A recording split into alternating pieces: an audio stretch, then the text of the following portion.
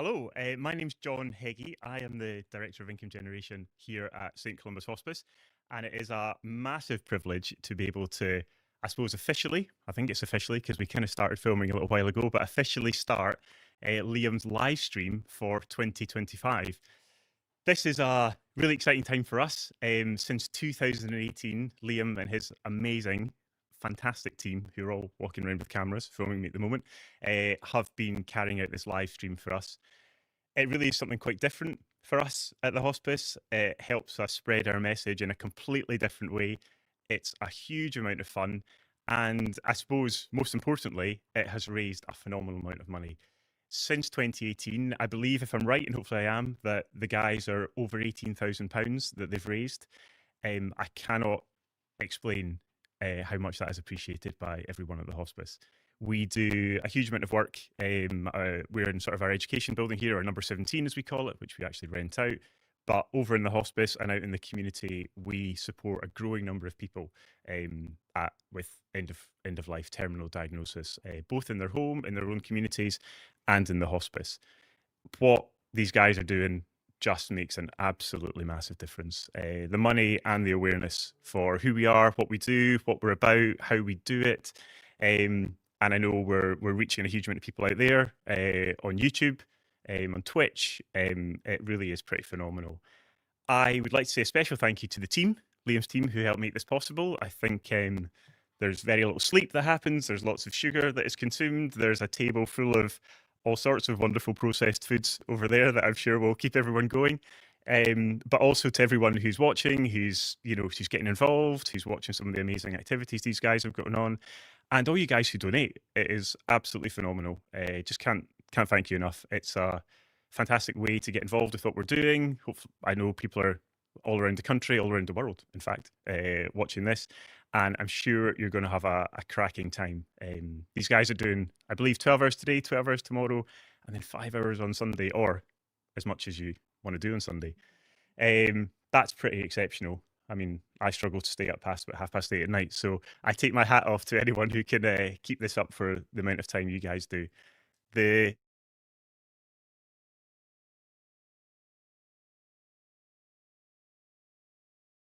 because there's a clear winner there, and it's not me. But it will be an amazing time. So I suppose thank you from me, thank you from the hospice, thank you from everyone involved. I hope it goes incredibly well. Now, the man himself, Liam, I believe that if I'm right, that I can hear Liam just entering at the moment. Good afternoon and welcome to the next annual charity event here at St Columba's Hospice. My name's Docky, and for the last 8 years we've been raising money for this great place. This is the education centre, the actual hospice. It's just across the road.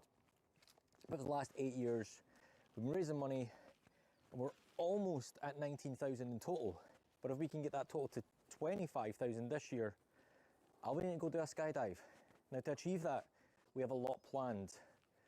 A lot of new stuff, a lot of familiar stuff, but most importantly, messy stuff. So let's go get started. Hello.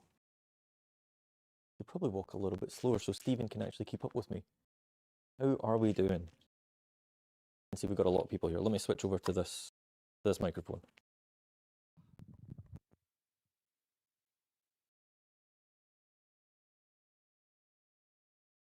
Hello?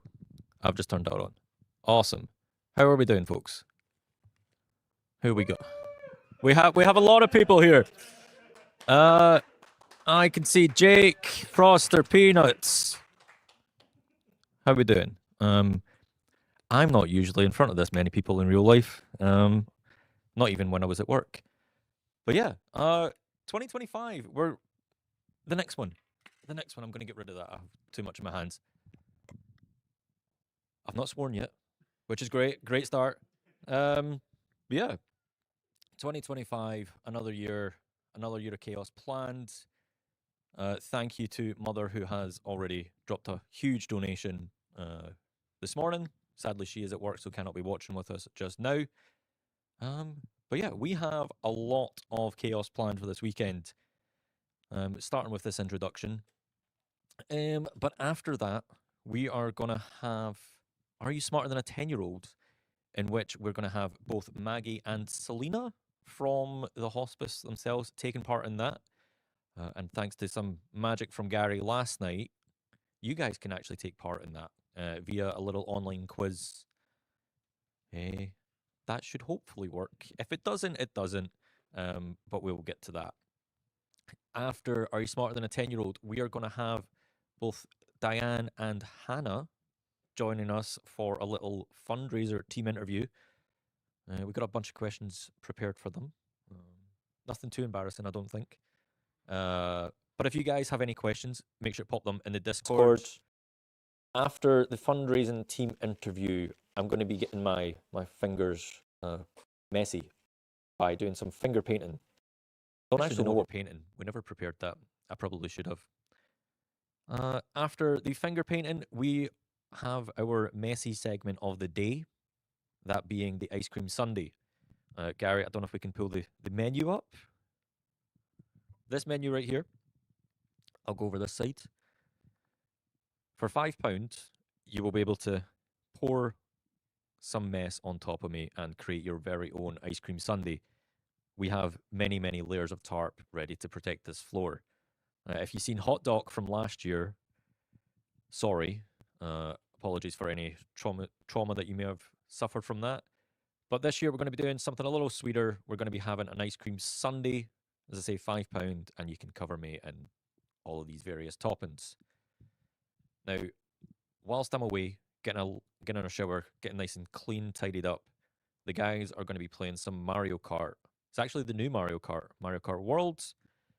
I'll probably try and come back for the end of that and try and win a race or two. 7 o'clock, we have the Spelling Bee coming back from a few years ago. I have been told that there are 5 different rounds, one of which is German.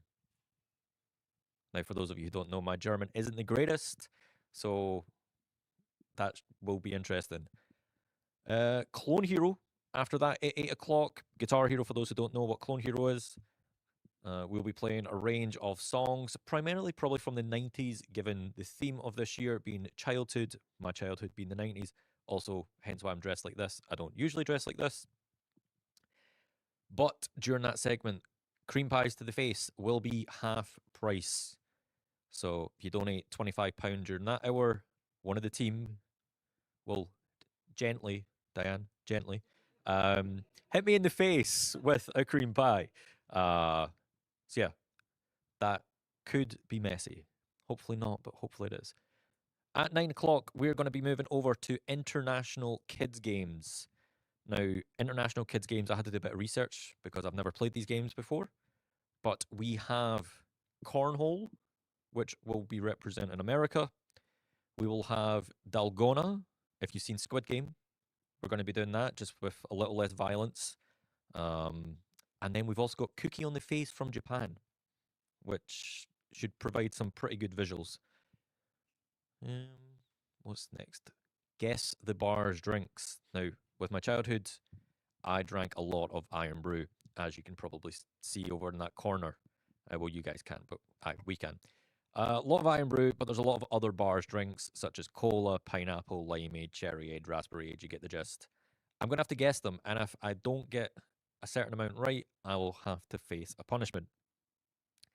And then to end the day off, if we can raise £1,000 by the end of tonight, I have a video lined up of all of the best and most embarrassing clips from the last 7.5 to 8 years lined up.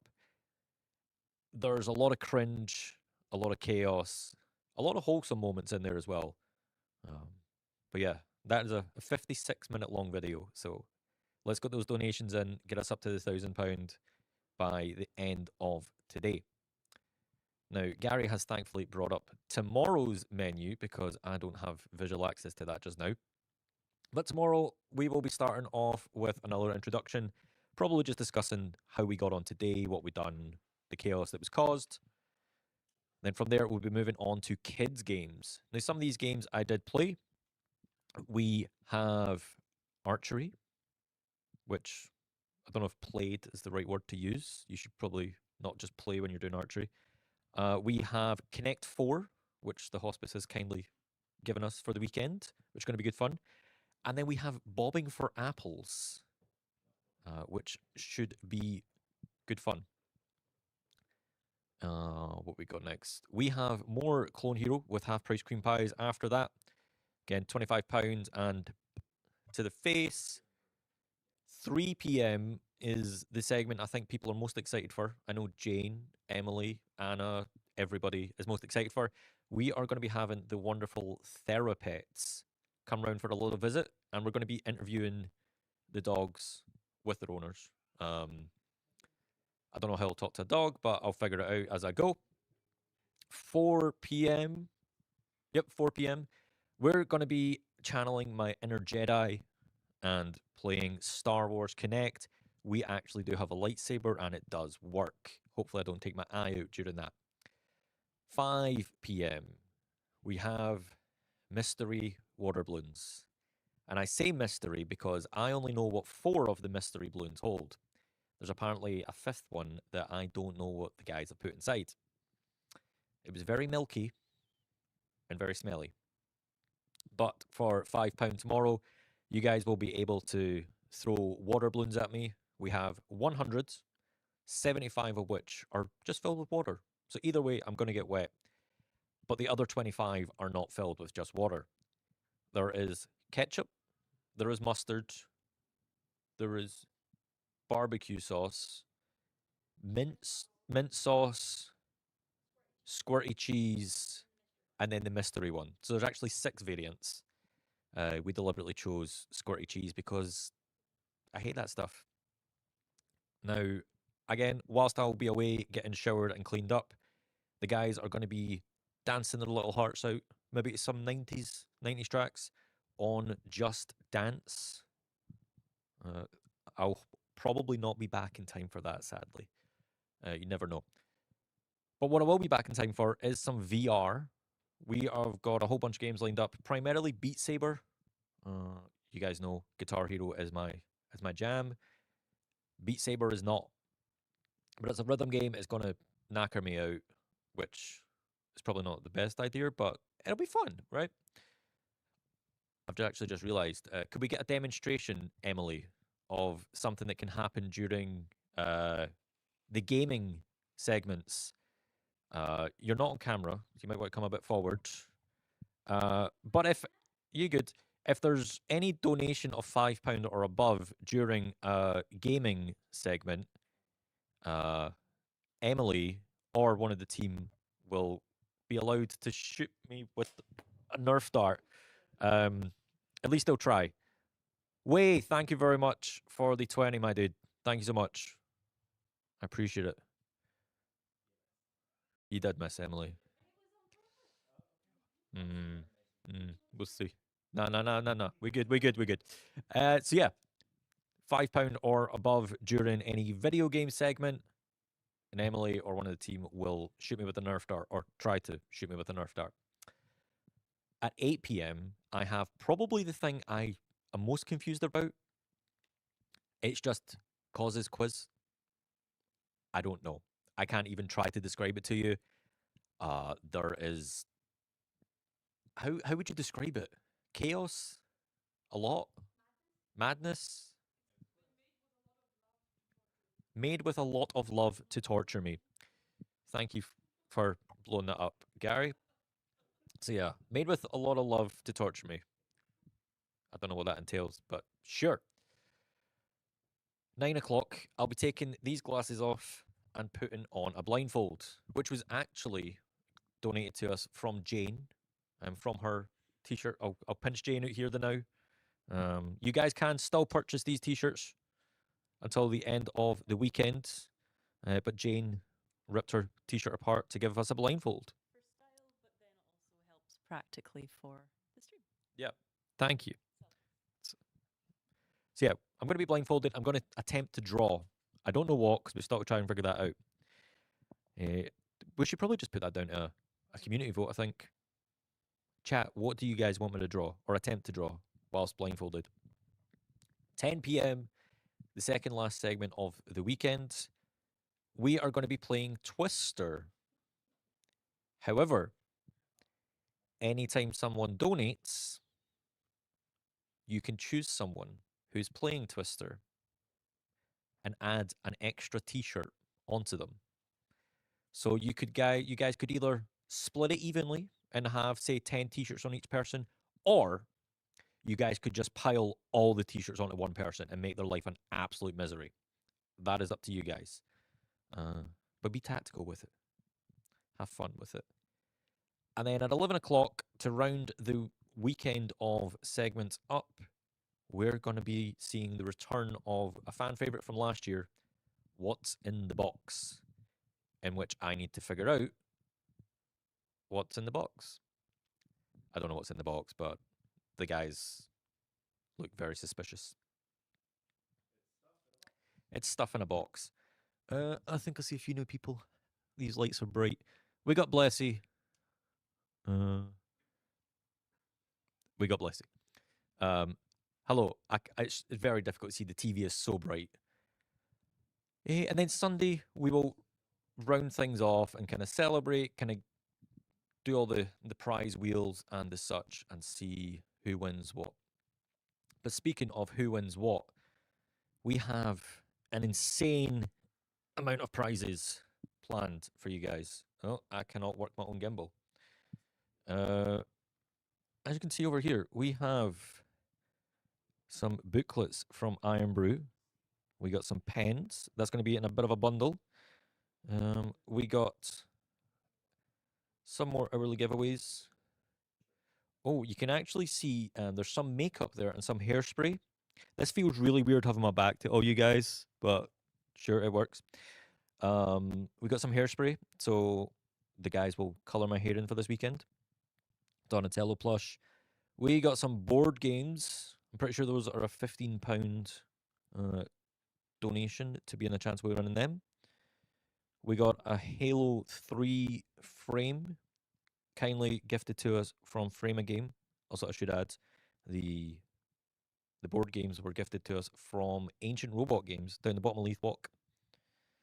What else we got? We got some St. Columbus bundle raffles. Come with a bandana, snap band, pen, and presumably a t-shirt as well. We got the fan favourite from last year. We have the deconstructed Game Boy frame. I'm pretty sure that's £30 to be with a chance of winning that. Another board game, Sugar Heist. We actually have 5 copies of that to give away completely for free this year. So stick around for the hourly giveaways. We've got a whole bunch of booster cards to give away for free. We got dice, little Helldivers minifig, St. Columbus Haribo that you could win, Mandalorian mug, a League of Legends figure. We will get back to Demon Souls, but one of the big things is this Scottish snack box bundle. We've got some shortbread, we got some Tunnocks tea cakes, caramel wafers, caramel logs, Iron Brew, and some other bits and bobs. So there is currently an auction going on with that just now, of which we will get back to in a second. I'm going to put that down here. Those are Jane's legs. Sean, thank you very much for the donation. Gary?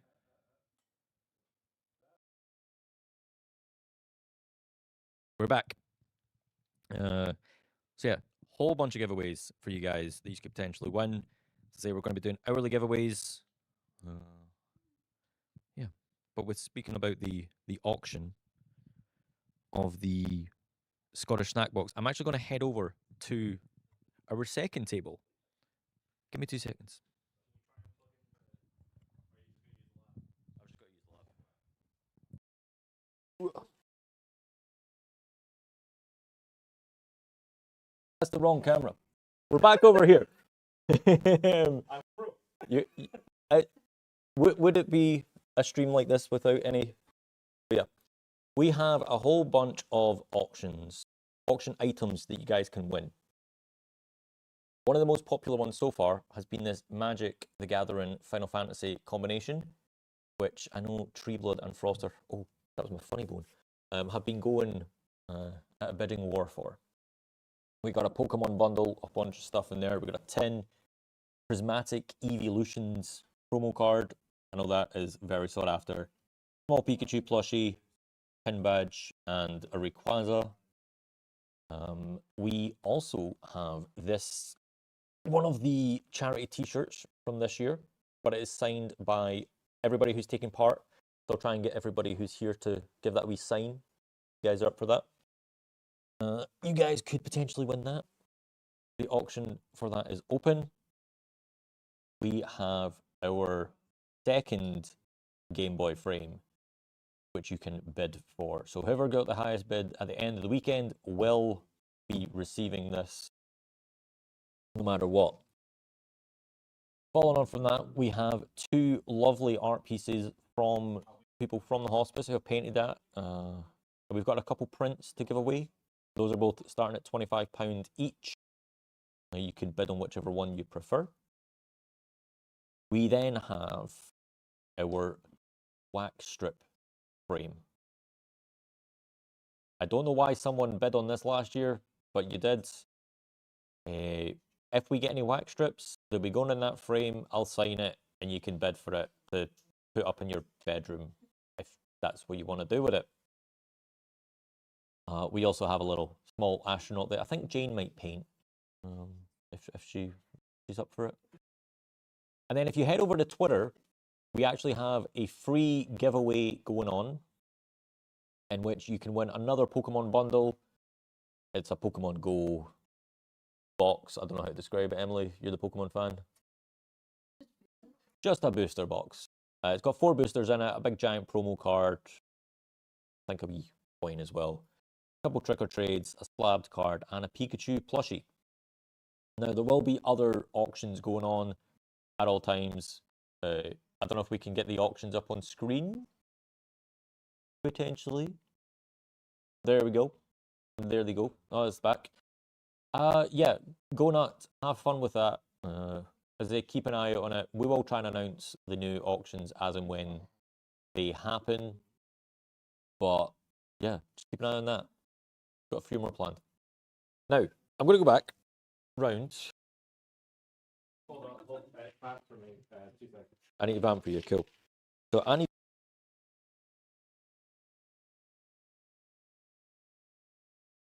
Not move the camera. You got audio on the XLR? The XLR is back on. Hopefully you're not getting double audio. Hello, Sean. Don't shame me. I'm not shaming you. It was... Oh.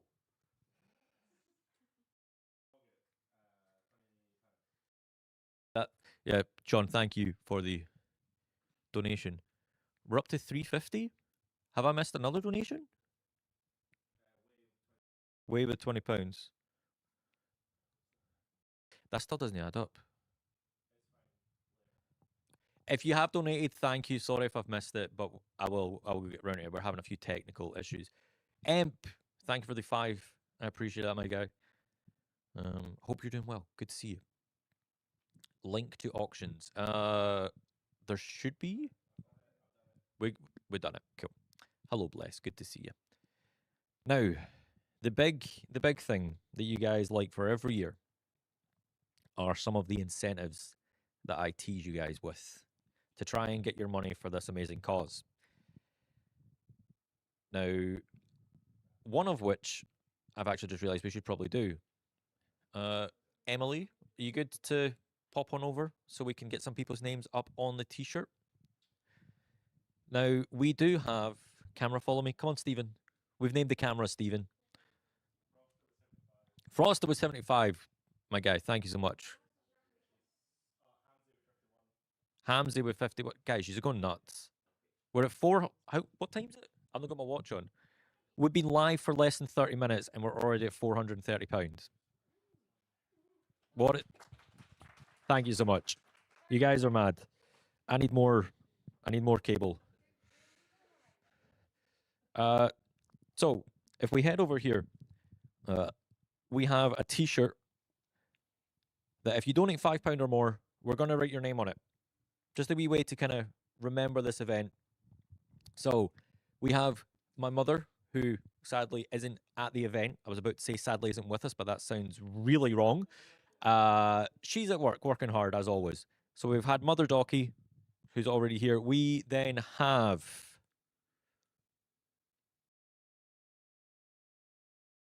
the donators.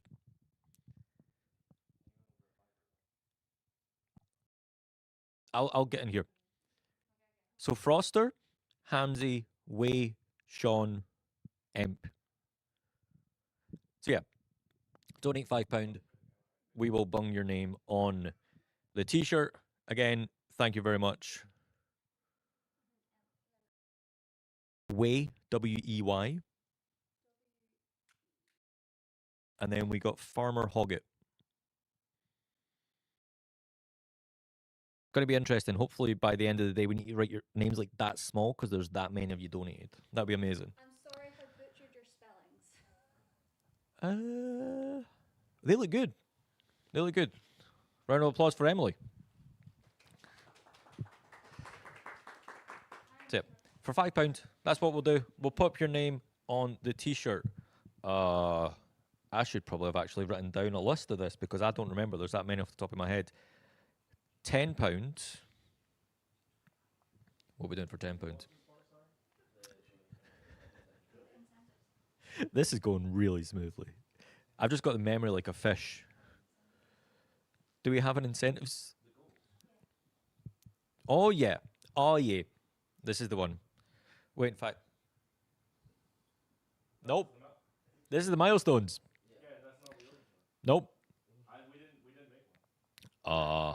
I'm going to have to wing it. Can I get my phone?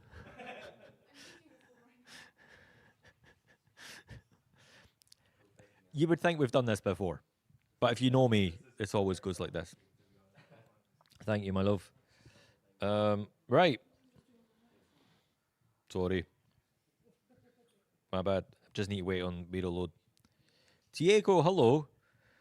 You did not know I streamed on Twitch as well? Yep, I stream everywhere. Is it authenticated message to you is not sent on Discord? Oh, You want me to send that out? please. We didn't send that at everyone out live. Right, what we doing? Okay, so £10. That Haribo box I was mentioning earlier. You guys will be entered to potentially win that. £15. We'll draw 2 winners for each of these boxes. What's the 500? We'll get to that in a second, Tamsy. £20. We have a Guitar Hero controller, fully custom made by Yaz. You guys could be in with a chance of winning that. 25. This Halo frame here, again gifted from Frame a Game. You could potentially win that. 30. The ever favorite Game Boy frame. Thank you, John. For 40, St. Columba's bundle raffle. For 50, a cream pie. In fact, John, would you like to be the first? I mean, if you want, because I do remember Froster did donate £75, which also means a spoon of Marmite. I just realised I've kind of like, usually I don't double them up, and I've just jumped ahead of the gun. So technically it should be a cream pie, but I've said it, so it's going to happen. Because it was just meant to be a spoon of Marmite. I'm very not with it today. So yeah, £50 cream pie to the face. £60 wax strip to my leg. 75 again, Froster. Thank you very much. 75 will be a spoon of Marmite. 80 will be a wax strip to the chest. £100. I will send you one of my posters, one of these 3, because I know a lot of people have the first 2 already. Thank you very much, Jane. I know a lot of people have the first 2. So if you already have them, I'll send you the middle one, which will be good. I'll get that once I finish these. I'm totally not stalling. Yes, I am. It really does stink. Oh boy. Oh boy. £250. There'll be a piece of merch. Do you want to take my glasses as well, Anna? £500. I will spin the exercise wheel. £1,000. You get to choose what I stream for a day, and for £1,500, you get to choose an incentive for next year. Should I keep vamping and stalling because John is like locked and loaded? Yeah, I think it's only fair. You've done an amazing intro. Thank you very much. I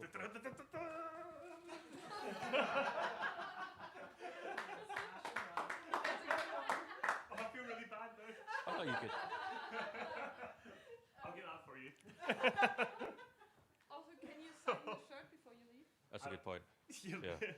Maybe does mom sign the shirt anymore? This one. Yeah. I have not missed this smell. Towel. Anonymous with 10. Thank you, Anonymous, for the 10. I know that's. Oh. Wet first, I would presume. Sorry. If you're careful, you won't get it on the lab. Don't look down. You've got it on your sideburn towards us. I love how we got cream on the floor already. It wasn't us. It's true, it wasn't us. It's not us, so it's not our fault. You have some on the... And the goat beard. There's still some in the beard from the back. I need more hands.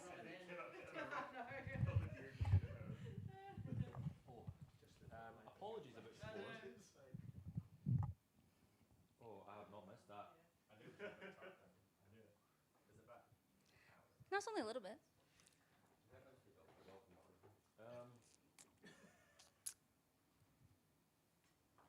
That has woken me up. That is for sure. Oh, so here, open your mouth. Oh, you've got the Marmite as well. Open.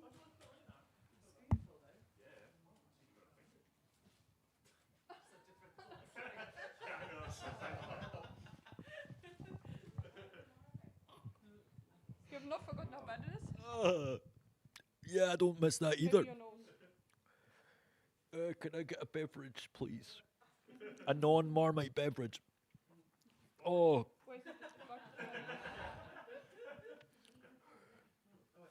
oh. so if you can get the... I'll get the floor. Goodbye, John. Thank you. I'm sorry. No, it was lovely. It was lovely. You need more cream pie later on, I can pop back. I'm just trying to clean this floor. This is the entertainment you're going to get now. Docky cleaning the floor.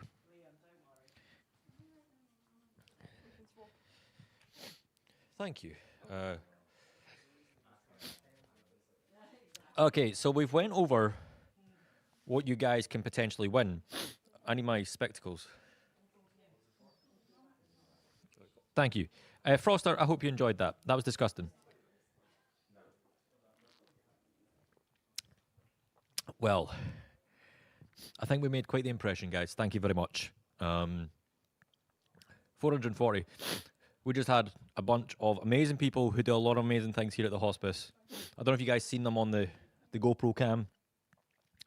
But yeah, they all do amazing work. They wanted to come see what this is all about. And yeah, I think you guys demonstrated that to them, didn't you? Now, I did see Hamzy asking what we get for £500. Now, on the milestones for £500, oh, I can still taste it. Luna, thank you for the 25. Appreciate it. Sorry for the, yeah, Emily's going to pop your name up. So yeah, if we could pull the milestones up, please. For £500, which we're like, what, £35 away from already, I will have to grind Ashes of the Dawn for 30 minutes. Now, as a lot of you know, I've not really played Guitar Hero a lot recently, so this could be a bit of a struggle. So yeah, £500, I will be doing that. Next up, for £1,000, as I said earlier, you guys can unlock, not a burp, the best and most embarrassing clips of myself live. 56 minutes of cringe, chaos, wholesomeness, funny, lots of bangs. It's going to be fun. So let's get those donations in. Let's get to that 1,000 before the end of the day. We then move up to 1,250. Like last year, you can plaster me in temporary tattoos. We got quite a bit of them. 15. Wow. Voice break. £1,500. You guys will get to dye my hair. The first year we're going to be doing it live.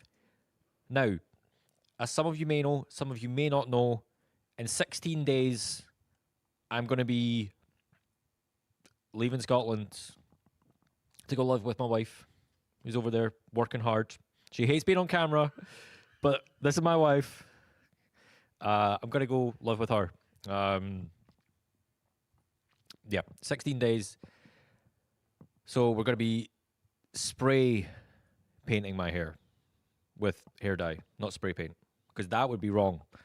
So yeah, we got 6 different colors. You guys can choose what you want. We'll spray paint my hair. The only reason for that is I'll be getting some ID done, and I don't want my hair being a complete mess. So yeah, hopefully you understand. 1,750. I will play the Shrek 2 movie on Clone Hero, Guitar Hero. Start to finish. Who knows? We might FC it. We can see. 2,000. Moving up the ladder. We have poster giveaways. Again, we'll start a giveaway for all 3 of these posters. Yeah. And if you already got them, I'm sorry, but probably just didn't enter if you've already got them. Aye. So we'll just get nice and simple. 2,000 giveaway. Moving up the ladder yet again. 2,250. I will re-record every single Minecraft mob sounds for our very own custom sound pack, which I think will be pretty fun. Moving up the ladder yet again to 2,500, we have our very first hot chili of the weekend. You may notice I've said the very first because there are more planned if you guys can get us there. 2,750. I found a game called Autobahn Police Simulator 3. So I will spend an entire stream pretending to be the German police, chasing down those criminals, catching those speed offenders, and all the rest. And also just helping out in general. Moving up to 3,000. I'll do a virtual forest walk. It'll be a super nice chilled stream where we just go for a wee walk through a forest, have a wee chat, relax, and have some fun. Yes, sound alerts will still be available during that time, so it might not be too relaxing. Moving up, 3,250. Like last year, you guys will get to do what you want to my hair, on my head. Not the beard, nowhere else.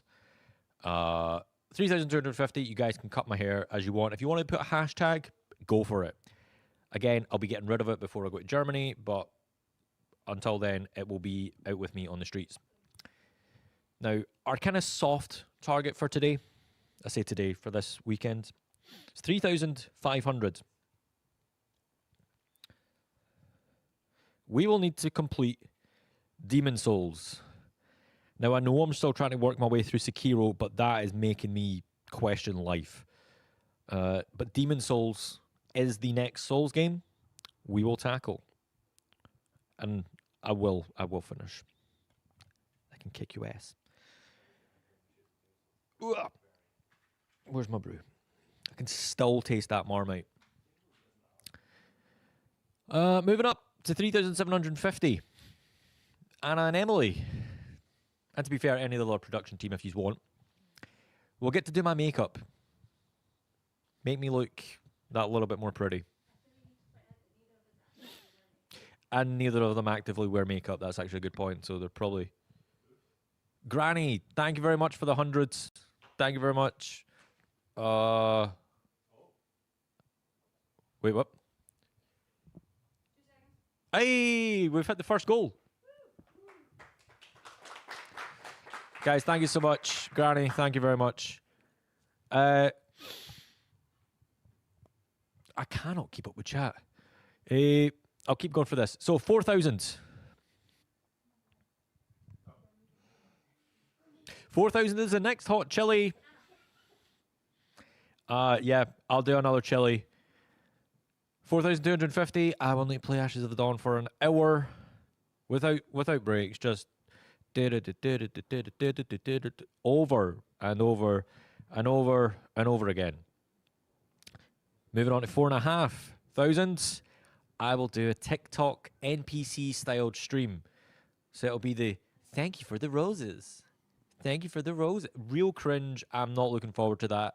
It will be completely free. You guys don't need to donate. Like during that stream, I will have channel point redemptions where you guys can go nuts and feed me roses and universes. What are the other TikTok gifts? I don't know. I stream on TikTok sometimes, but I still don't know. Moving up, we have 4,750. The Seven Hills Challenge here in Edinburgh. Now, Diane and Hannah have agreed to go on that adventure with me. We will try and live stream that. There's 7 hills around Edinburgh. We're going to climb them all, and my legs will be really sore. Moving on. £5,000. Another hot chili. If you guys can get me there, I will be eating a lot of chilies today. Why do I keep saying today? This is a multi-day event. So yeah, another hot chili. 5,250. We'll go back outside and cover me in ice again. Nice, cold, icy water with the ice bucket challenge, and hopefully not soak Michael this time. Apologies about that. It was refreshing. Okay, so we need to get there to refresh Mike. I don't know. Yeah, we'll come up. 5,500, the next and probably final Souls game of them all. To complete them off, Elden Ring. 5,750. I kind of just left that one hanging, sorry. I'll do the Final Fantasy VII stair climb dressed as Tifa, not the cat, the character from the game. Yeah, it's like 65 flights of stairs. Not fun, but I will do it. 6,000. Anybody want to take a guess? No one wanted to take a guess? Hey, thank you, Anna. It's not really a guess, to be fair, but aye. A hot chili. So that is the 4th potential chili you guys can hit me with this weekend. Yeah. And then to round it off, if we can get to a very peculiar £6,290, you guys can throw me out of a plane with an instructor on my back. Not just throw me out of a plane. And I will go skydiving. Something I really don't want to do. I'm terrified of heights, as you guys know. But if we can reach that, that means we will have got to a grand total of £25,000 over the last 8 years, which would be insane. Yeah, just it's a wild target. We gotta shoot for the hills. Yeah. What's up? It's fine. Just do your thing. I'm chilling. So yeah, that's the kind of the plan for the weekend. As I say, we got Are You Smarter Than a 10-Year-Old coming up very shortly. I think Maggie and Selena will be arriving soon. Wonder what would be worse, skydiving or a leg session? Oh yeah, we've got Scottish food first. We've not got Maggie and that turning up. I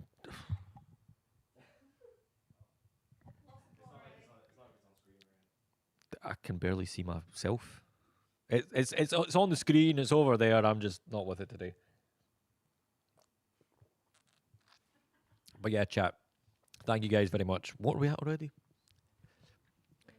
565. These are way ahead of last year. These are insane, amazing. Thank you so much.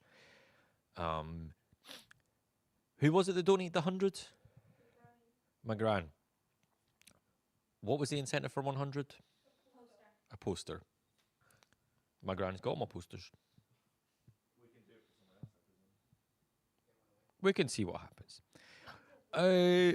What time we got? We got 13 minutes to get set up for the next segment. So I think we're gonna run a couple videos, and get set up for the next segment of Guess the Scottish Foods. I've heard there's 15. There's 15 different items. Let's keep this donation in. As I say, there's auctions going. There's so much for you guys to win. T-shirts still on sale. We've sold 20 so far.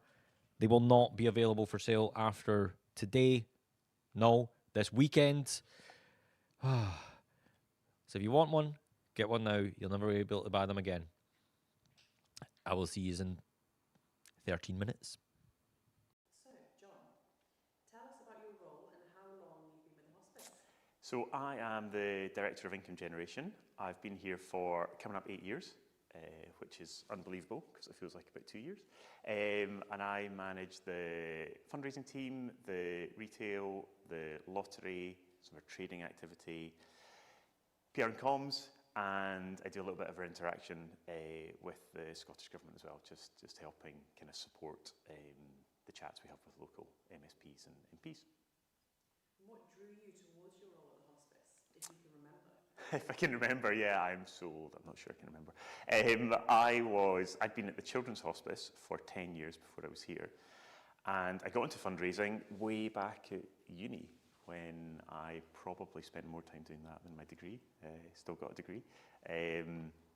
But yeah, I suppose, fell into the hospice sector, certainly into working at Chas, and it was just incredible. I think the support hospices provide is phenomenal. I don't think people quite realise how important it is. And once you start doing it, it's kind of hard to get away, to be honest, in a good way, in a positive way.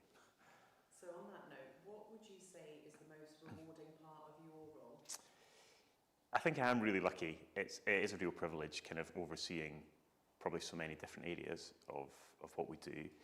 But fundamentally, it is working with a great team and seeing the support that we're able to provide. And, you know, every single day someone emails or you hear about an event or the kind of amazing thing that Liam's doing, kind of crazy things that people do, all with the aim of supporting the families who use our services. And that never stops being special. It doesn't matter how many times people tell you or email you.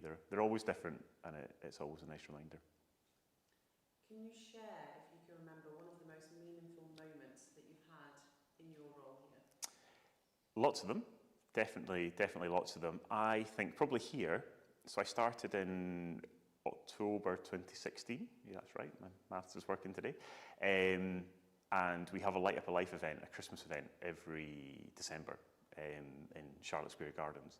And I think going along to that was really, really special. I just hadn't appreciated the kind of sense of community, how everyone comes together for, you know, their own reasons, to remember someone, you know, a loved one who's died. We've had family members speak who have lost, you know, an individual in the hospice, or, it was a husband at that point who had died. And it's just phenomenal. The sense of community, I think, is really, really strong. That really sticks out. There's lots and lots of them. I could probably talk for a long time about that, but that definitely sticks out. And finally, if you had one word to describe the hospice, what would it be? Well, I'm not good with one word, so I've usually got too many words. Do you know, it probably sounds like a cliche, but care is definitely it. And I also think that care, you know, care as a word maybe sounds an easy word to say, but I think it's actually quite hard to deliver. And I think care can be lots of different things. It isn't always easy. It takes a lot of effort. It can be difficult sometimes, but it can also be incredible. And I think that's what the team here provide.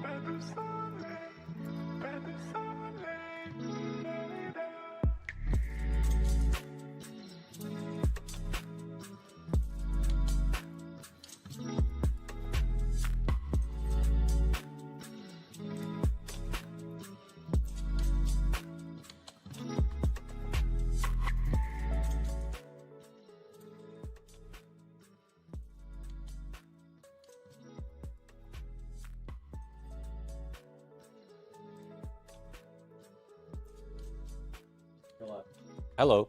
I'll be honest, I can't see at all. So I don't know if it's this camera, this camera, this camera. I don't know what's going on.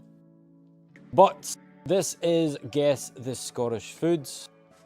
I believe I have 15 different Scottish food products in front of me. Some of which I would guess I've tried before. I'm guessing there's some that I've not tried before. Is wipe over this side or this side? On your other side. Huh? This Wife? side. Yeah. Wife is here. So, wife, friend. The wife is going to feed me some, I say some, all of these different foods. And for every one that I get wrong, we're going to pile them onto one plate and eat it in one go.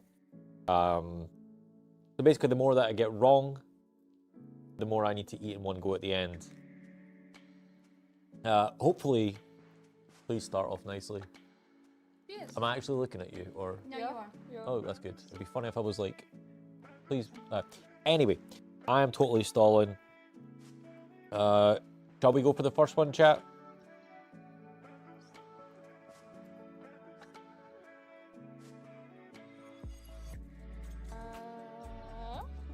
Like, here comes the airplane. Make noises. That felt really weird. They're cold. There's just baked beans. Hey! I'm so glad I got that one right. Oh, right.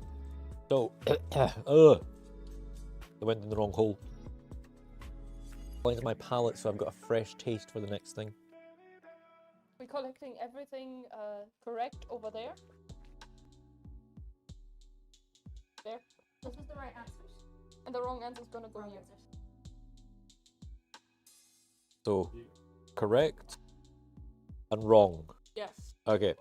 So anything that ends up on this side, we're gonna smush together, and I need to eat one go at the end. Yeah, it does stink, doesn't it?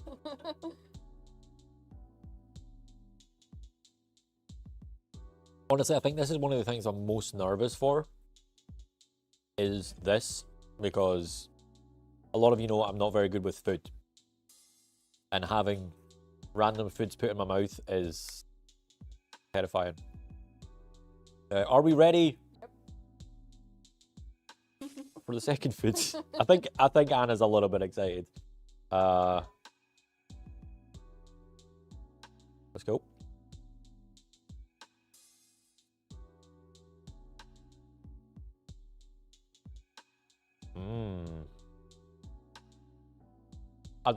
I never got enough of this. Can I get some more? Open wide. I'll just get the plate. You can have it after if you want. So some people say you can either love this or hate it.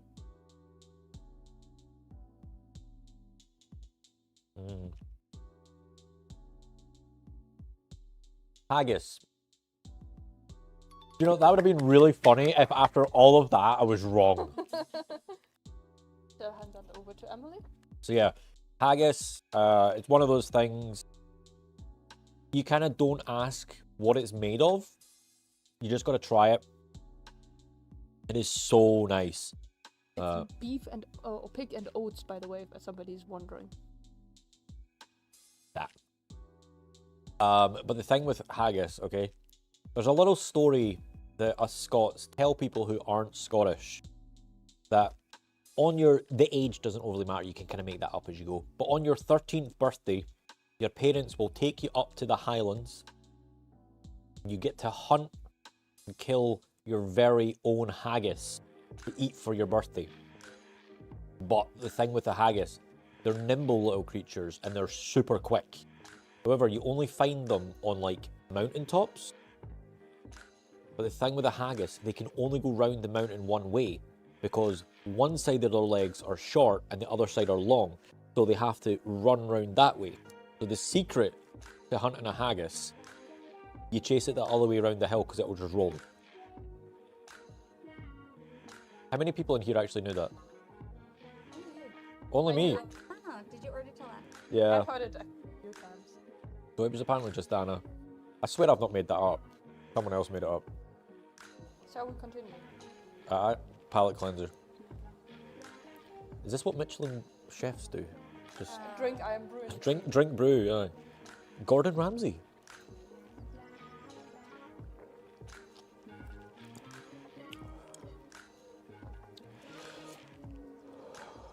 Number 3. Oh.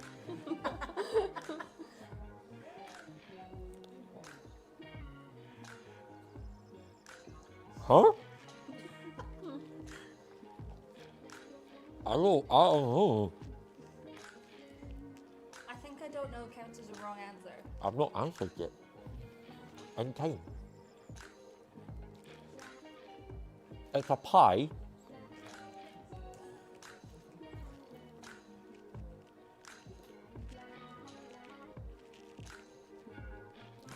Oh. I'm stuck between 2.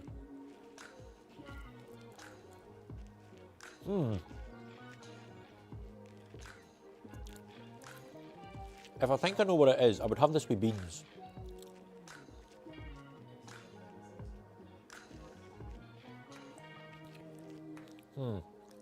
Okay, so it's definitely a pie. I know that. Just with the crust. I'm gonna guess a Scotch pie. Wrong. What? Is it a mince pie? Nope. Nope. You're already wrong, so let's just move it to the side.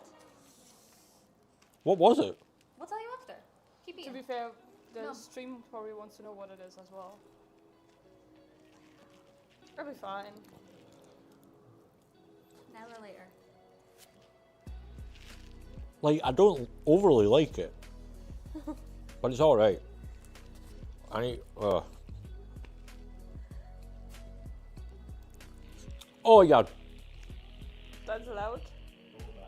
Oh, I heard that. that's good. I can hear that through the lab. I can hear it this way. Let me know when you're ready. I've still got bits around my mouth. What was that? Oh, it stopped.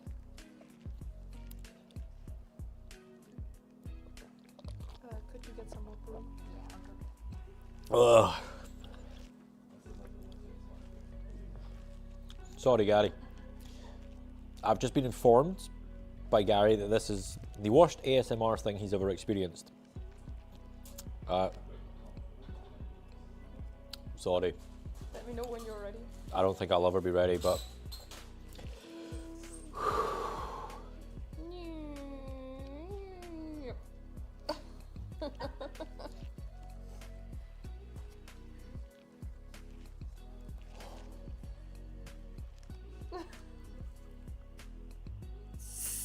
what the f-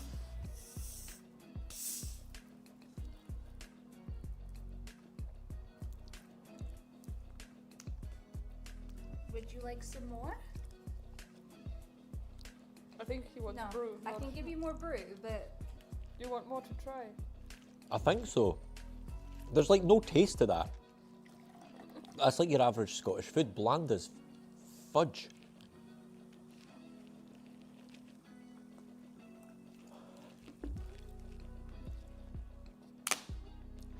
I think I might have an idea.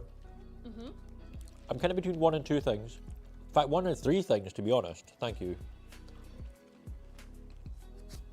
Let us know. I'm going to go for stovies. is that your final answer? When you say that makes me not want to say that's my final answer. I'm asking before Anna feeds you more. Can I get some more?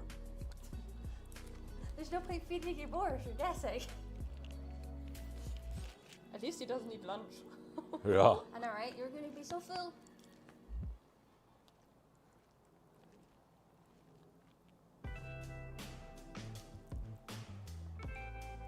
This is really difficult. Thank you. Do you think I would know my home foods a little better? We tried. But then again, I just eat chicken and potatoes 90% of the time. Okay, I'll be honest. I'm between 1 of 3 things. Okay. Stovies, mashed potatoes and Swedes, or turnip, whatever you want to call it. But I'm going to go for Stovies. You're wrong.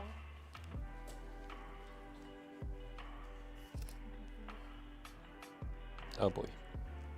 You tried. Was it mashed potatoes? I'm not telling you. You got it wrong.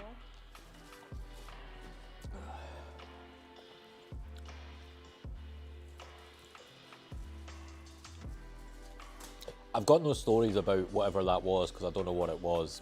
So we continue. Otherwise, I would tell you. What food are we on now? We're number 5. That's not what I asked. I said, what food were we on? Not falling for it. I tried. I just know there's fish coming, and I'm dreading that.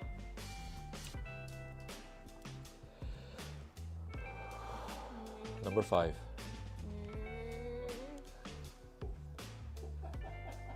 What? Oh!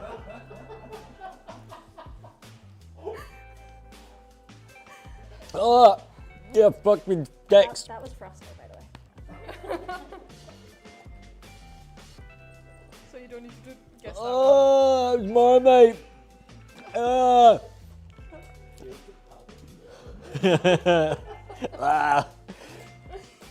Oh, Frosted, thank you for the 35. You. I can smell how much it stinks. That was a lot. Yeah, that was a lot.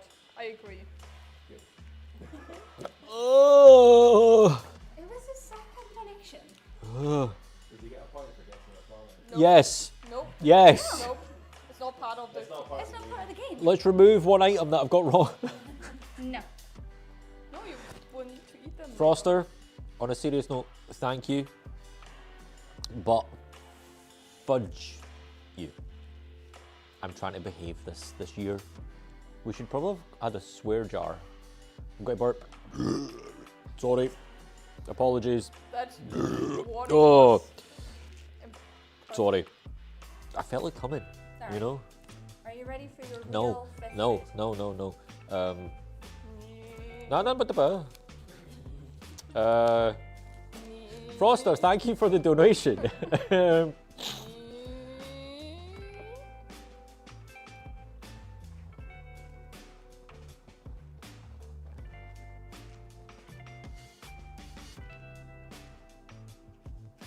Scottish food is so bland.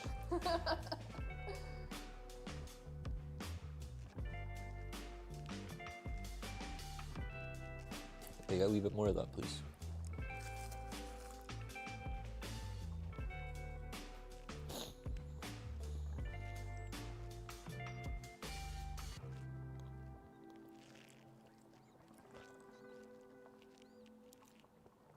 Is that shortbread? Yes. Congrats. Well done. That felt so weird because like usually shortbread is like kind of a biscuit, so it's like a block kind of thing. Whereas that was just like crumbs. You said to not make it too easy. This is very true. I did give a wee hint to be like maybe deconstruct some of the things because if you just shoved a bit of shortbread in my mouth, what technically you did, but just all crumbled up, it would have definitely helped a lot quicker. Yeah.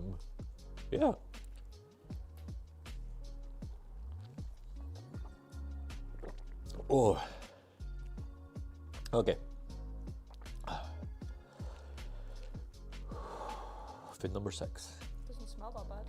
Wait, what? Saying it doesn't smell that bad just before you shove it in my mouth does not help. Come on. Yep.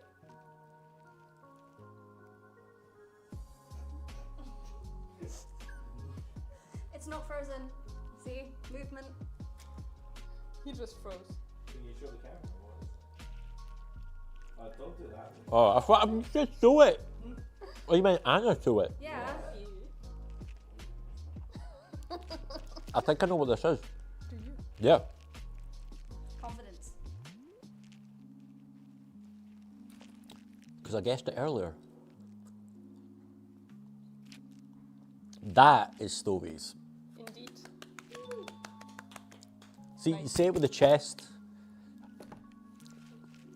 Can I get some more of that, in fact? That was quite nice. I mean, if you want, here. He can't see. Wait. He could have managed to find a spoon and put it in his face. I can barely feed myself when I'm not blindfolded, never mind when I'm blindfolded. Well, that's the point. You're not going to notice the difference. I can smell that fish. Ugh. It's like artfully turned to the camera. I love it. Oh. It's actually really well presented, yeah. See, here's the thing, chat, okay? I'm still exploring my fish tendencies. Don't know how you describe it. I've not really tried fish. The most amount of fish I'll eat is fish fingers, which is like what, cod, I think. Yeah. Depends But like on your fish finger. actual fish, like from the sea, not really tried. Now you might be asking like, oh, how do you know it's fish? Trust me, when you smell this, you know it's fish. I'm just burping a lot. Excuse me, chat, I'm sorry. Oh, wait, here. Also, just to go back to that Marmite thing, Froster, very well played. I will give you props on that. That was really good timing. What number are we on? 7. 7. You're almost halfway. Have I never got wrong? I've got 2 wrong so far, right? Yes. 2 wrong. Also, with the fish, do I need to guess the exact fish? It's a thing. You're guessing a thing. Okay, so now I know there's fish. Cool. I said thing. Right. Food number 7. Yes.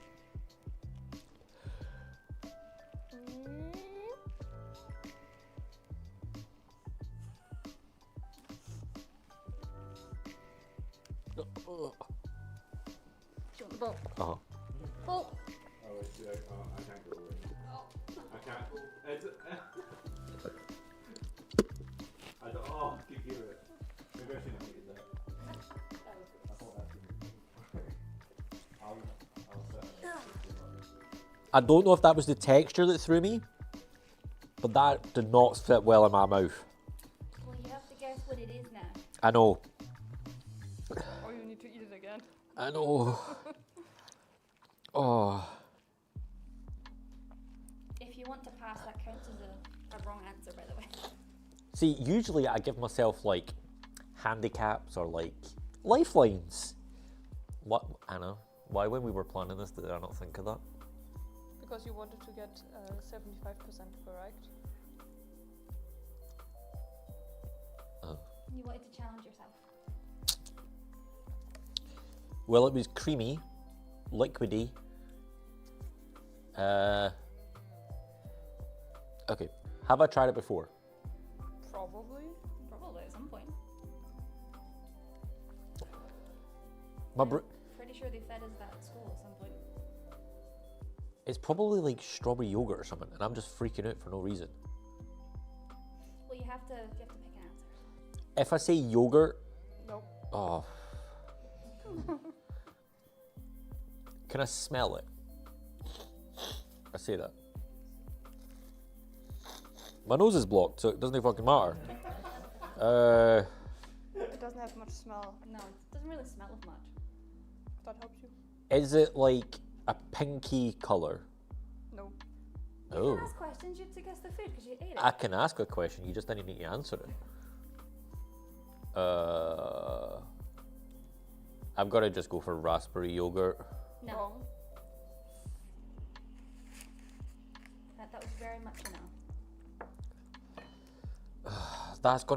That's gonna gel everything together. That's 3 wrong, right? Yes. Yes. So you have to get the rest right. You have to get the rest right, otherwise you're doing your punishment. Oh, fudge. Chat, how we feeling? We having fun, enjoying this torture that I'm experiencing? Ugh.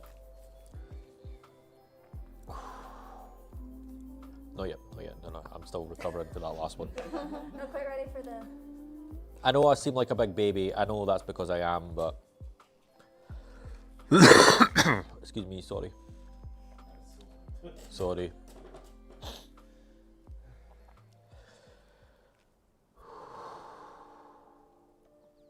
You've gotten 4 right.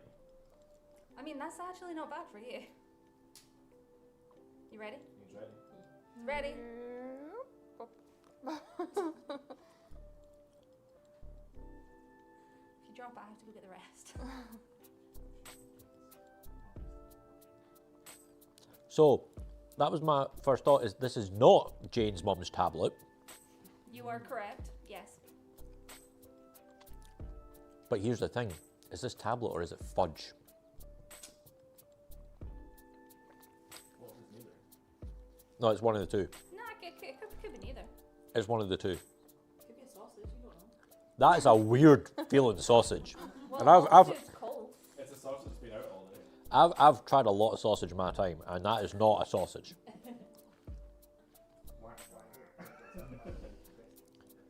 I'm gonna say fudge. Wait, in fact, no. I take that back. Can I try some more before I guess? Nope. We don't have You more already here. guessed. You've already got the point. You just wanted more fudge. Bingo! We I just don't wanted have the more. fudge here, it's in the kitchen. It's downstairs. Oh, that was actually really nice. It was not, Jane, like your mum's like tablet. Get you a bit of my mum's tablet as a palate cleanser. Maybe for after this, but That's your little treat. yeah, for my well. In fact, that can palate cleanse if I get my punishment. It's your well done, Liam. Okay, so we're officially over halfway now, right? You've done 8. You have done 8. I've got what? 5 right, 5 right, 3 wrong. 3 wrong. Cool.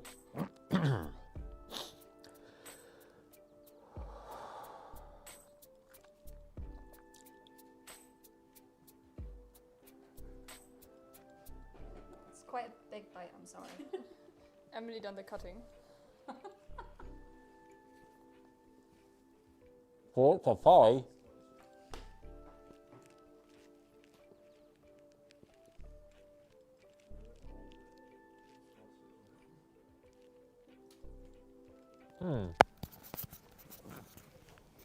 It's definitely a pie.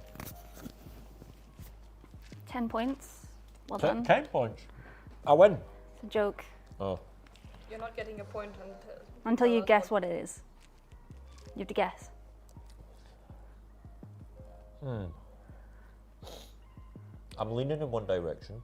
Are you going to Forward. start singing? No, I never liked that band.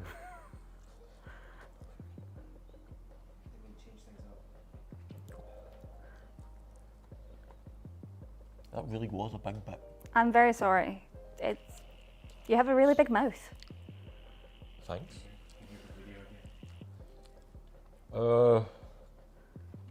Scotch pie. Also, just to clarify, like Scotch pie, mince pie is the same thing, but Scotch pie. See, the thing is, if you just keep guessing the same thing over and over again, you'll eventually get it right. Quite possibly. It's a bit like the lottery, right? No. It's not like the lottery. Don't gamble.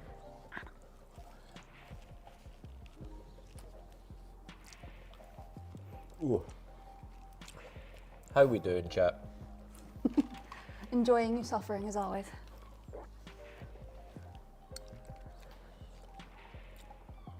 Oh. Let us know when you're ready. And I'll How much talk. time we got left? Because we might run out of time. We're fine. No, we'll be fine. No, we're fine. We are very fine. I think he wants more food. I need the cup. Oh. I don't know why I made that sound. I'm sorry. Your cup is gone. Emily's. I'm topping it up for you. Bombardier. I don't know why I had that word come out of my head.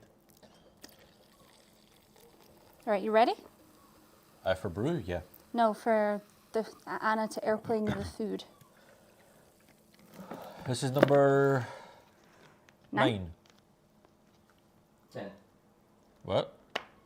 Yeah, I'm keeping track. 1, 2, 3, 4, 5. There's 5 left. Yeah. So that's 10. Oh.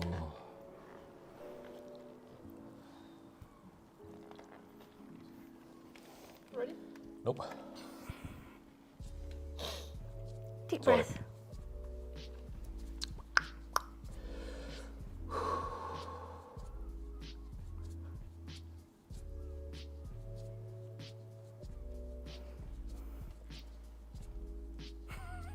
What the f... Oh, I'll be here.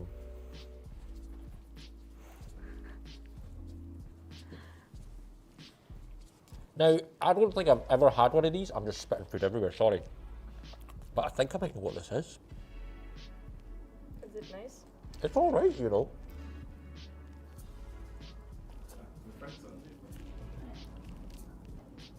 Because this does have sausage in it. Yeah, I think. technically. No. Like I've got something in my head. I'm just like trying to ramble for time, you know. Honesty. So this has sausage. Well, pork. It has egg. And it has breadcrumbs. Which creates... Does anybody know? We're not giving you the answer. It was worth a try, come on. It was worth a try. Audience interaction, you know. I'm going to say a Scotch egg. Yay! Well done. I've never tried one of them before, so I was terrified. Yeah, you can make the meat bit is usually some kind of sausage or pork. Sometimes people do beef, or I've known people to do black pudding ones. See, I told you guys I knew my sausages. Yeah. Sorry. Yeah.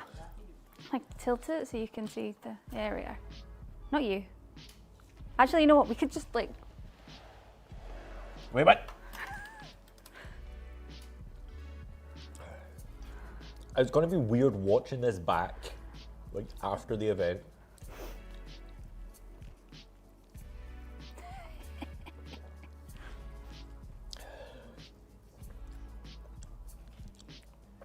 Do you know, I'm actually going to try a Scotch egg like a proper... Like a proper grown up. Yeah. I'm very I'm not proud going of to you. say it was my favourite. Like it wasn't, but it was all right. Like if say I don't know, I'm in Tesco getting a meal deal, a £3. Is it £3.40 now? £3.50? You're looking 60? in the wrong direction. Is the camera here? Yeah, straight up. There you go. So I'll go to Tesco and get like a £3.40, £3.50, £3.60ish, whatever it's called, meal deal. Because I've got my club card, otherwise you pay £4. And then I go get my sandwich, usually just a plain ham sandwich because I'm boring. I'll go get my juice, which would probably either be an Iron Brew or a can of Monster if I'm tired. And then instead of going over and getting like a wee chocolate bar, or definitely not a bag of crisps, or some apple, you know, we've got some Pink Lady apple over in the corner. They're really nice. That's usually my meal deal. A plain ham sandwich, an Iron Brew or Monster, and typically a wee box of Pink Lady apples. However, because of this, I might spice it up and get a Scotch egg instead. Yep. You still have a few more things to put in your mouth. I know. You guys should know I have the art of rambling and stalling and not doing things I don't want to do.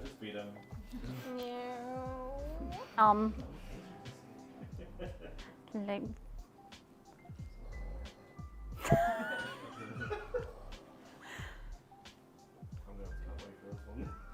It's not that bad. Okay. You kept it just disgusting.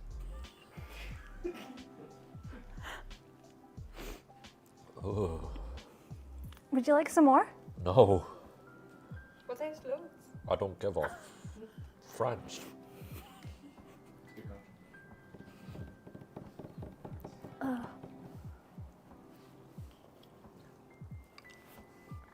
Ooh. Again, another bland thing. You could have added honey to it. Technically, you can add honey to everything. But especially that. Because I'm pretty sure that was like some sort of like porridge oats. Yeah, okay, I'll take it. I'll take it. Like, what was it specifically? It's a pot of porridge. Yeah. Like porridge oats, porridge, yeah. That was not a fun texture. Doesn't taste bad. I'll be honest. Just very bland. Yeah, that's why I was like, we could add honey to that. That's because we bought you a cheap one. That's fine. Because we knew you weren't going to eat it, so. I mean, it's a, what's the word? Hearty breakfast for those in the cold weather. You can either eat it hot, you can eat it cold, or in my case, not eat it at all. Cool.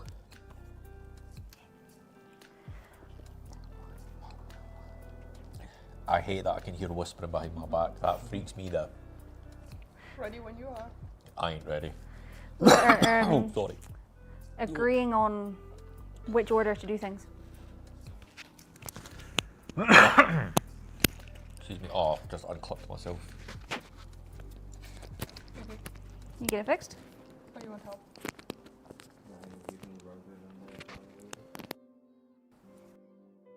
Apologies. Ready? Nope. Ready? I'm actually not. I need, like, I've got air trapped.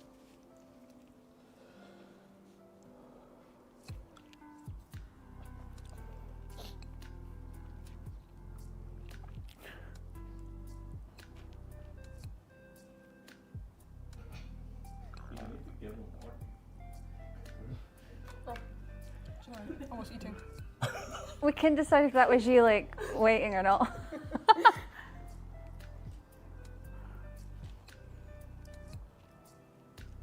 I can't tell what this is. Can I get some more, please? Yes, you can. Open? I can't tell what this is. Can I get some more, please? There isn't anymore. You ate it.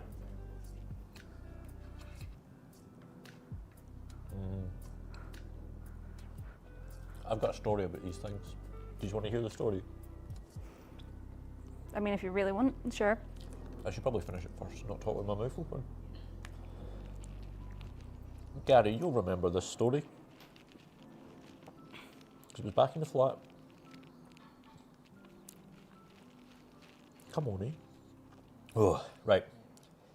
So about, funnily enough, 7 years ago, I worked for a retail company. I will not name them, just out of professionalism.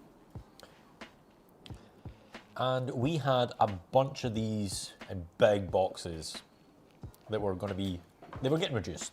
So they were super cheap. You were getting like 100 for like a $5.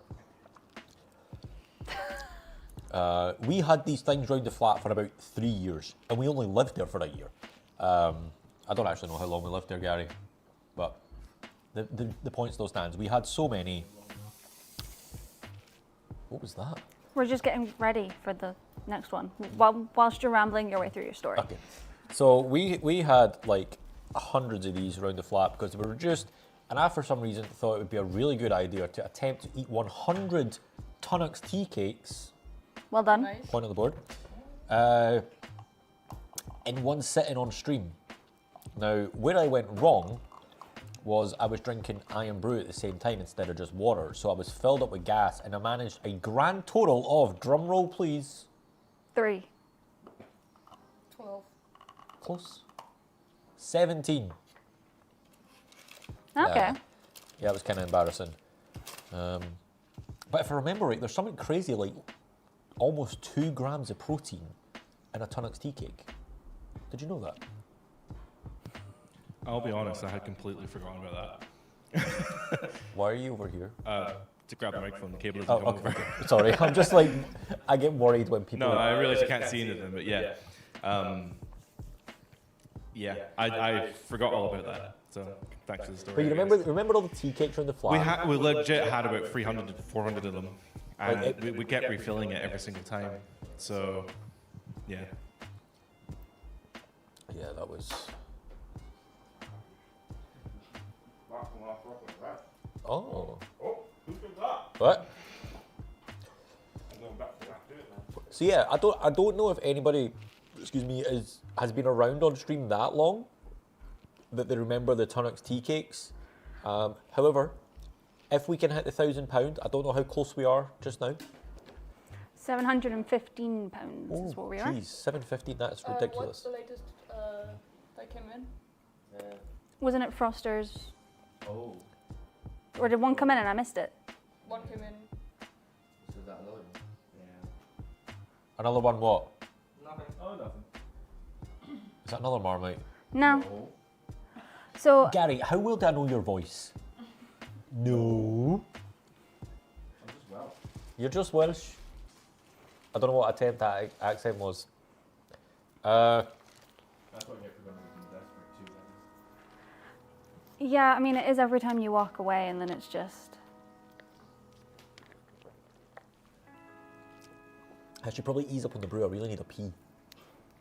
I you know. realise there's people probably watching who aren't used to how relaxed I am on stream and how much I actually tell chat.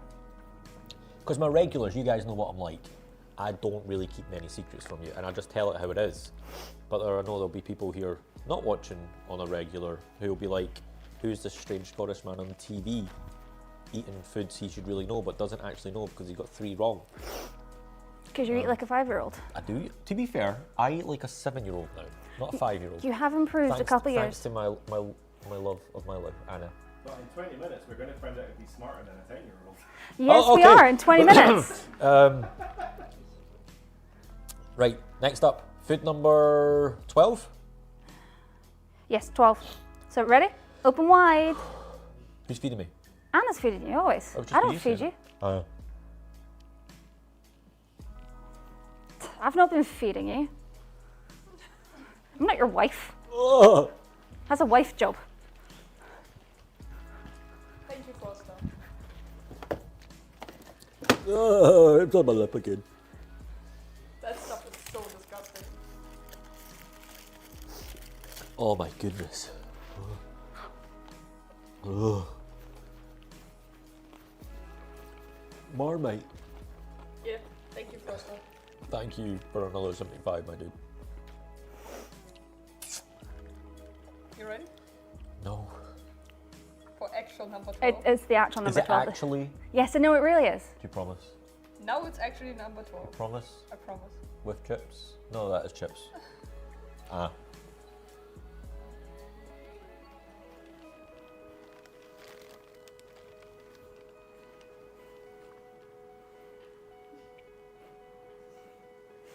Do I like this? This is fish. Would you like some more? No. Not that much then. All right, so I can put the bowl down. Okay, so I know that's the fish. The fact I didn't hate it surprises me. I think that surprises everybody in the room. We all had the exact same face. Well, who's to say it's fish? It's fish. I can taste it's fish. I can smell it's fish. It might not be. It's fish. Right. Let's It's actually not that bad. let's be nice to me because I've just done something very brave. Choose a group one. I don't actually know the names of fish. You don't have to name the fish. It is a thing. You have to name the thing. It's a dish. It's a dish. That was a fish, not a dish. Nope, that's a dish. It's an actual thing with a name that's not the name of a fish. You have to guess the name of the thing. Excuse me. Sorry. What is it? It's like you couldn't guess a potato for a potato scone because it's a potato scone. It's a what? It's for a potato. Thai scone. It's an example. It's an example. So technically Emily's English, but let's be honest, you're Scottish.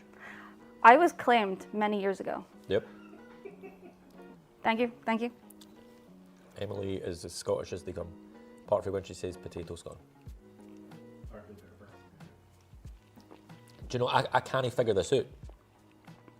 I don't even know any potential names. My brain says it starts with an S.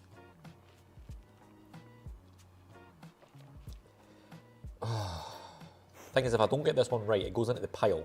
And it's Anna on the side just eating it. There won't be any left. No, you have to leave some, Anna. That'll be enough. That's fine. Think Scottish. Yeah, think Scottish.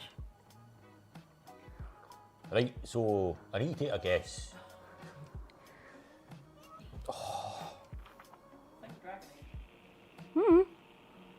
Dragon Age? Not really, no. Think about Dragon Age then. Thanks. Just take a guess. You didn't hate it, so it's not the worst thing. It has fish in it though, right? Yes. But no, guessing the fish would not get you the point. I've got a name of something in my head. If I get borderline close, be nice and give me the point. Skull and Fisk. You're not getting the point, but that was hilarious. It's weirdly close and far away. That's not close enough for the point, but well done. What was it?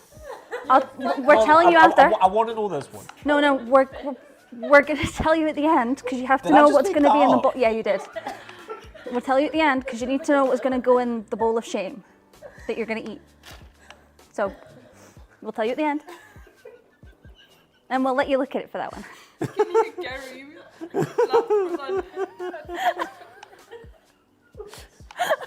Guys, do you know, I now know that I need to eat the amalgamation of everything at the end, and we need to call it Skull and Fisk. Okay, I can go with that. You okay? And I don't mean like skull and fist, because I know it kind of sounds like that, but like Skull and Fisk. I swear that's a thing. It's not a thing. It's not a thing. Can somebody Google that? It's not a thing. We don't need to Google that. Wilson Fisk is a... That's a thing. You know, Daredevil. But no, it's not a thing. I've got to pee myself.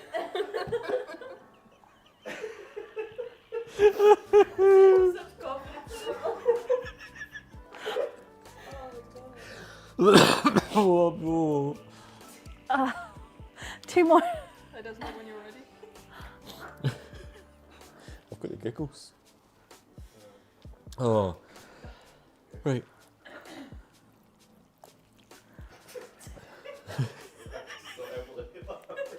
Set me off, sorry.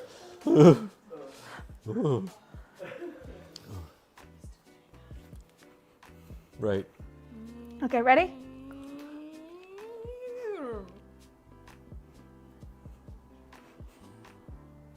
What the fuck? Oh, first rare. No, it really is the first. He's been doing impressive, but no, he lost. Hi, Diane. Hi, how can you see me? I can hear you. Oh, no.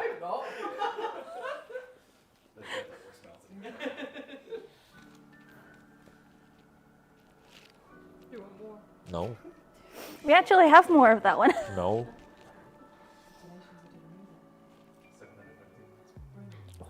We only had 3 scoops of Marmite so far. Only. You're not the one eating them. I know better. Not yet. Not yet. I'm not gonna eat Marmite. There's a lie. How much? There is no number. It's for charity though. It's Marmite. For charity. Marmite. Worth a try. What is this? Thanks for not asking me. I appreciate it. What is your number for Marmite? I would be high. That it means there is a number that exists. There is a number that exists, That's a but you will not be pastry finding it. of some kind, right? It is a pastry, yes. There is pastry. Well done.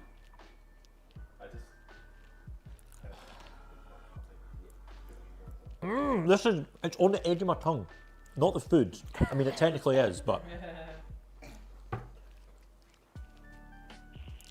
I don't even know. It sounds like you're flicking through the channels. It sounds like you're receiving radio instructions. It's like ready instructions from Mothership. Coming from other. It's weird because my brain's going between a steak pie and a mince pie. But like a kind of Christmassy mince pie. It's not that. Oh, the. I'm going to go for steak pie. No. You are wrong. I honestly can't believe you got that one wrong. Yep. Is Same. that steak bake? I'm not telling you now. Guys, a steak bake and a steak pie are basically the same thing. No, they're not. Yeah, they are. No, they're not. See? So it was a steak bake. Yeah. Oh, far. Thing is, I was going to guess a steak bake. Oh, Steak pie and a steak bake is not the same thing. they kind of are. No, they're not. You have one In food fact, left. a steak pie, Scottish, steak bakes are Greg's, which is for Newcastle. So that's technically can get vetoed because it's not. Greg's. It's not a Greg's one. Ooh, that's probably why I didn't get it then. You have one food left. That's not Marmite. That's not Marmite. Just double checking, but it doesn't look like we have more Marmite. No, yeah. There is no more Marmite. I have actually been paying attention this time. It's the aeroplane.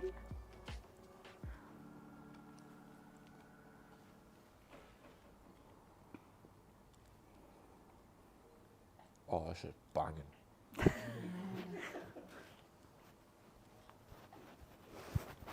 I don't quite think it's Jane's mum's, but it's bloody close, I'll tell you that. Oh. Jane's gonna be telling her mum you said that. Oh no, her mum. Honestly, I said like if I was single, and as mum, and if Jane's mum was single, that tablet is great. Steady on, my mum might be watching. No, like, hi, Mrs. Armstrong. Yeah, like, I would ask to be invited round for some tablet. That's all I'm saying. Uh-huh. Yeah, that was tablet. It was. Well done. The counter is kind of off There you go. So you got... because he got 5 wrong. For He 15. did. Yeah. So he got 10 right. I think when they were... I can't remember what you missed, but yeah, that's right. Yay, you got 10. Is that the moment he can see what he got wrong? I think so, yeah. Yeah. Okay, so I'll take the hat off. I'll take the mask. Right, I'm going to keep my eyes closed and slowly open them because I've not seen for the last hour. Here. I'm gonna move. Oh, that's bright already. Keep your eyes closed. Oh, I've not even got them open. Oh, wow. Bucket hat. Oh, is this how, like, in fact, I'm not going to say that. It is very bright here Oh. because of the 2 studio lights. Oh. Like, that's actually taking time to adjust to that. Yeah, I'm getting there.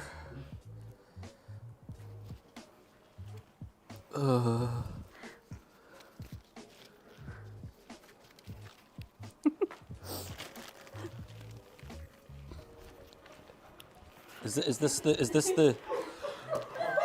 I was so close. That's why I said you're so close and yet And yet so far away. How can I not get a point for that? That Because it was so bad. Colin skink. That's basically what I said. That's not what you said. That's not what you said. That's what I had in my head though. We all agreed. That is not what you said.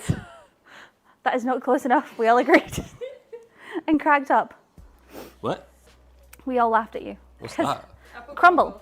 That did Apple not crumble. taste like apple crumble. With custard. Got custard in it. Fly, go away. I've got to eat enough. And that rubbish. was neeps and tatties. And a macaroni pie. I literally said. To be fair, I said stovies. You said You said stovies. Or mashed potato. I, Or turnips. I did say it's either stovies, mashed tatties, or Turnips. swede, neeps, which is turnips.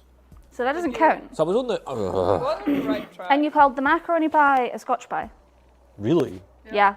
I did wonder why it tasted a bit off.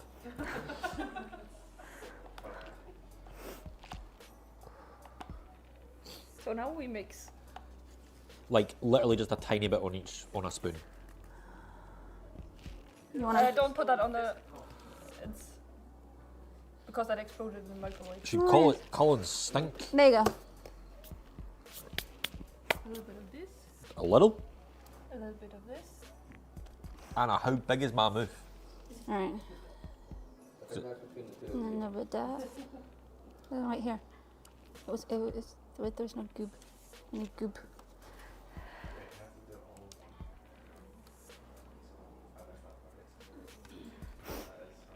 That's what he decided his forfeit should be. He decided this. This man. Right. I want to feed myself.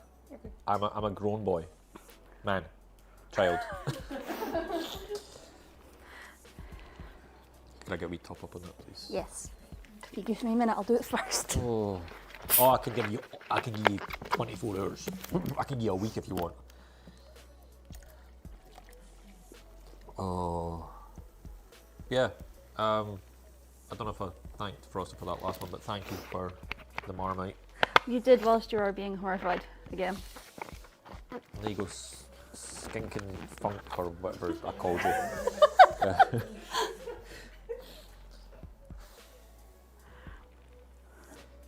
I hope you guys enjoyed that. That was Guess the Scottish Food. I got 10 out of 15 correct. And therefore I need You to got 66%. combine all the things I got wrong into one. And surprisingly, you liked the Scotch egg. Yeah. All of us had the exact same face. When you said you liked that, we were all out. What, the skink and funk? What did I call it? Skull and Fisk. That was Yeah. it, yeah. Skull and Fisk. So close. You do realize the next segment starts soon, so. Yeah, he's stalling. No, he is stalling. Colin is skink. On the bright side, we don't have too much to swap out. So. Oh no, yeah, you Bone, should. apple, teeth. Guys, thank you so much for your donations. A 1. A 2. A 1. Go on.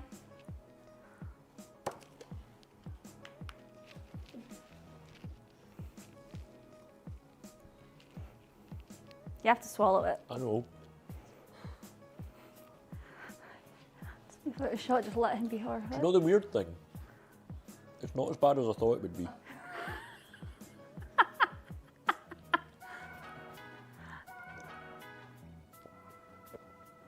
That promised me.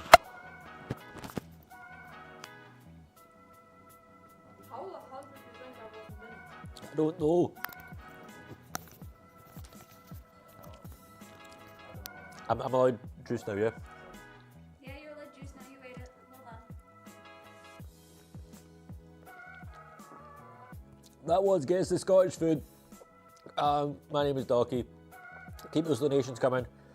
I will see you very soon with Are You Smarter Than a 10-Year-Old? In which you guys, I think, should be able to play along.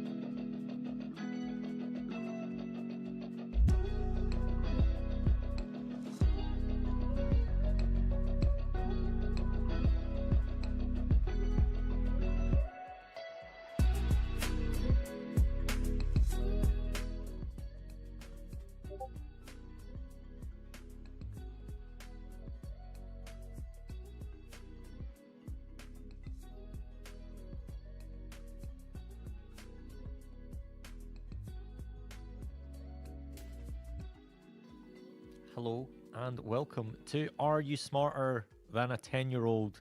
We should probably have renamed that to not get sued, but it's fine, it's for charity.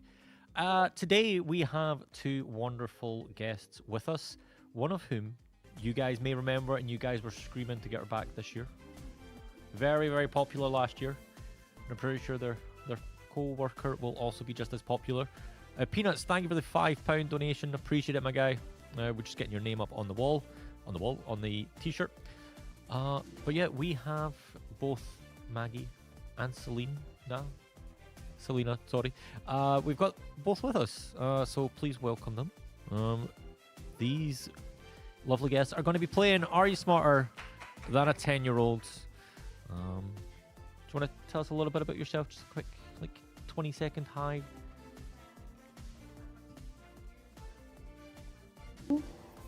Service and yeah, I work Monday to Friday, and I like, what do I like? I like cultural activities. I like museum visits, gallery visits, reading, stuff like that. Amazing. Thank you very much. And I'm Maggie. I've been here for 8.5 years now. I'm in wellbeing as well as Compassionate Neighbours and Compassionate Gardeners. And I love coming along to things like this. I've been so excited all week, so it's just great to be back and to see the same faces as last time as well. It's brilliant. We're going to have a blast. But to see who is going to go first, Oh, right. we're going to get a rock, paper, scissors. Now, I think the fair way to do it is rock, paper, scissors, shoot. Yeah? So on shoot, you draw your rock, paper, scissors. Right. That makes sense? Okay, I'll let you guys go for it. We're limbering up. Ready? Rock, paper, oh, we good? Yeah, I've never done this. I've heard of it, but I've never actually. Rock, paper, scissors, shoot.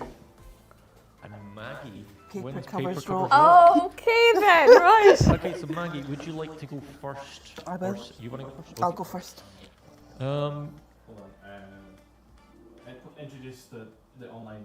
Okay, so chat, you guys can actually take part in this as well and play along. You guys get to answer every question. Whereas today, Maggie and Selena will be taking one question each, and the loser might receive a little something.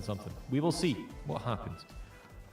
So if you want to join, either scan the QR code or go to www.kahoot.it and punch in the game codes. But apart from that, are we ready to go? 2 minutes to go for it. On hindsight, I probably should have done this before. In fact, that's a shout, yeah. Whoever has the highest amount of points at the end will get a Steam key so you can play that on your PC. We've got quite a few people. We got Cause, Froster, we've got Darius, Miz, we've got Peanuts, we got Lester, we got Tomato. Got quite a few people playing. We got 801196. I think somebody just typed the code in again. That's great. I love it. That's Diane. Jake is in. Now, I'll probably give it another, 45 seconds? I probably should have done this at the start to let everybody. So...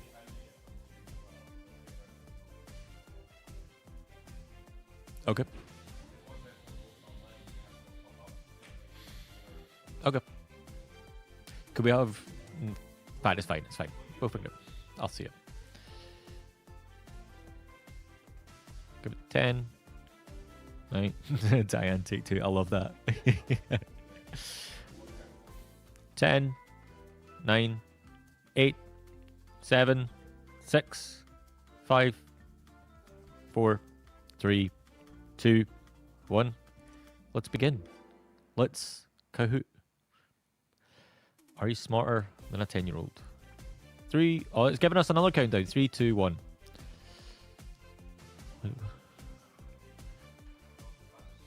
Yep, let's play next. Apologies, guys. Okay, Maggie. What is 2 plus 2? 4? Final answer? Final answer. 4. I think that was correct. I can't find my mouse. I got it. That was correct. Diane in first place so far. By 1 point. Selena, what letter comes after C in the alphabet? D. That's correct. Next question for Maggie. What do we breathe to stay alive? Do we give that? I'll give it. It's fine. It's fine. It's fine. We technically had. It's multiple choice. I probably should have gave you those, but oxygen. But yeah, that's fine. Next question. Diane's still in the lead. You're smashing it. Next question. What is the name of the planet that we live on? Earth. Perfect. I realise I shouldn't say that because people are still voting on the question. So we're tied so far. Next up. Okay, a wee bit of a tricky one. Who was the first president of the United States? I will give you some answers. John Adams, James Madison, George Washington, or James Monroe? Correct. That's what I mean by some of them are a little bit spicy. Okay, what color do you get when you mix red and white? Yellow, pink, green, or white? Perfect. I realise I still need to give people time to answer online. I'm bad for this. Yep, pink is the correct answer. Next. Okay, Maggie, a standard guitar has 6 strings. Is this true or false? False. A standard guitar does have 6.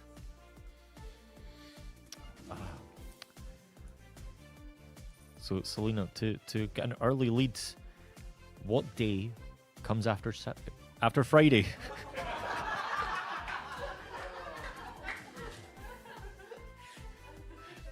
Sabotage again. See what day comes after Friday? Perfect. I've lost my mouse. I've actually lost my mouse. There it is. Next up. What animal goes woof? A dog, yeah. Oh, I really shouldn't have used AI to come up with these questions. Spell the word cat. Cat. Perfect. Online chat, if you got that one wrong, I don't know.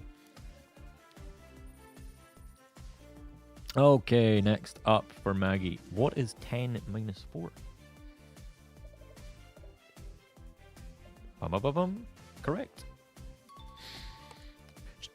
Just to clarify, I did know the answer to that. I just didn't want to give it straight away. Next up, what is the opposite of hot? Is it warm? Oh, perfect. Perfect.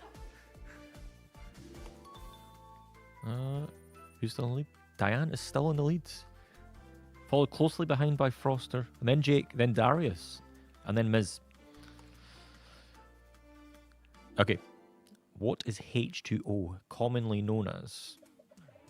Air, heat, water, or a TV show? Water. That is correct. That's a wee bit of a spicy one. So Selena, London is the capital of England. True or false? Perfect. And it was correct. How the scores going? Yep. Not much movement. Not much movement on that board. Kazi, thank you so much for the 50 pit. Oh, sugar. Yep. Which ship famously sank in 1912? The Titanic. I didn't even have to give you multiple choice for that. That was great. Perfect.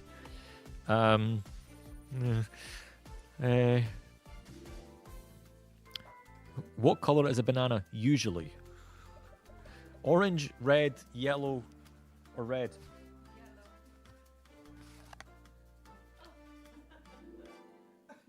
Okay, correct.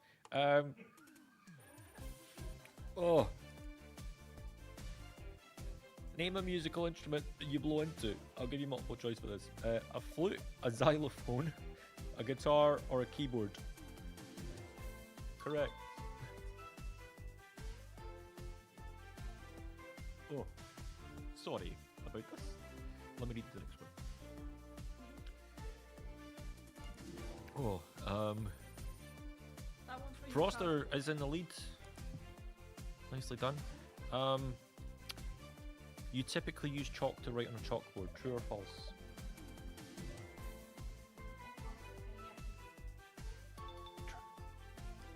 I feel a little bit traumatized right now. Oh, sorry for the distraction. Maggie, which animal is known as the king of the jungle? Is it a giraffe, a snake, a lion, or a panther? Correct. Question 21 for Selena. Spell the word book.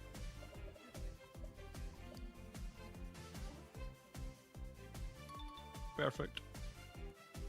Sorry, just get my makeup done. Honestly, I cannot wait for the ice cream sundae because this beard is going to be destroyed.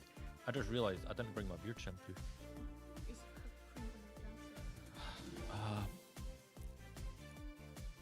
I don't know how I managed to click that. Thank you. Maggie, what is 5 times 3? 3. Perfect. I should have just been like, yeah, 2, and then give it. Okay, next up. Oh, Darius is in 2nd place now. Creeping up on you, Froster. Question 23. A noun is a person, place, or thing. True or false? True. What are we going to say, chat? What do you guys think? People taking their time on this one. But it seems everybody got it right. It was indeed correct. I'll be honest, if I got asked that one, I would have got that wrong. Darius has a streak with 22 correct answers in a row. Crazy. Maggie, what do bees make? The answers are love, honey, war, or silk. Let's go for honey. Yeah, that is correct. Next up, what country is famous for the Eiffel Tower? I'll be honest, when we were going through these last night, I said Paris, which is incorrect, but France is correct. Question 26 for Maggie. It's commonly known that Christopher Columbus discovered America. Is this true or false? Yes. Oh! True. That's I think we got to take your. Oh no, that was no wrong. I got that wrong. Okay. Selena to go 2 ahead. Oh. Could you repeat the question, please? Oh no, I'm just I'm just saying for you to go 2 ahead. What color do you get when you mix blue and yellow? Is it red, blue, yellow, or green? Green. That is correct. 2 ahead now. Maggie, you got to pick the game up. There are 8 notes in a musical scale. A diatonic musical scale, to be exact. Yes. Pulse. I got that wrong last night as well. There's 8 in an octave. Oh, yeah. But a scale is 7. A diatonic scale. Technically, a chromatic scale is 12. I'm just repeating Google. I'm not actually that smart. So to go 3 ahead, getting quite the distance. What do you use to brush your teeth? Finger, a Q-tip, or a toothbrush? Toothbrush. A toothbrush. I mean, in a sense, you could technically use any, but realistically, it should be a toothbrush. Next question. A giraffe is the largest animal on land. It's a bit of a tricky one. False. You would be correct. I'll be honest, I don't know what the biggest one is, but we take it. Oh, Miz has taken the lead. Froster, you got to pick the game up, dude. The elephant, that's a good put. Selena, spell the word school. School. S-C-H-O-O-L. School. Perfect. What? Some people. Okay, chat. 2 people got that wrong. That's fair. It is cool. I won't ask. That's fine. Oh, Maggie, what is the square root of 81? 9. No, even a need for multiple choice. Damn, that's impressive. It is indeed 9. Okay. Is a verb an action word? True or false? A verb is an action word. True. Perfect. Chat actually got that all correct. Again, I would not have got that one right. Maggie, what planet is known as the red planet? Mars. Mars. Chat. Correct. I get really nervous when people start moving over in that direction. Selena, is Egypt located in South Africa? True or false? False. Perfect. It is just located in Africa. South Africa is its own nation. Next up for Maggie, Buzz Aldrin was the first man on the moon. True or false? False. Maggie says false. And chat will say false. Part 1. Yeah, it was false. Next up, we have a multi-syllable. In fact, I'll make this one up as we go. Which of these 3 are the primary colors? Red, blue, yellow, and green. Red, green, and blue. Is it red? Incorrect. I done the exact same last night. Apparently it's red, blue, and yellow. Yeah. Oh. That's exactly how I done it. Okay, so Maggie, you're 2 behind now. Catching up. I'm on my gate. Okay, so which instrument has black and white keys? Is it Docky's Guitar Hero controller, a xylophone, bagpipes, or a piano? Piano. That's correct. Definitely not my Guitar Hero controller. Does a rectangle have 4 equal sides? True or false? Rectangle. False. False. What did the chat say? Got less than 10 seconds. Who's not answering? Someone. Oh. Yes, it was false. Let's keep it going. Now, Maggie, is a baby cow called a calf? Yes. True or false? True. True. That is correct. So top 5, we've got Diane, Emily, Froster, Cos, and Ms. It's pretty close, to be fair. Okay.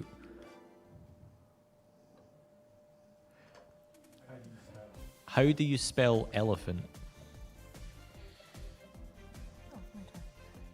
E-L-E-P-H-A-N-T. Perfect. Spot on. And thankfully everybody in chat got that right as well. It's literally on the screen for you. That's just a little hint for any more spelling ones in the future. Okay, Maggie, another math one for you. What is 144 divided by 12? 12. What did chat say? Maggie's went for 12. Do you trust Maggie and go with her answer or vote on your own? You should have trusted Maggie because she was correct. Well done. 12. Oh, you're getting all these ones today, Selena. Is an adjective a word that describes a noun? Is an adjective a word that describes a noun? An adjective. True or false? An adjective describing. True. Spot on. I just gave the answer away too quick. Yeah, spot on. Perfect. Next up, Maggie. What force keeps us on the ground? Gravity. Gravity. Oh wow, these answers. The Earth is flat.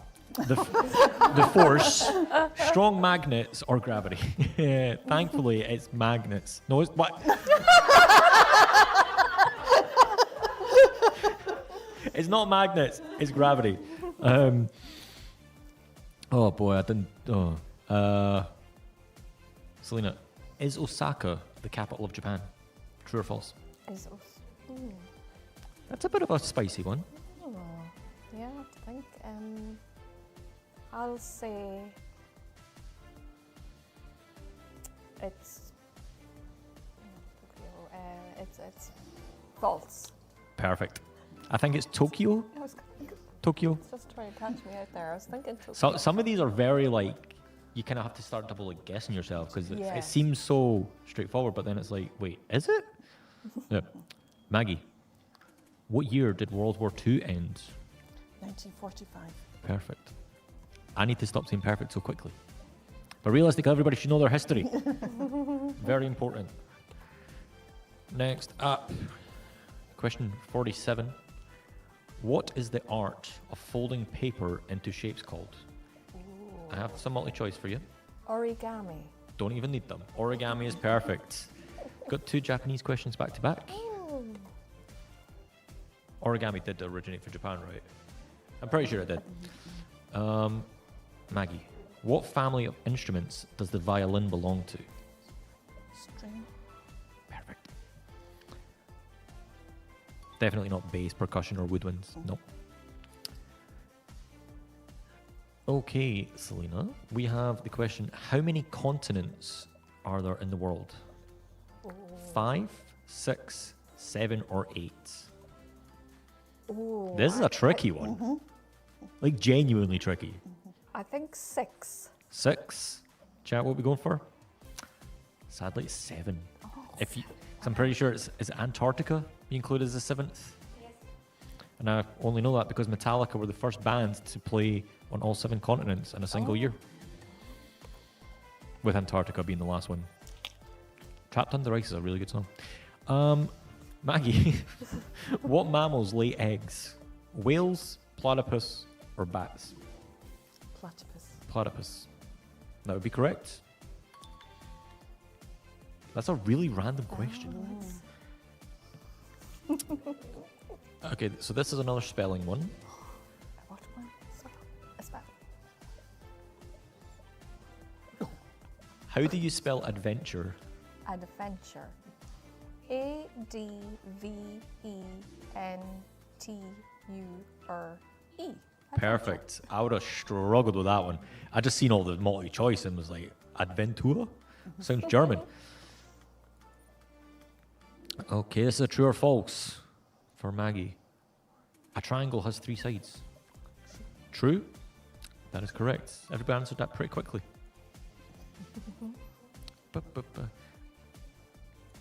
What sound does the letter B make?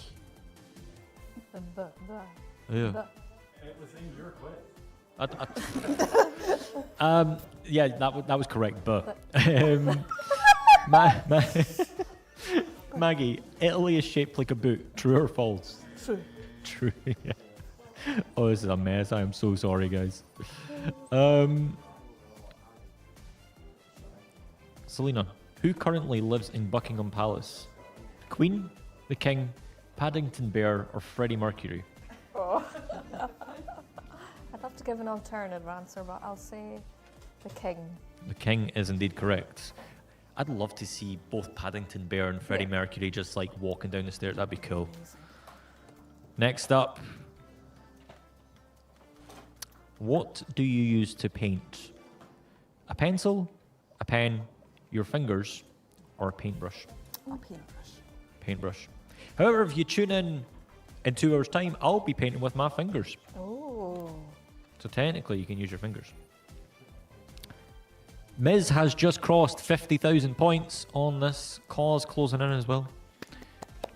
Doing well, guys. So, Selena, does a piano have 4 legs?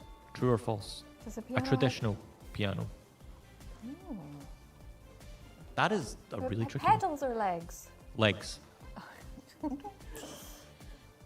Like, think a grand piano. Oh, 4 legs. Is it a grand piano? This one's a bit harsh. Oh, it might be 2. We'll give the point. I'm going to veto that one. For some reason, this said false, but it could technically be 3 or 4. That's. Oh. Oh. So that's us back to even, I think. Uh-oh. Game on now, girl. We are over halfway. Now, Maggie, what do you wear on your feet to go outside? Shoes, socks, slippers, or gloves? Shoes. Shoes is correct.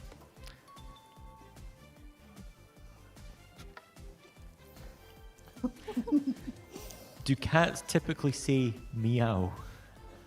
True or false? False. Oh, that was true. Wait a minute.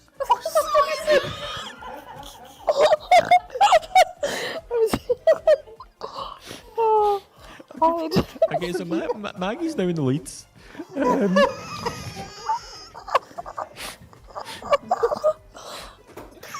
This is all part of the fun.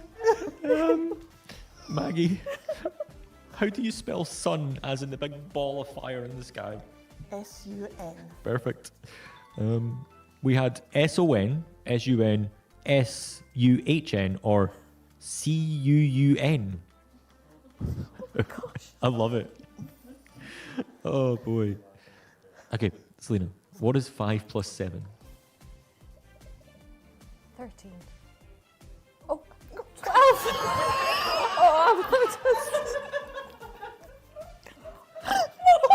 Sadly, it's 12. 13 tomorrow, but today it's 12. It's fine. What time is it? Suddenly gone. Maggie, which of these is a verb? Oh, read, cat, spoke, or run? Run. Run is correct. Okay. What is at the center of our solar system? Is it God, 42, the sun, or my son? The sun. The sun. Perfect. Just to clarify, I don't have a child. That was just to give a context of the answer. Maggie, which is the largest ocean? Is it the Arctic, the Southern, Atlantic, or Pacific? Pacific. Pacific? I'll be honest, I don't actually know this one. I would go specific, no, Pacific. Chat taking their time. The Pacific is correct. Okay, question 65. John Adams was the second president of the United States. True or false? That is a difficult one. Jake, I hope you get this one right. You're from the States, you should know this. I'll say true. That is indeed correct. I would have got that wrong. I would have guessed George Washington the second, because Maggie, what do you typically draw with? Your hands, a pencil, a pen, or a paintbrush? Let's go for pencil. Yeah, correct. This is totally on me, chat. These questions. Yep. Which instrument do you hit sticks? No. Which instrument do you hit with sticks? Tambourine, triangle, or drums? Drums. Correct. Yeah, you did with a stick.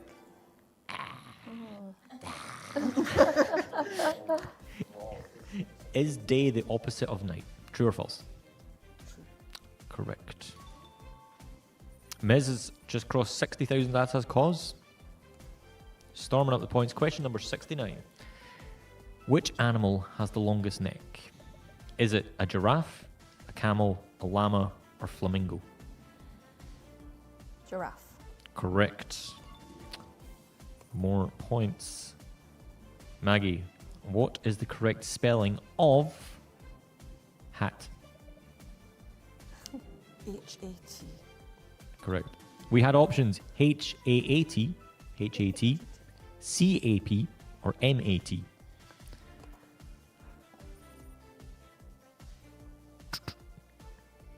Huh? What is the first letter in the alphabet? First. I mean, that is correct, but that's not the question. What is the first letter in the alphabet? A. A. The question was, what's the first letter in apple?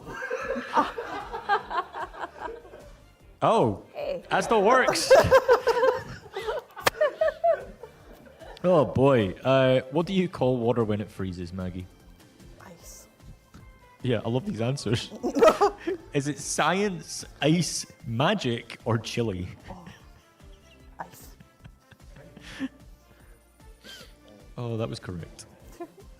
Okay, Maggie, which country is home? Sorry, Selena. You can take it if I don't know it. No, you can't have it. What country is home to the Great Wall? What country? Is home to the Great Wall? China. Correct. No, me, I'd have probably said what country is home to the Great Wall of China? All those other countries do have Great Wall. Oh. Maggie, what holiday celebrates the end of the year? Is it Christmas, New Year's, or Boxing Day? Oh. Oh. The end of the year. Year. Oh, it's New Year. We had a little bit of debate about that because I say New Year's Eve, Gary says New Year's, and then obviously Scottish people, we say Hogmanay, but Yeah. yeah, I'd say New Year's Eve. At least that's when I celebrate it because I don't remember New Year's Day. Okay, true or false? The sky is blue on a clear sunny day. Not necessarily in Scotland. True or false? True. That is correct. Not in Scotland, it's not, but anywhere else in the world it is. Maggie, what do we call when you draw around your hand? Is it path tracing, hand tracing, line tracing, or hand tracking? Hand tracing. 8, 7. As correct. I don't know which age that was for, but that was a pretty tricky one. A cowbell makes a clang sound when you hit it. True or false? True. Yep. I'm so glad I never took music because I would struggle. Oh boy. Maggie, what animal lives in a shell and moves very slowly? Is it a crab, a snail, or clams? I'll go for snail. That is correct. Question 79. What are we spelling? How do we spell dog? Dog. D-O-G. Perfect. We have the potential options of D-O-U-G, D-O-G, D-A-W-G, or D-U-G, Doug. Dog. Oh, Ms. and Cause are just over 70,000 points. Amazing. Maggie, what is 3 times 4? 12. That was rapid fire. As was everyone else. Correct. Okay. What country is shaped like a maple flag on it? I need to reword this. Which country has a maple leaf on its flag? Is it? Canada. Yep, perfect. I'm stumbling over my words right now. I apologize. What do you call a baby cat? Kitten. Perfect. You've got the options of mitten, a cat, kitten, or a wee Raj. I mean, Tifa was definitely a wee Raj when she was first born. She was adorable, but... what punctuation mark goes at the end of a question? Would it be a question mark, a full stop, a dash, or an exclamation point? A question mark. Perfect. Spot on. What do bears do during the winter? Oh, controversial. Typically a sleepy bear, what do they do? And They hibernate. they hibernate. Oh boy. I'm so sorry. Selena, what do traffic lights help control? Is it population density, temperature, world hunger, or traffic? I'll go for traffic. Perfect. I'd have been really surprised if anybody in chat got that wrong, but there's been stranger things to happen. Next up, Maggie. What musical instrument has pedals, strings, and sits on the floor? Directly on the floor. Piano? Close. I'll be honest, I guessed that and it was wrong. Because a piano technically has legs. So it's not on the floor. It's a bit of a trick one, but it's a harp. Of course. That is a very tricky one. So Selena, you're only one behind now. Pulling it back. This is real. It's back and forth. Okay. So to pull it back, there's one away. How do we spell rain in the sense of water Rain. droplet rains? We have R-A-I-N-N, R-E-I-G-N, R-A-I-N, R-E-I-N. I'll go for R-A-I-N. Perfect. Roman Reigns. Oh, Maggie. Oh. What is 9 times 8? 72. Oh, that was so quick. Rapid fire. You're lucky you got questions. That is a very tricky one. But you got it right. Oh, Miz is so close to 80,000 points. It's crazy. Okay, Selena. What do you call an animal that eats both plants and meat? We have Carnivore. Animals and only animals. Oh, I So should wait both till plants and meat. herbivore. You want me to give you the options? Oh, right, okay. We have omnivore, herbivore, carnivore, sangivores. Okay, I'll go for omnivore. perfect. Spot on. Oh, Oh. apparently sangivores have the diet of blood. That's like vampires. Oh. Okay, Maggie. What was the famous nurse during the Crimean War called? Was it? Do you want the options or you got it? Florence Nightingale. I done a project on her in high school, not in high school, in primary school. Do you remember that, Emily? Yes, I do. Yep, I was. Moving on. Question 91. What do we call words that sound the same but have different meanings? It's a really tricky one. We have homophones, omniphones, on the phones, or audio phones. He says omniphones. Omniphones. It was not. It was apparently homophones. Huh? Luna, thank you for buying one of the shirts. I appreciate that. 2 hours ago. Oh, thank you. I realised we didn't have an alert for that. That is on me. We're up to 21 t-shirts now. Maggie, what kind of tree grows acorns? An oak tree. An oak tree. It ought to be, and it is. That was an awful joke. I'll never say that again. Selena, a group of fish is called a school. True or false? It's true. That it is. Perfect. This is so close. Just one between you. Oh. We've only got like 16 questions left. Maggie, what material is used in pottery? Is it dough, mud, clay, or rubber? Clay. It is indeed clay. Correct. What is a group of singers called? It is a band, a group, a troupe, or a choir. Choir. Perfect. The distinction between a group of singers, there's no instruments. So that's why it's a choir. If they had like a guitar player or whatever, then it'd be a band. Just because I've seen quite a few people answer band. That's presumably the difference. Next question for Maggie. Oh, spelling. How do you spell? This confuses me. So I'm guessing it's, how do you spell? No, I have, but as in you've given me both answers. Because animal is a drummer. So how do you spell animal? How do we spell animal? Animal. Yeah, because animal is a drummer.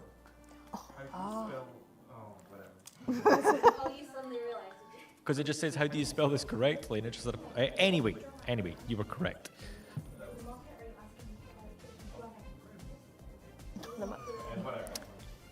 What is the largest desert in the world? Is it Patagonian, Thar, or the Sahara?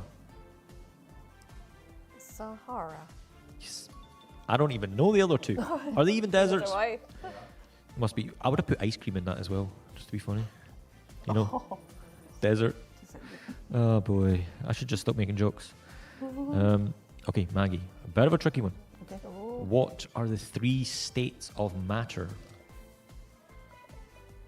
Solid, gas, and liquid. Damn, perfect, amazing. Plasma was a 4th option. Apologise to chat because plasma is also one. To be fair, no one got it wrong, so it's fine. Question 99 for Selena. 99. Theresa May was the first female Prime Minister of the UK. True or false? A very big false. Who was the first? I would have said true. Come on, the 80s. I would. Oh, that's who I thought it was. Oh, Yes, I mean, I really did forget her. Okay, Maggie. A preposition is a word that shows direction, place, or time. True or false? Good luck. I'm going to say false. False?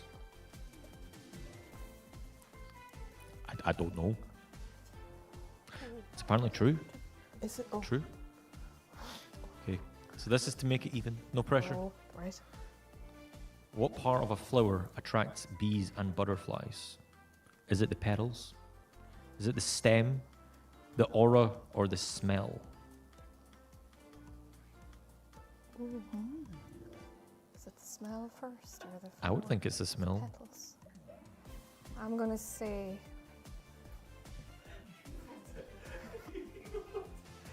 the smell. We'll give you the point. That is an awful question. Chat, full disclosure. I didn't have too much time, and I used AI to help me write these. And anyway, moving on. Not again. Maggie, what is the name of the style of art with dots that Georges Seurat? Cubism, Futurism, Pointillism, or pop art? could you repeat it, please? What is the name of the style of art with dots by Georges Seurat? There's an art style with dots. It's not cubism. Oh, Did you say that? Cubism, Futurism, Pointillism, pop art. Pointillism. Yep. very good. I bet it's a pop art.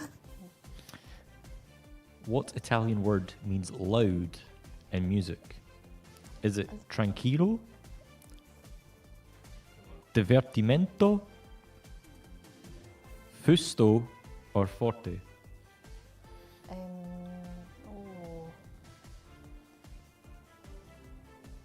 C.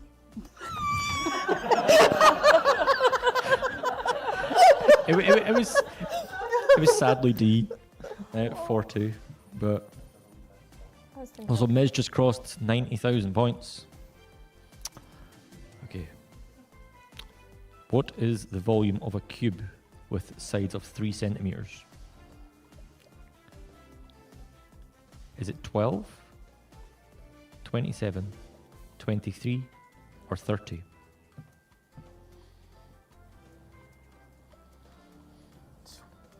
27.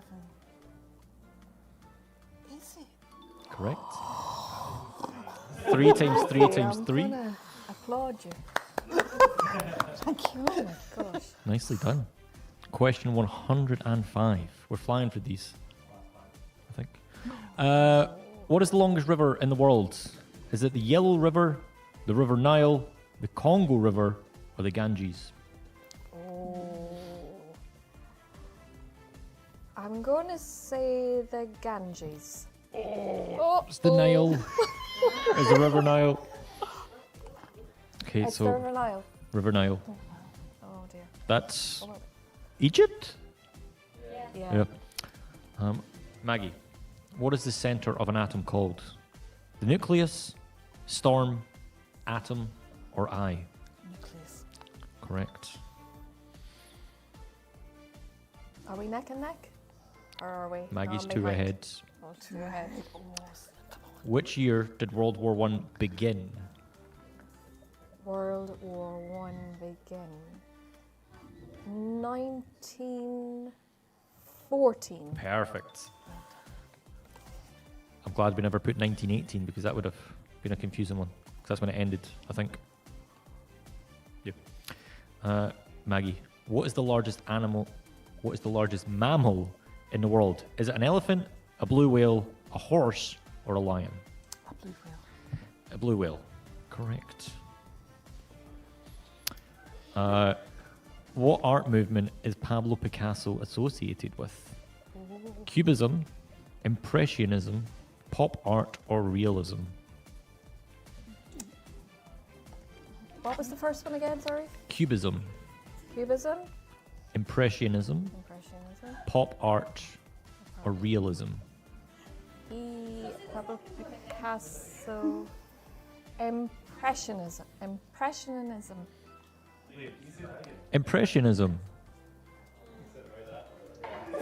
What did I say?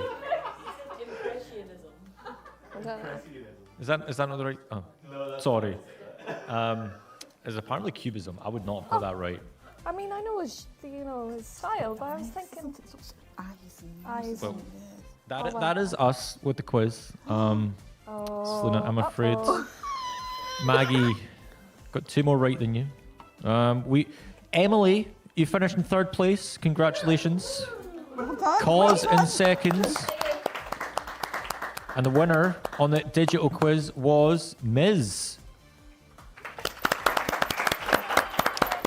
Also, from the looks of things, apparently I've not been able to count right because I thought Maggie was only 2 ahead. Turns out you were 3 ahead. Oh, well. So I think if I have a confession though. The points did reset about halfway through the game, so it's fine. We can. I think because I got it wrong. An American election. We had originally said that the loser would take a punishment from the winner of a cream pie. However, seeing as how I got it wrong, if you would like, Selena, I would happily take said cream pie to the face on your behalf. Sure, I don't mind. 100%. Like it's. You want another one? If you want to go, we could go at the same time if that makes it easier. It's up to yourself. I think Maggie should give me one because I lost. No, I think Selena should Oh, give me look, one. I just think. I think. Why should you take another one? That's your punishment. You have to do it to. You could do it to both of us. I'm not doing it to you. I'm doing it to one. I don't need to do it to you too. Oh well, you're all prepared then. Yeah. Do you want to do it? Oh well, I've lost. Yeah. Maggie, you do Selena. Yeah. I'm Okay. not doing Selena. Oh, shit, for goodness No, I'm not. sake. No. Have I to do it to You myself, no, you Maggie? didn't, no. I mean, honestly, it's not dangerous. You do that. Maggie, I think It's so you will feel guilt for the rest of your life if you do it to me, and that's what the loser gets. So you have to do it Okay, to right. me. Well, look. Will I come down beside you and just? It's up to yourself. And if anybody else wants to do it to me, or I'll do No, it to myself. you do it to Maggie, me. you do it. Maggie, be happy you No, won. but I want her to feel Sit guilt-ridden in for your the rest of glory, her stop days. it. No, I you give do it up. to me. You do it to me. No, I do not. Okay, 1, 2, 3. One. Here, I can do it. Yeah, you do too. I think you Just so you don't have to do it Yes. yourself. Ready? Nice. 3, 2, 1.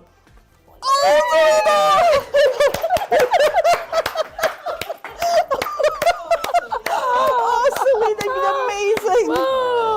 Oh, Thank you very much for Thank taking you. it. That's what I really came for. You know, that's what I really came over for. Oh, thank you. Here, I'll take this one. oh, Thanks oh, so such much. a good. You look amazing. Ah, brilliant. I'm gonna get it. I have a.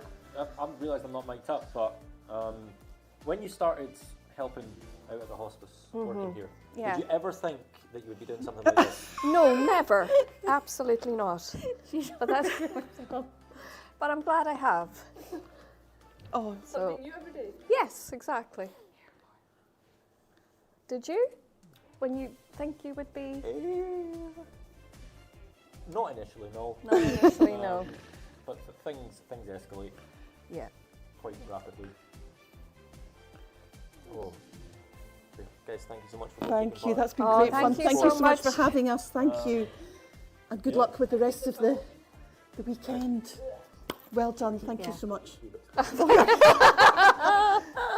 thank you both. There's none in Thank your you. No. beard. I'll inspect. No, Thank you're you. okay. Bye, everybody. Bye. Yeah, Thank very you much. so much. Bye. Guys, round up. Oh, good points, yeah. If you guys didn't know, we are doing an auction just now in which we're giving away a t-shirt, the charity t-shirt that is signed by everybody who takes part today and tomorrow and on Sunday.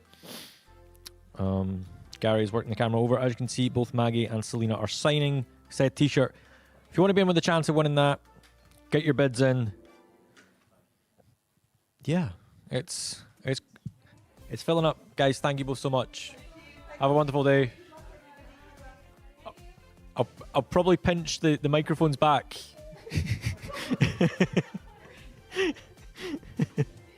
Thank you both so much. I think we're gonna run to some videos for you guys, and then we will be back with the fundraising team interview.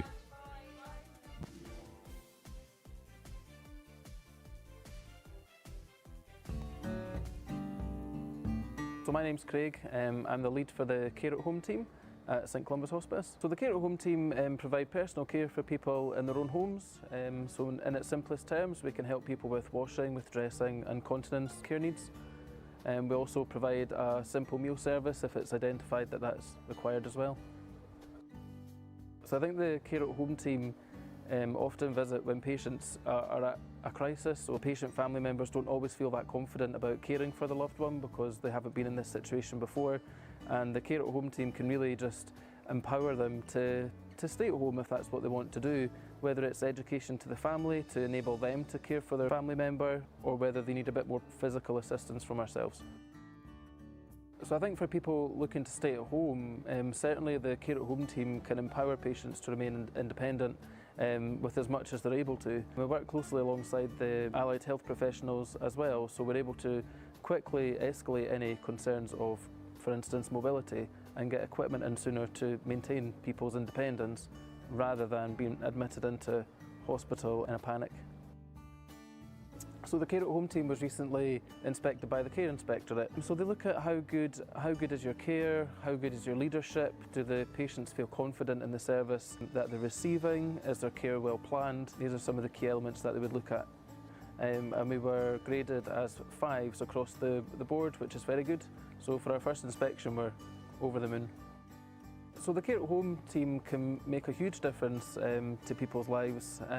We can be the difference between patients being able to stay at home if that's what their wish, or being taken into hospital. Knowing that the team that I work for makes a difference to people's lives, and a measurable difference. Knowing that patients are able to be cared for where they want to be cared for, but also influence the care that they're receiving. I think that's why we do what we do.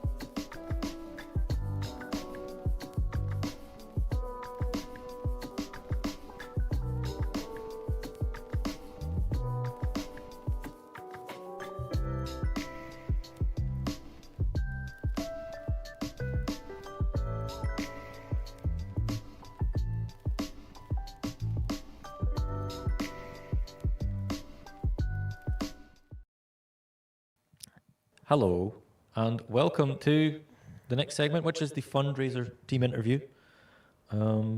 We have both Hannah and Diane with us, my two friends at the hospice. No. Boy, it's been how many years? For me, 8, I think. Yeah, it's been Since the beginning. quite some time. Yeah. But we'll get into that, because we've got a whole bunch of questions that we got for you guys. Don't worry, nothing too embarrassing, I don't think. Chat, if you guys do have Adam, thank you for the 65, my dude. Oh boy. Ms, thank you for the 10. I can't see, it's so bright. 865, guys, thank you so much. This is insane. Adam, I think it's only fair that you get to hit me with cream pie. I mean, someone else can if you want, but...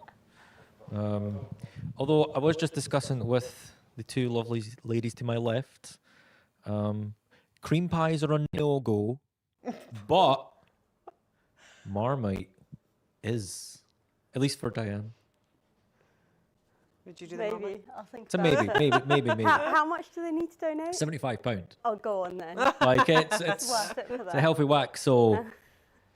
Yeah. I'll do a cream pie for 100. Right, I will do a cream pie, but only for 100. Oh, wow. Yep. Okay, so Diane's just upped the stakes. If someone was crazy enough to drop 100, even though she washed her hair this morning, yesterday, And I don't do it often.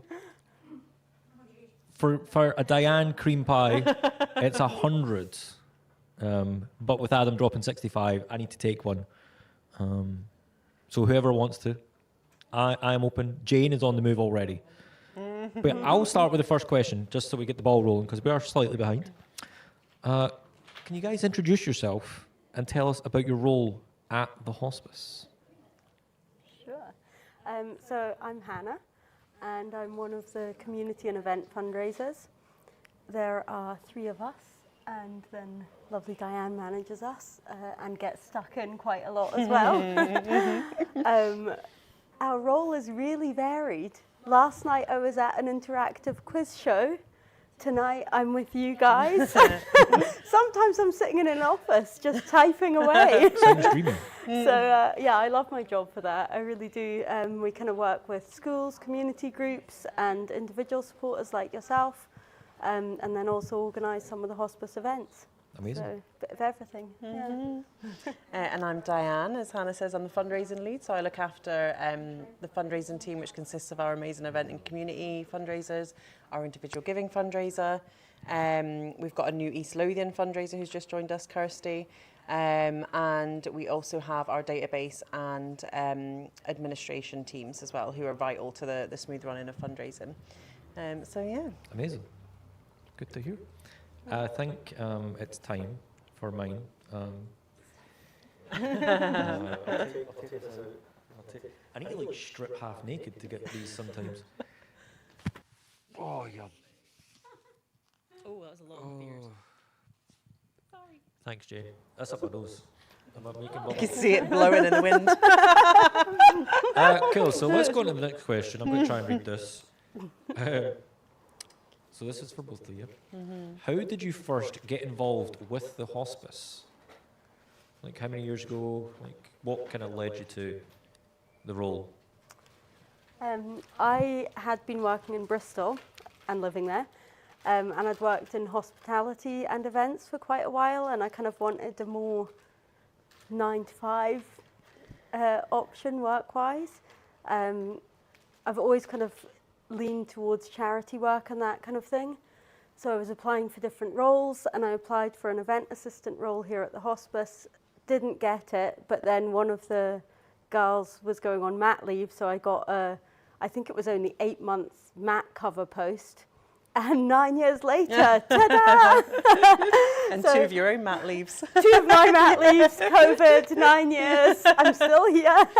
But actually, like I say, it's such a varied role, and my job has changed slightly during that time. So yeah, that's my journey. And I was the same, actually. Like, I remember I used to work in a sort of corporate role, and I remember saying I would clean the toilets if it meant I could work for a charity.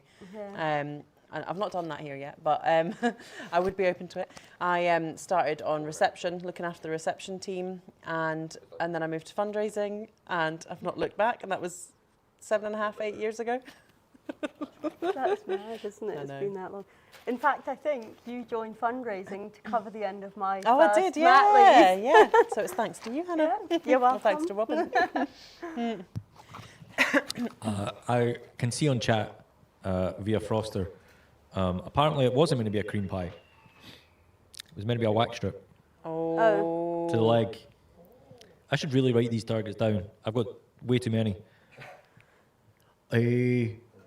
So yeah, a wax strip is coming up, but again, we'll just keep going as normal.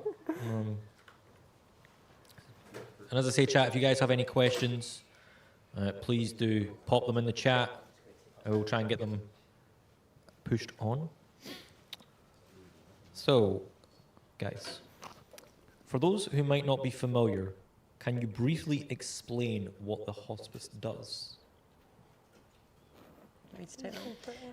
So we look after people, adults, with an incurable illness, essentially. So people who are terminally ill.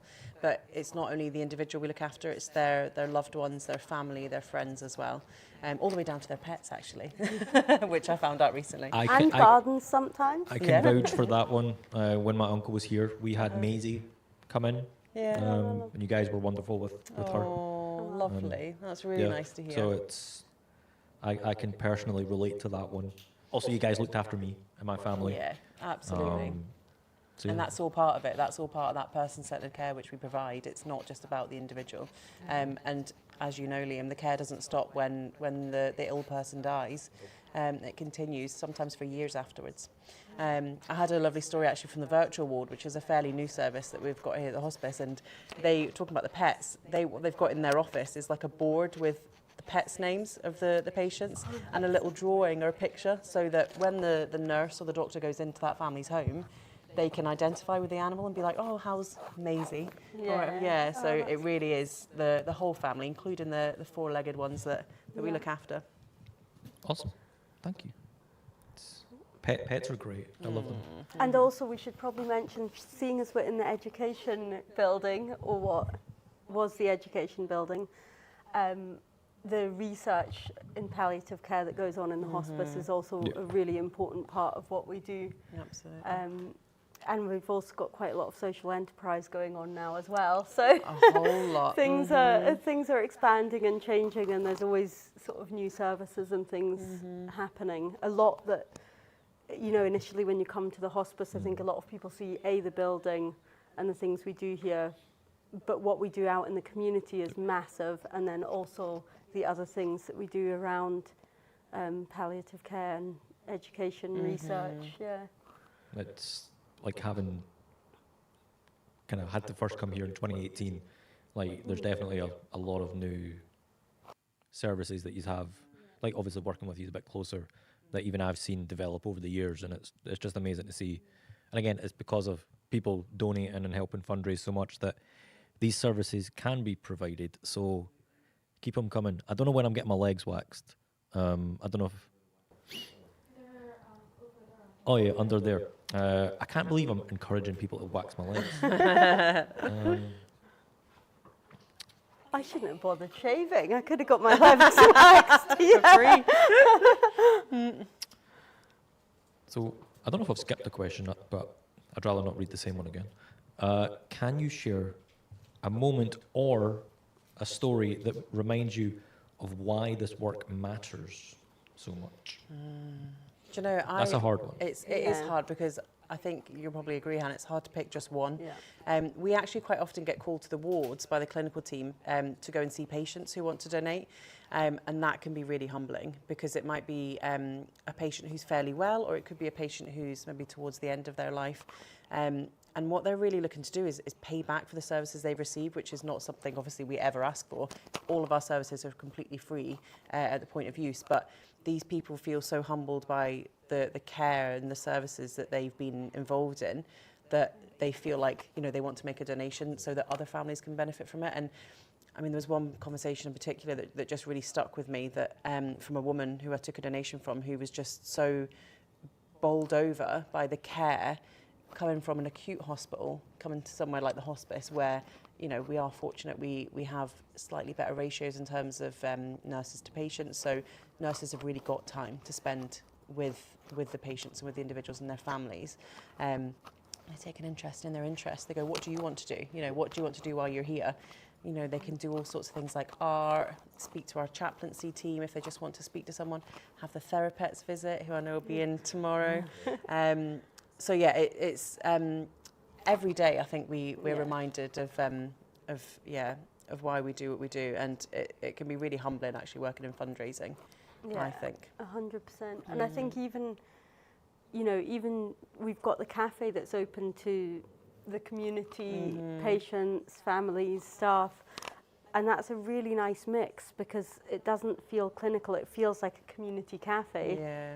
But you know, you go in there and you see different people in different situations, and for us, because our offices are in the hospice, we're just constantly, you know, around people who are using our services or families who are being supported, and I think you can't really forget why we're doing what we're doing. And if you do for a moment, you know, then the next day you're going to have a conversation either on the phone or get a thank you letter or something that just makes you realise how important it is. 100%.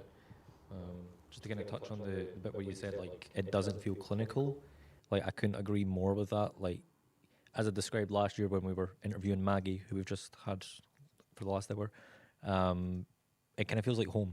Like, it feels more like a home as opposed to you're in a hospice, like a kind of hospital style environment where, like, you don't have, if I think like hospitals, I can hear like the beeps and like of the machines and then the kind of quietness and nurses like with the heels like walking along, like those kind of sounds, and it just feels wrong. But here, like, I mean, you still obviously get some of those sounds, but it doesn't feel the same. Like, you've got, as you said, the nurses have that more one-to-one relationship with people. I remember, like, you wanted a cup of tea, no hassle, like, you would go do that. If you wanted a wee chat, it was there. Whereas at, like, a hospital, it's not that the nurses don't want to do it, it's just they don't have the time to do it. Whereas here, that's kind of, it's and super actually beyond special. that, you know, we've got the family kitchen on the wards, which I'm sure you remember. So families, you know, they can get a takeaway and sit in the kitchen together as if they're at home. We've got the lounge with a telly and the Xbox, and, you know, the kids can lounge about on the sofa and they can play games. And so that's exactly what we're trying to do, is recreate that home from home so that the whole family feels comfortable here. And especially having Maisie along. Recreate that the whole family feels comfortable here. And especially having Maisie along a few years ago, that was kind of like the, what should we say, the spring, the hundreds of thousands on top of the ice cream. Yeah, really, really special. Like, it's different. I've stalled enough, I think. So it's time for, we could get the hospice tattoo on display as well. Right, so we'll just click here. Sure. Is that way, right? Yeah. It's been a year since I've done it. Oh boy. Adam, thank you very much. He's getting a right close up on this.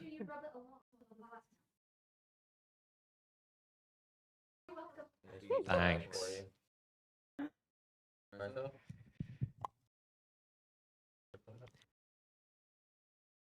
Oh, that's well clean. done. Oh boy. You're quite a pro, Michael. I think you could get a career in that. Oh, I think I can't even really see the TV, but I can see that on the TV. Oh. That is a beautiful. Just a bit. Oh, anyway, moving on. Bless you. Thank you again, Adam. Yeah, I should probably double check what the punishment is, or before just agreeing to get a cream pie. So, what are some of the key fundraising events the hospice runs each year? We've got loads of exciting ones, haven't we? Do you know, one we introduced a couple of years ago was our Dinner to Make a Difference. This is an annual sort of dinner event, which at the minute we're hosting at Prestonfield. So our first year was carnival themed. And then it was Vegas, and this coming year in February it's circus, so it's really fun interactive themes, and it's a really bougie night where you can come and have your dinner, have a good dance, and we've got loads of fundraising activities and games throughout the night as well, live auctions and the like. So that's a really exciting one to work on, isn't it? Yeah. And then we've got other things throughout the year, like our annual art exhibition, which we host in this space, believe it or not, which is really weird. It's a very versatile space. Yeah. And that's an amazing exhibition of, you know, really engaged local artists who support our work. And we're changing it up every year. We've got an amazing team, Alex and Claire, working on that. And they're always looking for ways to keep it fresh. So they're always sort of changing it up and adding new mediums, like we've got pottery, ceramics, we've got weavers in now. So yeah, we've got something for everybody across our events calendar. Quite a diverse range. Exactly. Amazing. Awesome. What chat's in? Time has flown by quite a bit. Let's go on to the next one. My leg is still stinging. Okay, so this is a bit of a tricky one maybe. What are some of the challenges that you face in fundraising for a hospice? Well, we actually were just chatting about this. I think in some ways we're really lucky because there's families like yours who have used our services and are extremely loyal and will be part of the hospice community, and that's really special. But on the flip side, if you don't know what a hospice is or don't know what we do, then I think there's quite a lot of misconceptions. I mean, before I started here, I had no idea about all the extra services, all the, you know, we're talking about the pets, we're talking about, you know, complementary therapies. So both patients and families can come in for like a massage or Reiki or things like that. We've got walking groups for bereaved family members. You know, we've got art groups. We've got so much on top of the basic care we provide.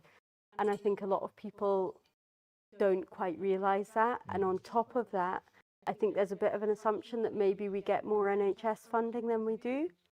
So it sits around 20% now, yeah.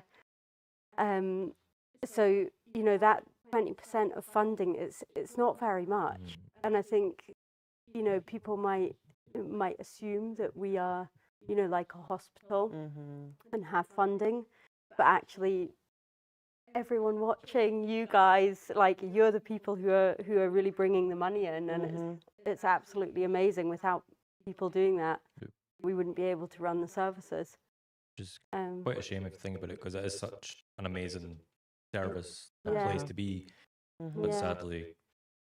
Yeah, and there has been more media around sort of getting more support recently and raising the profile of that. Sort of the amount that different hospices get does differ a little bit depending on where they are and things, but yeah, overall, there could be more support, and I think people don't realise that. Yeah.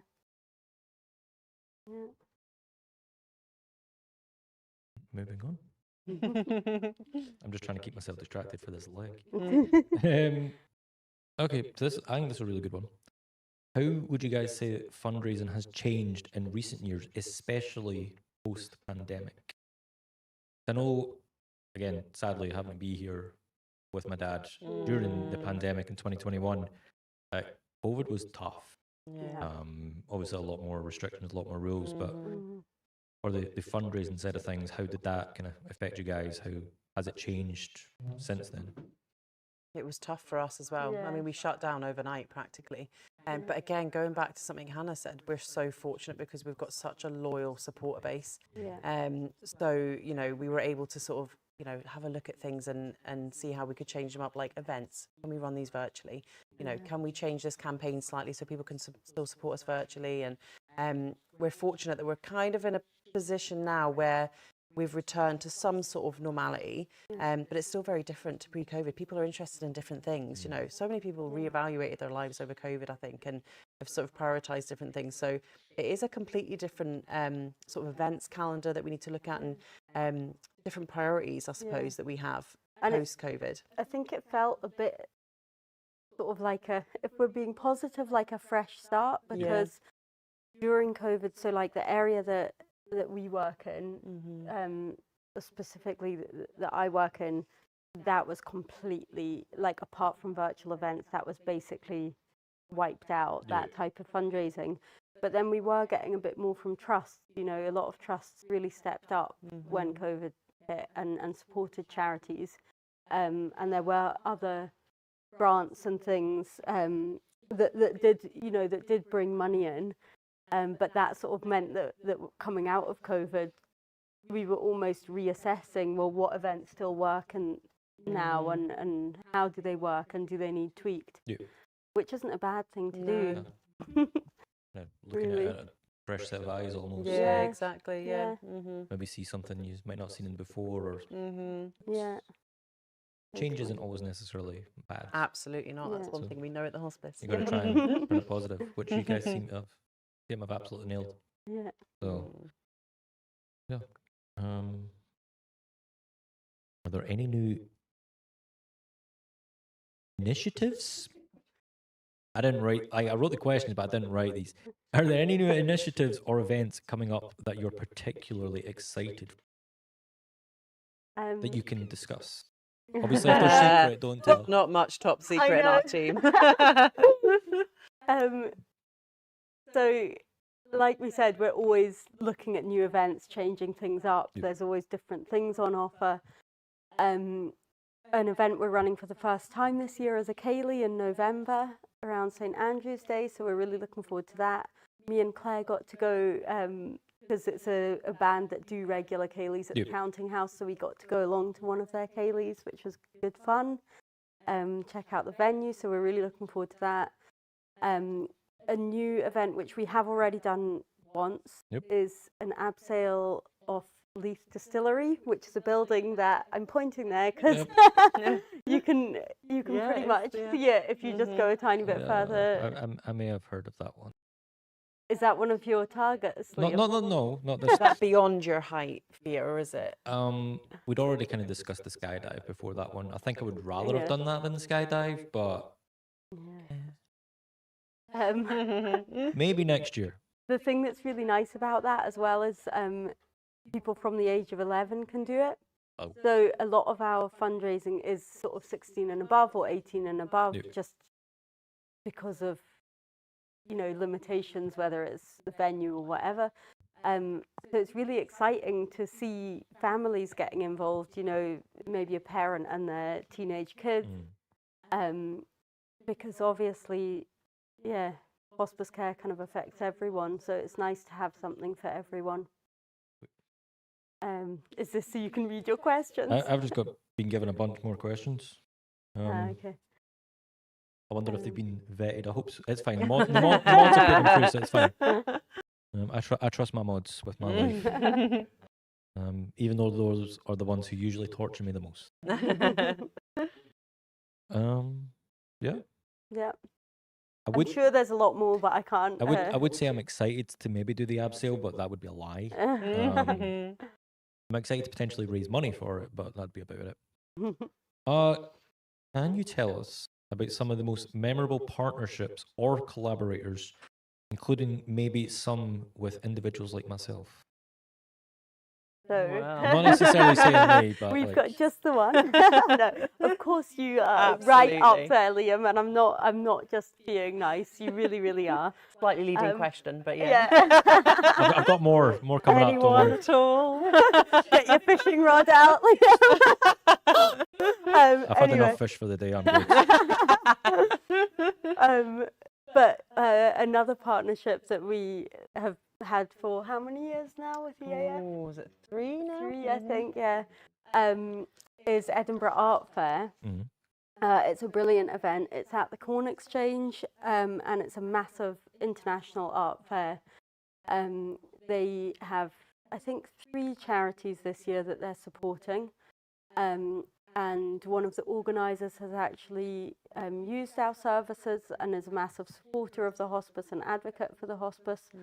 And he's really, really pushed for us to be heavily involved and to make the most out of this kind of international platform and being able to sell art and reach other people and communities. So Yeah, that's Amazing. just been brilliant. He's a great guy, and it's a brilliant event. So, yeah.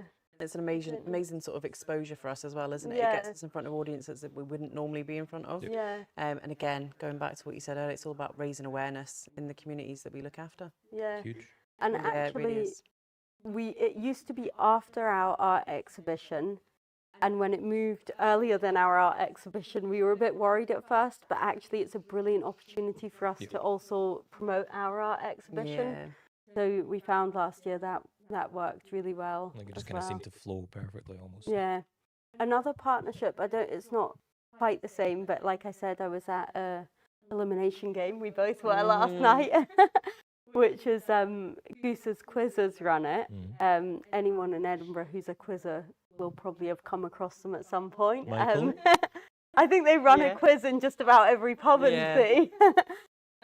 Anyway, we have a pub quiz twice a year. That, we kind of run it, but they do all the hard work, let's be honest.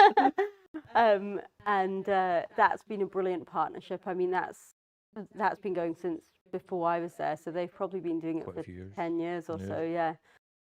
Maybe even more. They've raised an awful lot for the hospice, and that's brilliant. And now they've just this first year they've done the elimination game, so they've been doing it during the festival. Yep. And it's a sort of interactive, like in a Spiegel tent, all the audience on the floor moving around.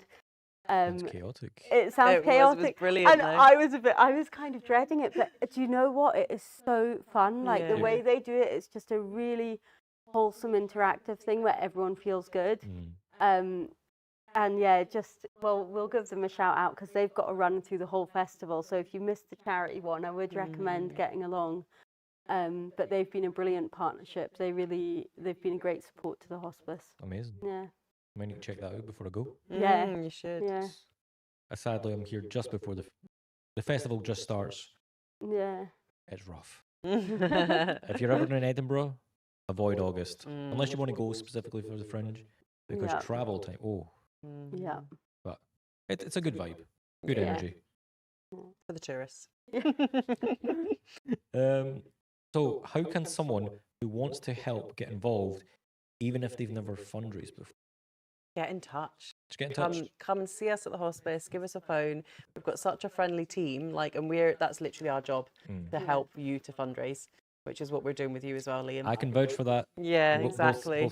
the ladies sitting on this couch have been invaluable the last few Oh, years. Like, thank I don't know how you put up with me. To be honest, it's just, it starts off like, oh, can I get like a table, and then it's like, oh, can I get this? Can we have a building? Can we just get the whole place? And yeah, they're just like, cool. We trust you. Like, Because it works, and we do trust you, and that's it. And that is literally our job, is to support you to do your fundraising. Because again, like Hannah said about someone else, it's you guys doing the legwork. We're just here doing the easy bits of the job. So yeah, no, thank you. anytime. I think the other thing I would say, I think when it comes to fundraising, people are always like, oh, I'm going to have to run a marathon. Or like, oh, there's no rules on what you can do when you're fundraising. Yeah. Liam's a brilliant example of that. If you're into knitting, make knitting into a fundraiser. If you're into baking, do your baking. If you're do a live stream cooking show, like find something that you're passionate about and that you think your friends and family will get behind. It does need to be a bit of a challenge or a bit entertaining, but ultimately anything can be a fundraiser. A lot of people fundraise for their birthdays. They'll have a big party and then either say they don't want presents or maybe charge a tiny bit for people to come along and put on some entertainment. Liam, you know this as well. If you're fundraising, you can ask for things for free from companies. So Yes. I will be honest, you guys in particular have helped with that over the years. As the years have went on, we have more and more of a kind of track record. But it doesn't mean that you can't ask at the start. If you've never done a fundraiser before, the way to look at it, you don't ask, you don't get. Like at the end of the day, it's a bit like with you guys. I mean, I definitely feel comfortable enough to ask for almost anything. We're comfortable enough to say no. So Yeah. just keep asking. I'm now trying to think, has there anything that has been like, no? Oh, there was the science experiment yesterday. Oh, I was yeah. like, Too much for the risk assessment, Liam. I'm sorry. It is usually risk assessment based. Yeah, I'm sorry. surprised the Nerf darts passed, to be honest. Yeah. But yeah, like, you don't ask, you don't get. So if you want to do a fundraiser for the hospice, like, Yeah. email companies. Worst case, they'd be like, no, Yeah. that's it. Whereas if you don't ask, you never know. Exactly. Yeah. Better to And ask you and not know. come back to the line, it's all for a good cause. Indeed. Like, yeah. Just extra bonuses. Yeah. Yeah. Moving on, we have, what has been your most rewarding experience working for the hospice? Oh, that's hard to Yeah. whittle it down to one. I think, do you know, what we touched on earlier, like every time you speak to a service user, you know, when we go up to reception and meet a recently bereaved family who have just had their loved one's service and they've collected for us at the funeral, each one of those interactions is meaningful because that family have thought of us at a really difficult time and then taken time out of their day to come and see us and bring in the collection. And yeah, every interaction we have with service users for me is meaningful and a really powerful reminder of why we do what we do. Yeah. I completely agree, and I think there's just so many. It's really hard to Oh, yeah. to It's a tricky one. pick out one. But recently in May we have is Edinburgh Marathon Festival, and we usually have a good amount of people running for us in that. So we will, be with them along their journey, like with you. So we'll, help them if they need help with their fundraising. We've got a WhatsApp group where sort of giving a few training tips. Not that we're runners. Excuse you. We actually run 5K every week. And then these guys are running marathons. That's how I motivate them. I'm like, I just nearly died running 4K and you guys can run a marathon. Yeah, I really like doing that type of event. And the really nice thing with that one is we will go there on the day and be at the finish line. And in particular, I had 2 people running this year. I mean, there were loads and they were all absolutely brilliant, but 2 of them were people who volunteer for the hospice. So one particularly I knew previously, she had done quite a lot of running for us, and the other one I had met more recently. And it was just so special to meet their families after the event, and everyone was buzzing, and they had raised an awful lot for the hospice on top of all the volunteering and other fundraising that they do. And it just feels like it's quite an honor to be part of that and to be with them in that moment. It's quite emotional, and it's and whether one of them actually had family, both of her parents sadly, in the hospice quite some time ago, whereas the other had family more recently. And whatever the case, it's just really special to be part of that moment with them. 100%. I don't ever see me running a marathon anytime soon. Ooh, that could be one of the targets next year. I am meant to be going to the gym. A good start. In August. Yeah, that's kind of. Who knows?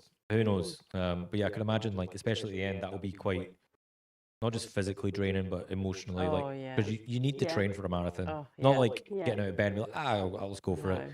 So having run that, all the work you put in, and then also knowing that you've kind of done it for an amazing cause.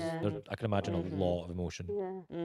And the team do such an amazing job of looking after them at the finish line. We have bubbles and massages and sugar.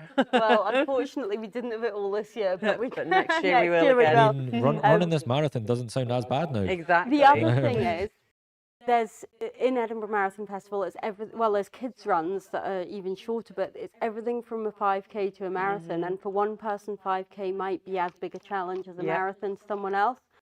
Me. So, to us, whether you're running 5K or a marathon, you're pushing yourself, you're challenging yourself, and you're putting so much time and energy into it. Absolutely. This is true, yeah. We might start off on a 5K and see how we go. Although speaking of running challenges, I do know we've got the 7 hills for 4,750, of which if we can get there, guys. I just found out yesterday that I'm doing that as well. Hannah volunteered me, apparently. Do not remember that if you've got written consent. I hope I've got that in an email. but we're game. We'll do it with you. Be good. And we will do our best to live stream it as well. Oh, okay. 'Cause obviously we've got the internet signal. Just strap a phone to my shoulder and away we go. That's not Yeah. going to be pretty. We got a wee bit to go for that, but you never know. It's not impossible. Early days, early days. Okay, what is one common misconception that people have about the hospice? Well, sorry, about hospice care or hospice fundraising. I know we vaguely kind of touched on something similar. Can I be really crass at this point, since we're all friends here? I think, you know, speaking to a lot of people who know nothing about the hospice, so I'm thinking like people in school, young people that we speak to, a lot of people think that, oh, what does the hospice do? Oh, you go to a hospice to die. Yeah. And actually that is such a common misconception, not just among children really, No. if we're honest. And like we've already talked about, there is so much more to hospice care. Yeah. And actually it's not about dying, it's about living. Yeah. And about living as well as you can for as long as you can. Yeah. And 100%. how our services can support people to do that. I've had so many people coming in who have kind of said, oh, you know, my husband or my wife or whoever it was, like they so didn't want to come to the hospice. And then generally, as soon as someone is in the hospice care, be that at home or in the building, their perception of it completely changes. And I think that is where the fear comes from, that feeling of, if I go into a hospice, that's it. Yeah. But actually, so many people reconnect with hobbies. They manage to do things, you know, and for someone their aim might be sitting up in bed, you know, that of course there's a variety, you know, not everyone is going to start going to an art group or taking up photography or, you know, whatever. But there is a lot of art, there is a lot of music, there is a lot of opportunity. And like Diane said earlier, when people come to the hospice, one of the first questions they're asked is, like, what do you want to do? What's important to you? And that is such a big part of what we do.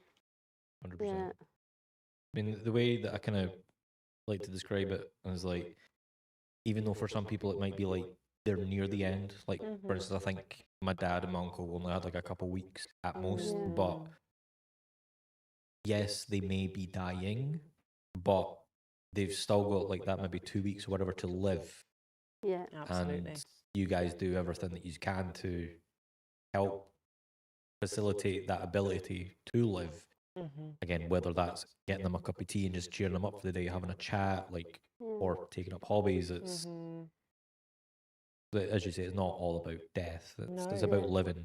And actually, the majority of our patients are discharged home again or into their home setting. So a lot of people come in for symptom management. So whether it's breathlessness to do with their illness, their disease, or pain, they come in, have their symptoms reviewed and managed, and then they're discharged home.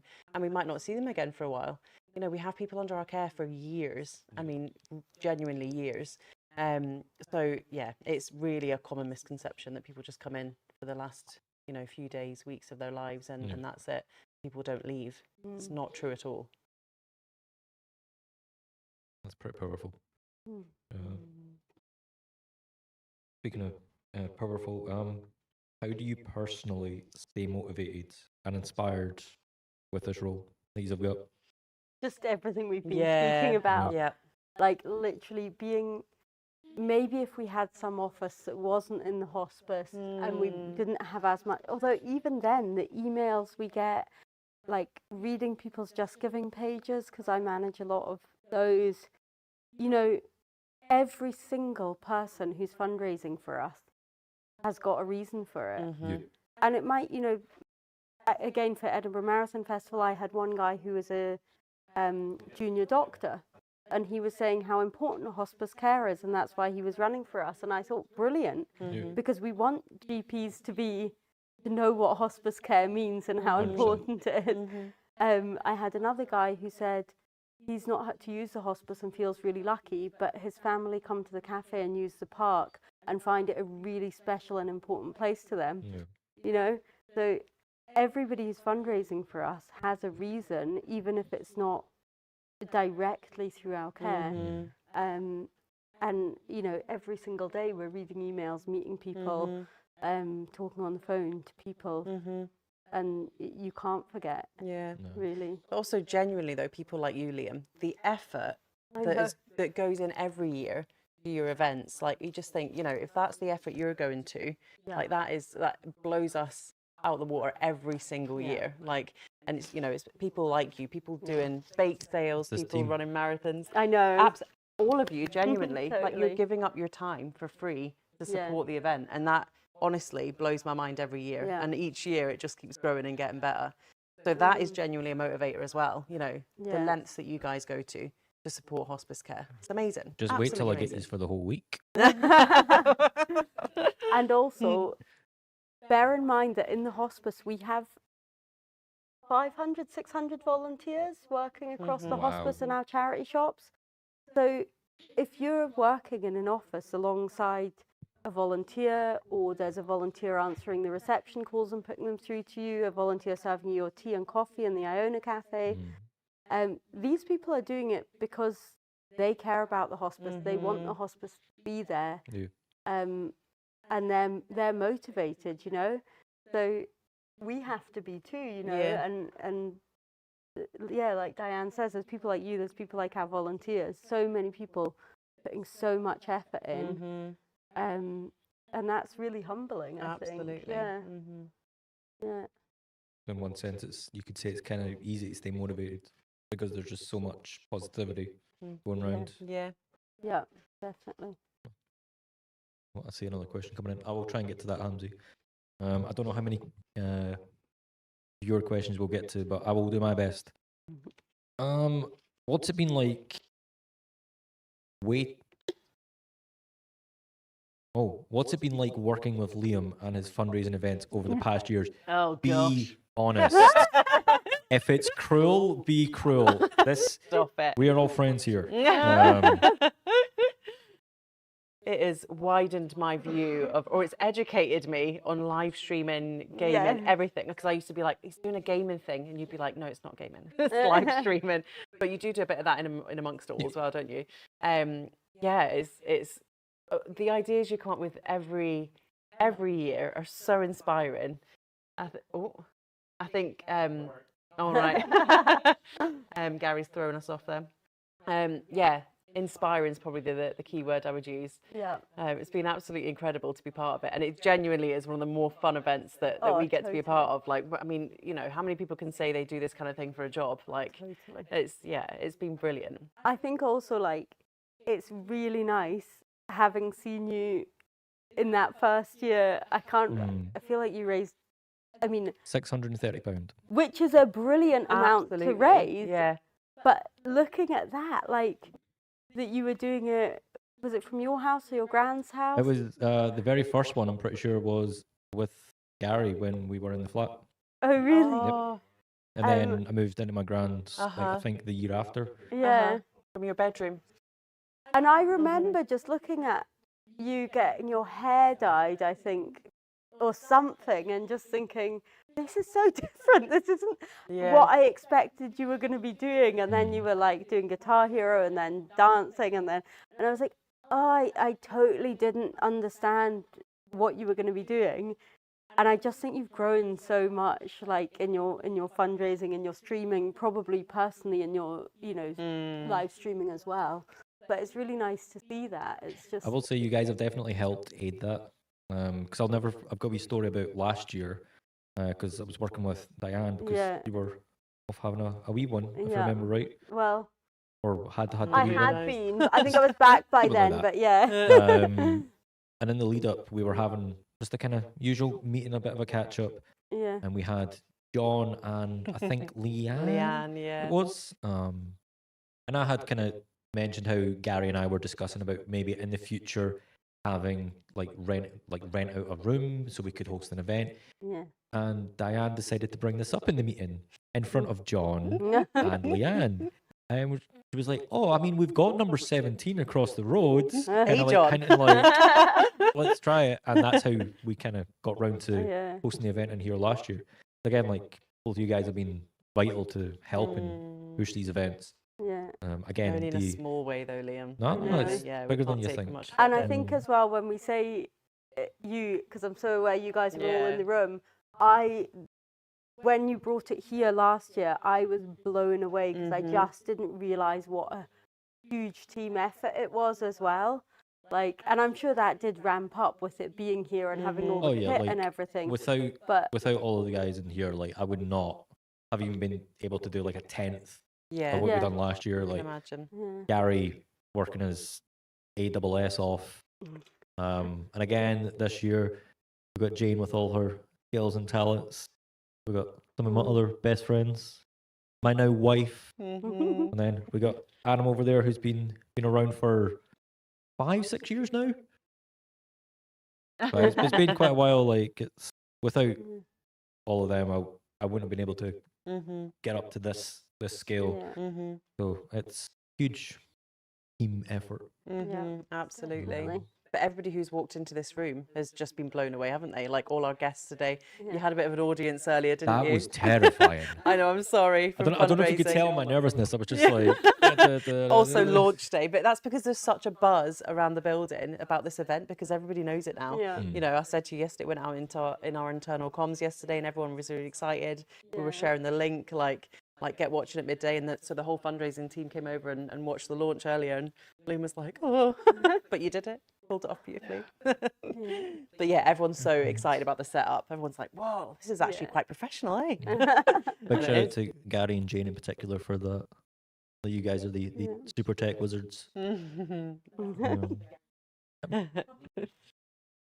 you, Gary. Okay, I'm seeing the time. How do events? No, what's this? I think I said that one.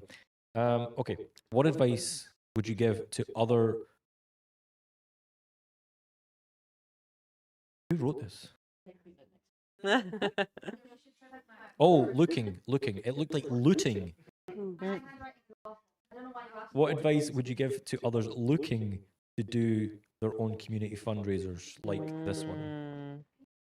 Be creative, I would say. Think outside the box. You know, the traditional fundraisers are brilliant, like we've talked about, the bake sales, the marathons. But it's this kind of stuff that gets people talking and ultimately donating because it is so different.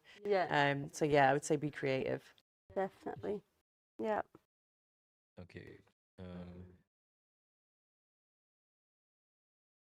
Whose phone is this? What's the password? Say it live on air. Oh. Okay, I'll be honest, I'm only going to be able to maybe read one or two of these. Oh yeah, it's a good point. Yeah, finger painting's next. Are you guys good? We're here all day. Awesome. So if you've got questions, let's keep them here for as long as possible. To be fair, I know Hannah's here till midnight. Thank you again. Okay. Again, if any of these are awkward, you don't want to answer, just be like, we'll pass on that one. Because I've not read these. Right, okay. Can you describe your team's overall fundraising strategy? Oh, that's a big That's question, quite a isn't it? technical answer. Do you know what? So without using too much jargon, but I would use the word diversify. So we are so aware that our income needs to be sustainable. In order for the hospice to survive ultimately. So that's something the team and John, who everyone hopefully seen earlier introducing the stream. I've seen him.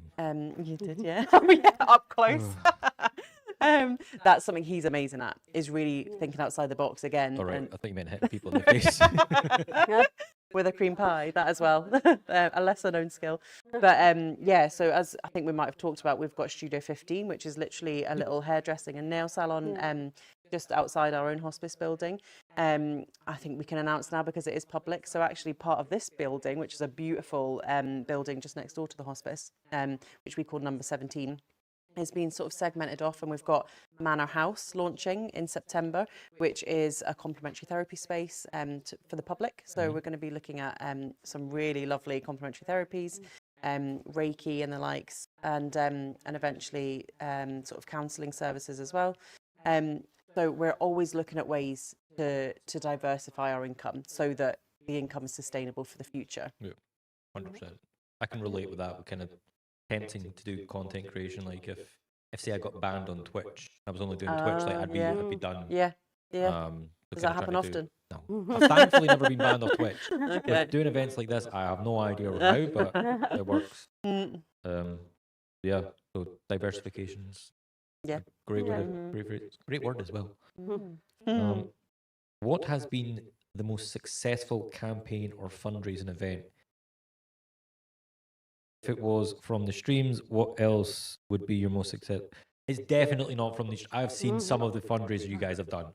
Like, we have raised a lot of money, but Vegas is coming into mind for me. That's the biggest one I've seen. Oh, really? So that was a great one. That raised over 40,000.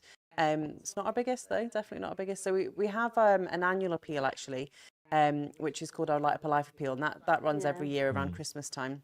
And it's essentially where people can remember a loved one by lighting a light on a tree, which we have in Charlotte Square Gardens, and also down in Haddington, but we're also looking at another one down in East Lothian as well this year. So that is definitely our biggest annual campaign. That raises over £1,000 every year. But 100,000. Over 100,000. Did I say 1,000? Over £1,000. You do that, Liam. Over 100 grand a year, yeah. But you know, that's only talking, you know, in monetary values. Yeah. So actually, yes. And if John's listening, obviously it all boils down to money. But actually, some of the stuff we've talked about, like the Edinburgh Art Fair, is about exposure. Yeah, so it's 100%. about getting our brand and our name out into the communities that we look after. Yeah. So it depends what success looks like for you, I suppose. 100%. It's because if I remember right, the Light Up a Life, that was one. He's actually live streamed it on Facebook as well, which was pretty cool to see. Yeah, it's a really lovely event. It is. I've sadly never been to one myself, but I am aware of it. Yeah. Christmas in Uptown and me just don't get along. Fair enough, yeah. What's the next one? Okay. How do you prioritize your fundraising goals and allocate resources? That's quite a technical one. Or shall I we guess move there's on? different levels of it as well, aren't there? So it's interesting because, there's some things like for years we've been saying we'd love to do more in schools, but that takes a huge amount of resource. So we put a certain amount of resource to that, but we're also aware that it could do with a full-time fundraiser, do you know what I mean? And we just don't have that capacity. So there's always loads of stuff that you want to do and just can't do. But it's kind of a balance of the time and effort and money going into things, and then the outcomes, financial, like Diane was saying, but also, you know, whether our pub quiz, it raises a decent amount of money, but compared to the gala dinners, it doesn't raise a lot. But loads of our volunteers come, loads of our staff come. It's a really nice community event. And it's actually, because we've been working with Goose and his team for such a long time, it's a really slick event. It doesn't, you know, take too much time to put it together. So I think we're just constantly trying to bring new things in and do different things. But being mindful of how much energy we put into different areas, and things sort of come and go as well. You know, like a big part of my job used to be, and it still is to a certain extent, but we've got these amazing volunteers who look after all our collection tins in shops and things. And pre-COVID, that was bringing in a huge amount of money. That's probably almost half now, just because people don't use cash in the same way. We've still got an amazing team of volunteers, but again, probably half the amount of volunteers. And it's a really important part of what we do. But whereas before we were really heavily pushing it and trying to increase it, now I would say we are trying to increase it, but it's not sort of one of our priorities now, because we are aware that post-COVID, as your earlier question, that's just probably not going to get back to where it was before. So maybe there's other things we can do.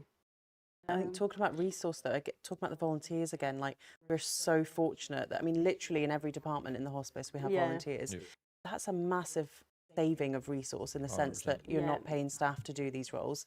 And they're absolutely vital. You know, from tin collectors, we've got people who come into the office and help with whether it's admin jobs, whether it's literally scraping labels off tins, which are all jobs that need to be done and we would have to do otherwise. So we save a huge amount of time and ultimately money by having this amazing team of volunteers around us. Amazing. Mm-hmm. So jumping on it, like the team and stuff, I did realise I forgot to also mention my mods. And when I was talking about my team, apologies mods. You're just so great at your job. It just happens. Yeah, without the mods doing what they do behind the scenes, kind of helping answer people's questions, like if they're confused how to donate, the mods are there. We've been doing the hourly giveaways, the mods are there. So yeah, big shout out to the mod team. He's been around for years. Yeah, got a couple left. I think we might have vaguely just touched on that, but how do you ensure your team stays motivated and energized? You can take this. Sugar. During challenging times. Yeah, there's lots of sugar. We're literally, you know, I mean, I'm kind of joking, but actually it probably does come down to food. Genuinely. We are known as the food team in the hospice. So every lunchtime at 1 o'clock, the whole hospice knows fundraising comes into the canteen and we put all the tables together in the canteen and we all sit at a big long table like the Last Supper. And have our lunch together. But we always have snacks, biscuits, cakes. We've always got a whole plethora of snacks available, haven't we? A bit like you guys here. Oh, yeah. And just as nutritious. And again, John, if you're watching, thank you again for the cakes. Yeah, that was so kind. I will be sure to try and get one of them shortly. I still got a taste of sunken fist in my mouth. Yeah. But I can say it, Diane can't, because Diane's my manager now, and John, who did the intro at the beginning, is our team director. Like our team are all actually quite close, and a lot of us have been there for a long time. So I think there is really good management in our team, and you know, we've worked together for a long time, and that does make a big difference.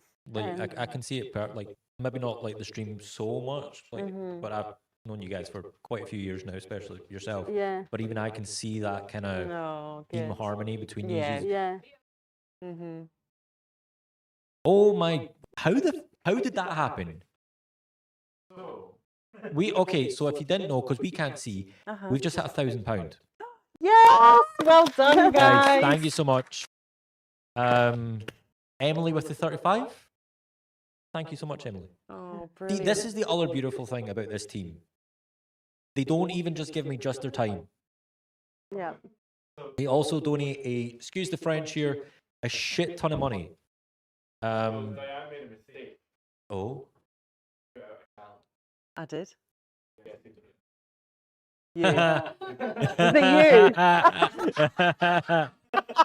Listen, fair play, Gary. You can do it.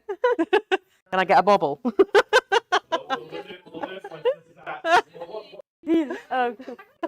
Oh, thank you. Oh, that's amazing. So that's been up there the whole time? No. All right. I was waiting to like sneak it up whilst he was in Guys, thank you both so much. Oh. Also, Frosted was 75. Oh, Wow. oh. that means Marmite. What do you want first? Marmite and then a cream pie to the face. You're going out Am I with the doing bang. both? I mean, I feel like you should have a bit of Marmite. You do the Marmite and I'll do the pie to the face. And I know I need to take the Marmite. Yeah. To be fair, How I'll much take both. Marmite are we talking? This is 75 quid's worth.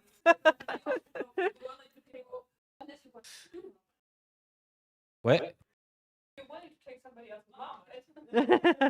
I mean, Hannah's great, but like I'm not taking her Marmite. No chance. Like, I'll remember that, Liam. next time I ask, like, oh, can I get a bowl? No, not happening. While the team are setting up the chaos, I will ask. One last question. Yeah. Let me answer this. Ask this. This is from. Okay, so we did get one about like, do children also stay at the hospice with you? But I know from what you said earlier, not so much children. No. We're an adult service. Yeah, adult service. But children can stay at the hospice if their loved one, if their parent, grandparent is a patient with 100%. us. So yes, But not so in a much sense, but not as a children being service patients. user. No. That's Frosta. That's why I've kind of not skipped over it, but kind of. But we do bereavement services for children, so we do support children. Yep. But yeah, like Diane says, On the because, kind of medical side, like of not, treatment and stuff. Not medically, no. Okay, so the last one is from Hamzy. The previous questions were from Jake as well, from what I can see. But what would you say is the most difficult thing about hospice care? And this is just before you're getting a very difficult mess. Michael. Difficult for who? Yeah. That is a very good point. That's a tricky one to answer. Difficult for yourself, I would say. Like, are there days where maybe you are upset? Like, oh gosh, yeah. I don't know. Like, would you say it's maybe hearing about people like moving on? Shall we say? Is it maybe an event didn't go as well as planned? I don't know. I'm kind of spitballing. I think the event stuff. Yeah, all of that stuff pales into insignificance when you work at somewhere like the hospice. One which hit me particularly when I was quite early on in my time at the hospice was a young child, a little girl, coming up to the reception desk and sort of peering over the desk and saying, "Oh, I'm here to see mummy," and they were going in to see their mum, who was an inpatient in the unit. So yeah, but there are umpteen stories like that. There was another one where I was leaving one of my first shifts at the hospice, and I'd just been looking after a family who had literally just lost their loved one that day, and they were driving off in front of me, and they turned right and I turned left, and I went, they're just going home to a completely different life now after their day at the hospice, and I'm going home, luckily to see my kids and my family, and their life has just changed like completely in one day, and it's so humbling to be part of these stories every day, and we're so privileged to be part of these people's stories. Sorry. I think it's probably time for the cream pie. 'Cause at least then I'll have something on my face other than potentially tears. Yeah, guys, thank you both for taking part. Apologies. Obviously, the usual rule, you don't do what you don't want to do. But I'm genuinely going to put my hair up. I've agreed to this, and I will. Gary is coming with you. Gary, you've earned every penny of this. Someone ordered a pie? Make it good. Go. I want to watch this first. Shall I give you a countdown, or you just? No, do it. Right. Well, Oh no! wait now. No, just dropping my hand. You can start that. It's not yours. Touche. Oh. Mind the couch. Oh God. would you like something to drink, Hannah? Oh. Did we have to? Oh, suck it up, love. Come on. Honestly, it's fine. Don't worry. I love this. I'm going home after this, though. Right. In 5, 4, 2, 1. Yes. Wow, eat it. I mean, Is it nice? delicious. Amazing. Thank you both Look, so it much. didn't even touch your hair or clothes. Thank you, Gary. Good shot. Oh, cats seem to be loving it. Oh, you just My dog's going to love me later. Thank you. Oh, wow. Oh, brilliant. What a bio. Yeah, can we get a round of applause in chat for both Diane and Hannah here? Thanks, guys. Thank you, Liam. Diane is away home, but we've got Hannah for the next 8 hours. Yeah. Yes. Is it 8? I can't math. It's the next wee while. Guys, thank you so much. I will be back very shortly with finger painting. If you got any suggestions as to what I should paint, leave them in the comments. I'll see you in 5. The virtual ward is our newest service, and it was just set up in this past year. Basically what it is we've decided to move 5 of our IPU beds and use the resources that were in IPU to staff the community. So patients will be in their own homes, but with a much more enhanced level of care. The service goes from 8 in the morning to 8:30 in the evening, and we provide intensive support for patients that have a palliative diagnosis to be able to remain at home. Our aim is to provide them with better symptom management and end-of-life care. So we see all of our patients daily. We call them every morning to see how they've been overnight and arrange a time to come and see them that day. The nurses that are on would see them in person sometimes. Our doctor will see them via Attend Anywhere, so a video call. It just depends on the plan for that day. And we have a meeting every morning which the district nursing teams attend and the Marie Curie team attend as well, as they provide support overnight for our patients that are on the virtual ward. So it's just kind of working collaboratively with the different teams involved to provide the best care possible for our patients. I think we do a really good job of trying to mirror the level of care that's provided. We try and put everything in place that we can to give them the best care that we can at home. We work closely with families as well, as they're involved a lot in the care too. So it's a really, on an individual basis, having that additional resource has made a big difference. It's just great to be able just to meet someone's request, like to stay at home, to just fulfill someone's wish to remain at home in their own environment and surrounded by their loved ones, and just like make things nicer and better for them, for people who want to stay at home, who feel that they are okay staying there. I mean, I've had several patients say to me that they don't think that they would have been able to be at home without us being involved, and I think that is the case. I don't see how in certain cases it would be manageable without this service. I think it is really essential, and hope that it will grow.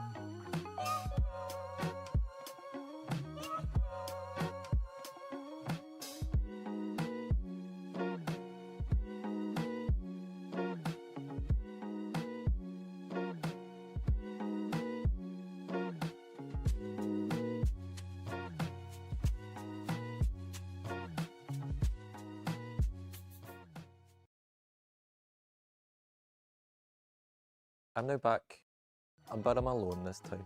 We don't have any more guests with us, but I'm about to be painting on a canvas with my fingers, because childhood I used to paint with my fingers like a lot of kids. I've seen some suggestions in chat who have had that I should paint myself and Anna. We should paint a boombox, which I do like because on theme, and then also the hospice bird. So I think I'll try and do all three in one. I'll do me holding a boombox, and then Anna maybe holding a hospice bird. That's not what it'll look like, but I'm gonna try. Is this white?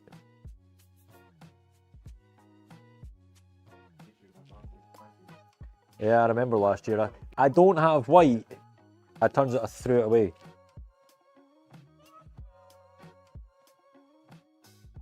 This is very liquidy. Oh, I might shake it.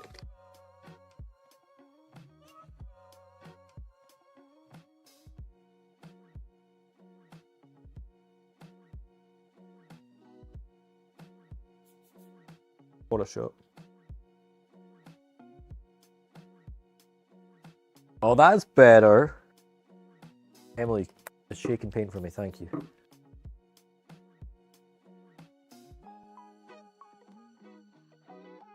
At this point, I really hope they don't go everywhere.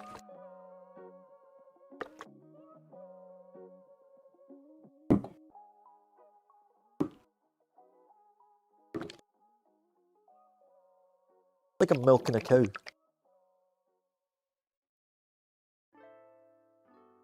Okay, let's get my colours out.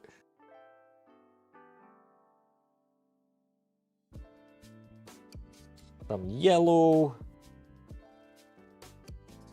What else will I need? Dark blue. That looks purple. Oh, it is purple. Oh, my bad.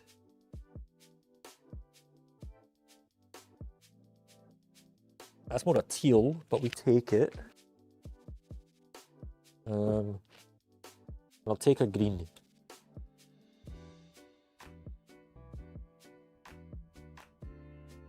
What else should we use, chat? Let's get a red. Also, I will say, we will be auctioning off this after this. We're going to get a picture taken, pop it up. So if you want to win it, seems like I do this, but I've never done this in my life. Oh, wait. I think I get what you mean. No. No, no, no. Right. So I actually want to go for... But no, let's go this way. And we do have some 3D printed dervs. But we might get to them in a second. Right. Let's go for some white. White on white is totally going to work. So pop that in there. So this is going to be me. Then we pop me up there. Probably shouldn't have went with white, to be honest. Fine. Anna, what colour do you want to be? You want to be orange? Now, what colour do you want to be? You want to be green? Okay. So Anna wants to be green. Oh, that was I did not mean to flick that.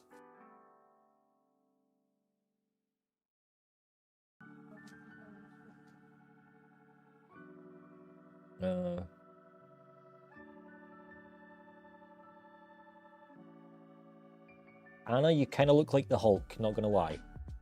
We'll do that. We'll do that. I'm running out of fingers already. That could actually be a shout, yeah, baby wipes could be good.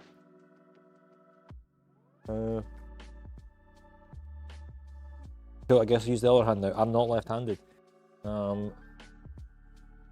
So Anna's going to be holding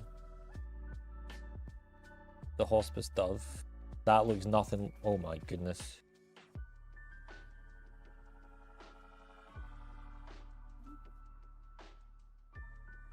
I may have messed up, chat.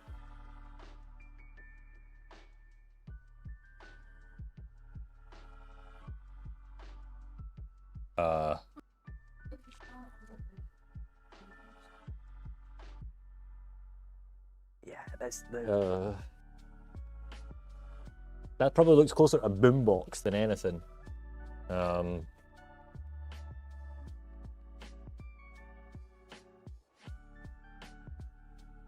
Right. Anna, I'm going to give you red shoes. No. To be fair, the shoes are the best thing I've drawn so far. I think.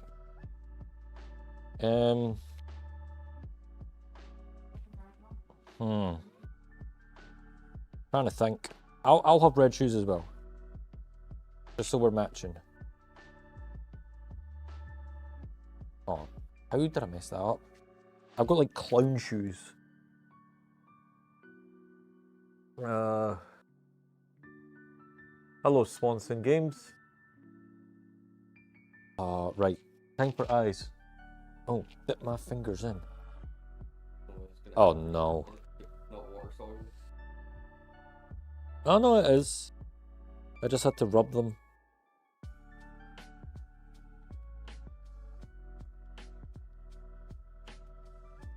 Oh no. Do we have any blue wool?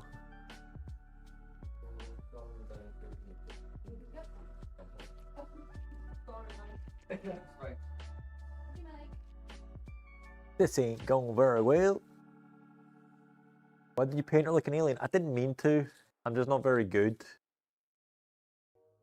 Right. We need to... you basically can't see me at all. So, let's get my boombox.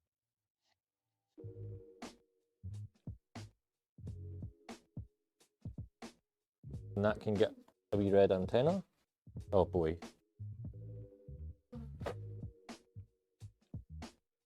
Oh, it's starting to run. Stay. Stay. Oh boy. I've messed this up very badly. I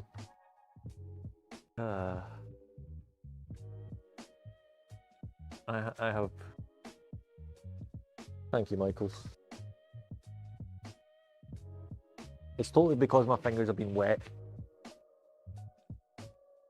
Right. Orange.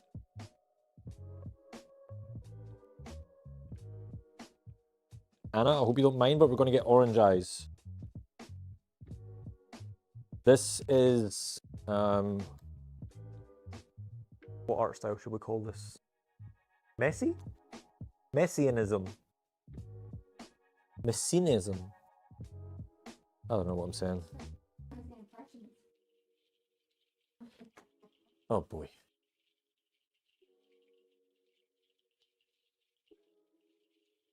Gull and Fisk. Oh, I still can't believe I actually said that. Right. I'm half tempted to re-go over my body because you can't really see me. Let's make me green as well. That's an orangey green, but that works.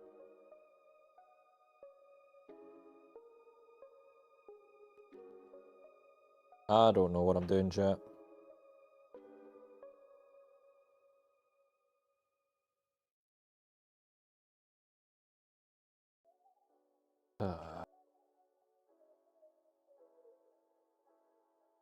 This looks great. No, it doesn't. So just remember, chat, if for whatever reason you want this, why? Right, what else do I need? We need to be on a ground because we're currently floating.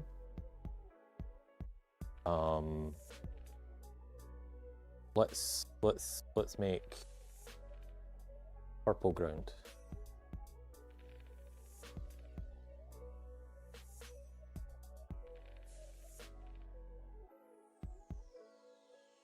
It's a mess, that's what it is.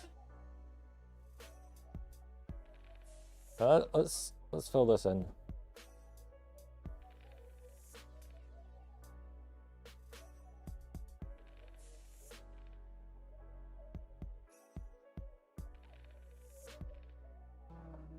I totally should have made that grass instead, but apparently Anna and I are aliens, so we're on an alien planet. Yeah, I don't know. What should we put a big ball of sun in the sky? Put a mix in yellow and orange.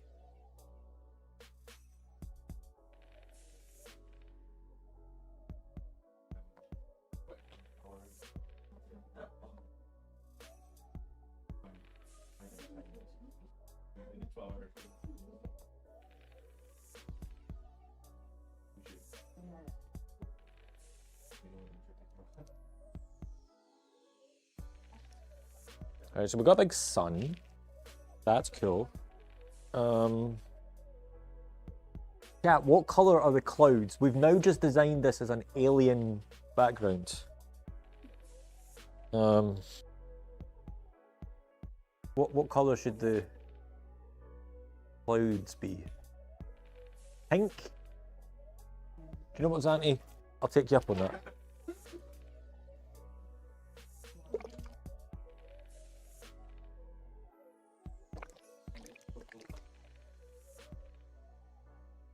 Goodbye.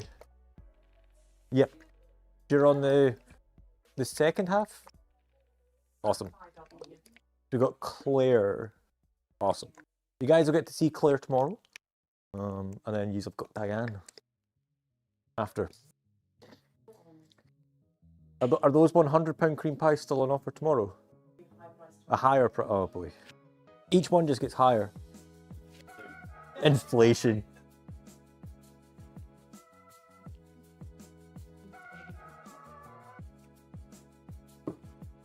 Right, so pink clouds with yellow freckles. Cool. Thank you, Diane. Right, we'll go.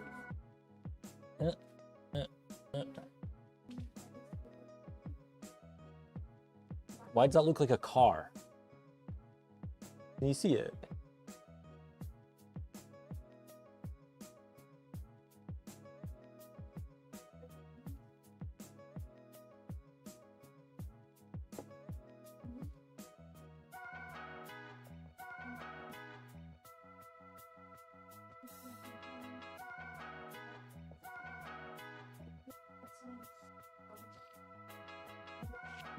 I like how this is turning out, you know, like, it didn't start off very well, but it's come together. Right, what else do we need? I don't want to add like a sky.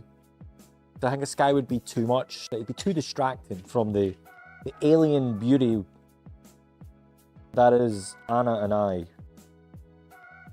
I hope she doesn't want a divorce after this.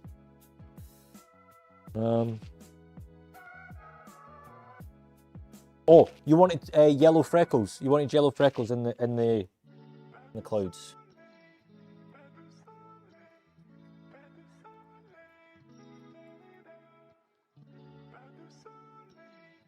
There we go. Yellow freckles. I've turned it from like a complete mess into slightly less complete mess. You know, I think if we stuck this up in like a really bougie art museum and didn't tell anybody that it was painted by a Scottish man who cannot paint, never mind with his fingers, that like, they'd be looking at like, what is it? What does this mean? What does it mean? It's impressionism. In 100 years, people will ask themselves, I mean, yeah, it's a colourful mess, yeah. Yeah, like I'm inventing a new art style. It's called hip hop. No. Right. What can we add to this? I need to look at it from like a different, look at it from afar. What could it be? Maybe without my glasses. Squint one eye, close the other. Dockeyism. Hello, Tree Bloods. Do you like my art?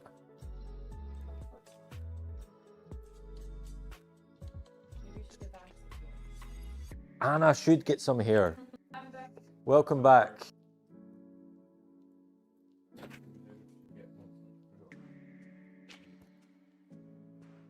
Here.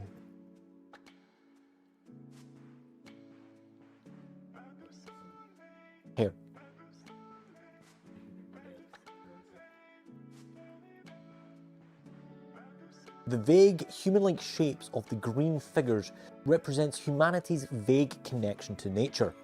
The purple representing that we all stand above royalty, the pink cloud demonstrating that there's at least always beauty above plain. You only have eyes, missing a face. A good point.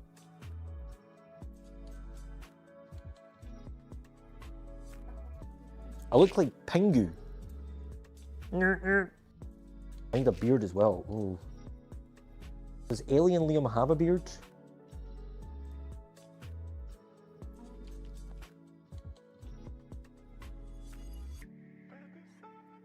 That didn't really work, but it's fine. Anna needs hair. Anna, what colour hair does your alien want?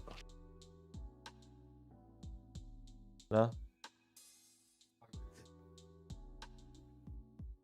We're working, sorry. Let's give you a light purple here. Pingu alien. I'm just seeing a wee boat sailing away in the distance.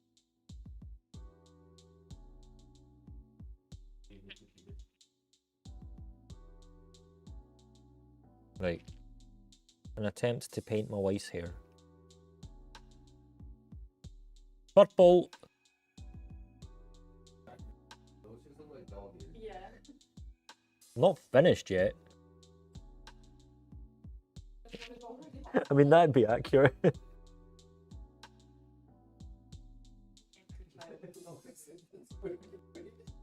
I can see Squidward. Yeah.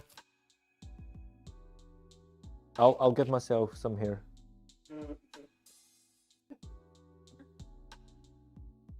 Why does that look like, was it a beret? Like the French hat? Looks like a beret. What do we think?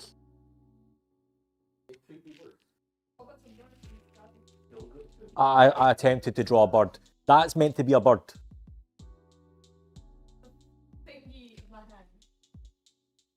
Yeah, it's now like an alien weapon that you've got in your hand. Like, you and I are out to hunt for dinner. I've got like a radio that's like searching for the frequencies of animals. 107 frequency, yeah.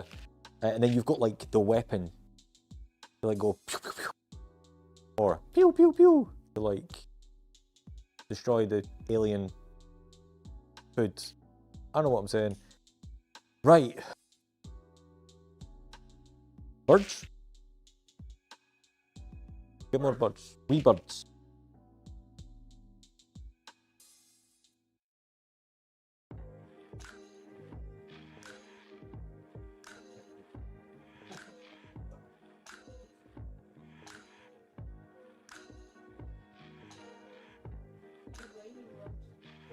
It's raining blood now, apparently. Great song. That was a bit too much.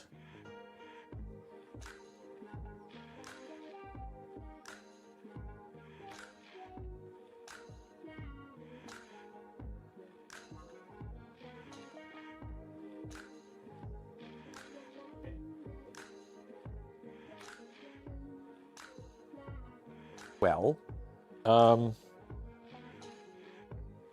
To say I'm happy with it is probably the wrong way to phrase it, but I'm not disappointed with it. Given the fact I can't usually paint. Okay, so I'm going to try and sell this. So, tree blood likes birds. Cool, let's go on the bird aspect. As you can see here, we have a futuristic Dockeyism painting in which you can see alien Dockey and alien Anna. The way we communicate with the world is going newt newt. That's the only way. You can just make different frequencies of newt. Like newt, newt, newt. That's how you communicate in this world. Now, it looks like it's raining blood, but it's not. It just looks it. Water is red on this planet. And that comes from the pink car-like clouds. Because when you mix pink and yellow, you get red, apparently, on this planet. And the big red sun. I mean, suns are just red across the world. Murky Toxin, Scarlet Angel, welcome on in, guys. Now, the purple ground is just vegetation. That's all it is. The world is vegetated with purpleness. The red shoes, they're not actually shoes, those are just feet. We're actually wearing a green suit. And our feet are out. The orange, empty look in the eyes is because we've not eaten for so long. Once we find the alien creatures with the it's raining blood. Yeah, once we find the aliens, the alien animals with the steel gun thing, we shoot them, and then when we eat them, we get a different colour in our eyes. But you'll need to stay tuned for going blindfolded to find out how we look when we've eaten. Going up for auction shortly. Good luck. I do need to sign it, but I'm going to wait till it's dried a little bit. Hold it up to the camera.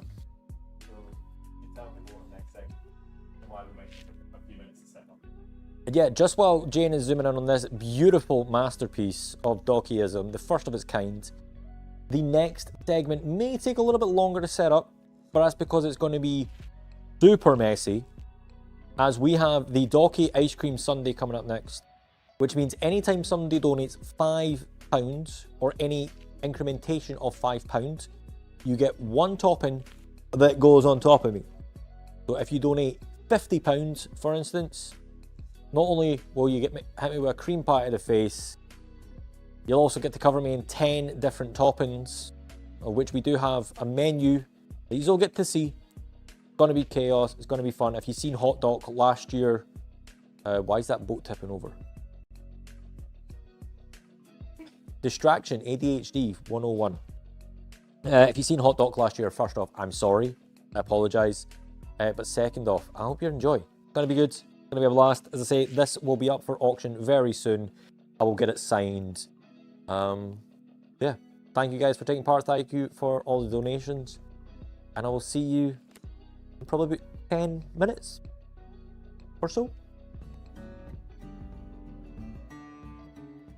Hi, my name is Mandy Murray. I'm the Hospice at Home lead at St Columba's Hospice Care. Hospice at Home is a new umbrella term at St Columba's Hospice Care for the community clinical services.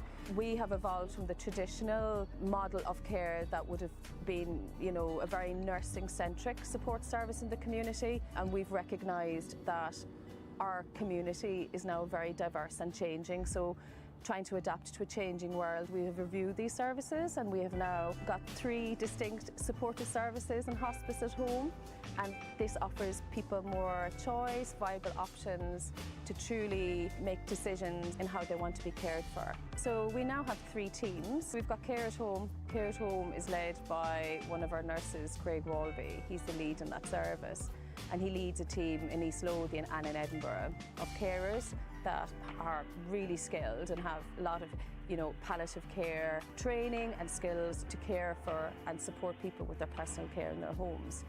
Has a profound impact again on the stress and on carers particularly. We've got the virtual ward service. The virtual ward is our newest service, and it was just set up in this past year. Basically what it is we've decided to move 5 of our IPU beds and use the resources that were in IPU to staff the community. So patients will be in their own homes, but with a much more enhanced level of care, primarily staffed on duty to care for these 5 patients in the day, and we will react to their calls, their phones, plan visits. They get medically reviewed every day. So it's very much an enhanced level of care. And that service has had a profound impact on admissions to the inpatient service, the admissions into hospital, and has had a really positive impact on the workload of our district nurses. So it's going really well. The last but not least is the traditional community palliative care team, and even this service has evolved. Traditionally it was very nursing centric, but now we have nurses, clinical nurse specialists, staff nurses, and we've got dedicated medical support in that team. So these patients are triaged and decided which person, which speciality, and what level of input and what level of care. It's much more an advisory service. We support these patients in the community team by home visits, virtual consultations or telephone, again liaising with our district nursing colleagues and our GPs. By developing hospice at home and having this 3-tiered system, people believe it's a viable and a safe option. It's an option where they feel they have been empowered to make that choice, to stay at home and know it'll be okay.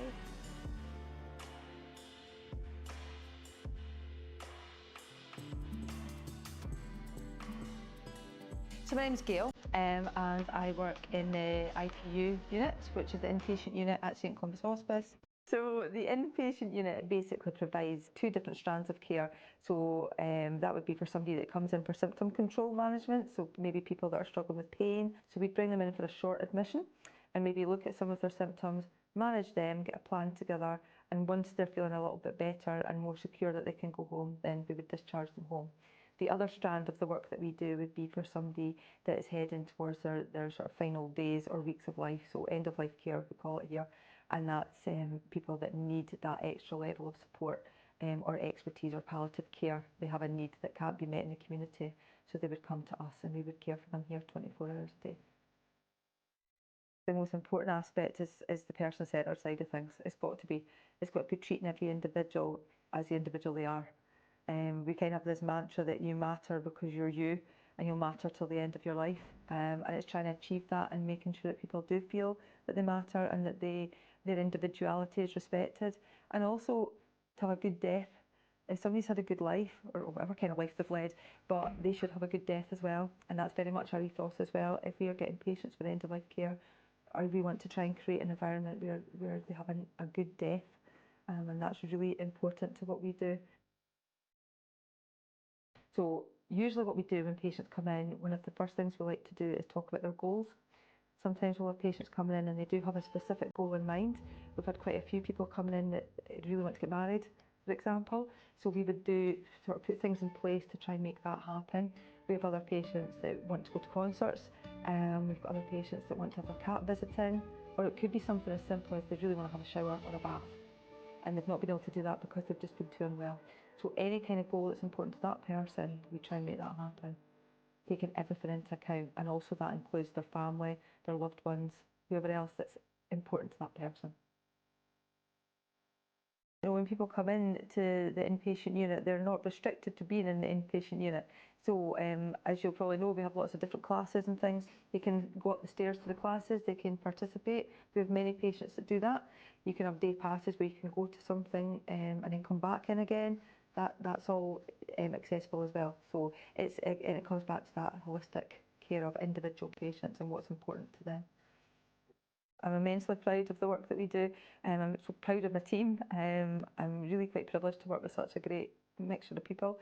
There's a lot of personalities, but everybody brings something to the table, which I really like. There's a great ethos of teamwork here, and when you know that you've made a real difference to somebody's life, there's no better thing. There really isn't.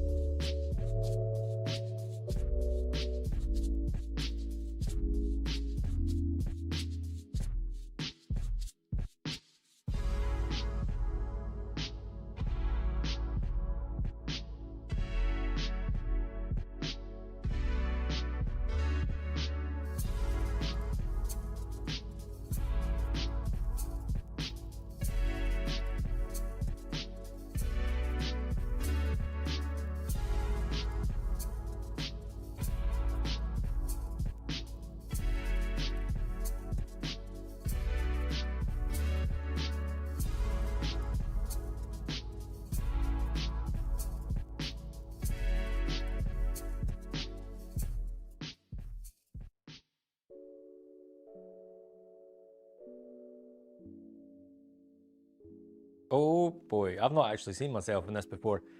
Good. Are we in evening yet? Good tea time. Welcome to the Docky Ice Cream Sundae. Rules are nice and simple. I'm an ice cream, and you've got to top me up. Fill me up with all this stuff.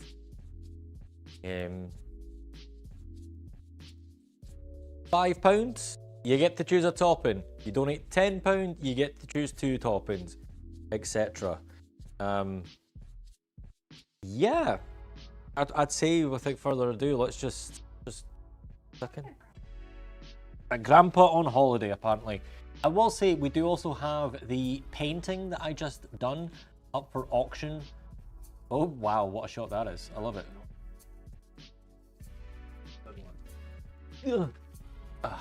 I knew. I guess this is your view.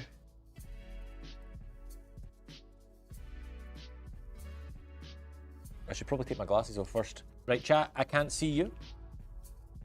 So yeah, go nuts.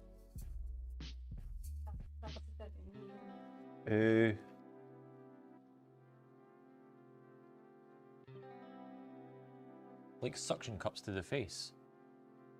Like I can pull them off and it's like.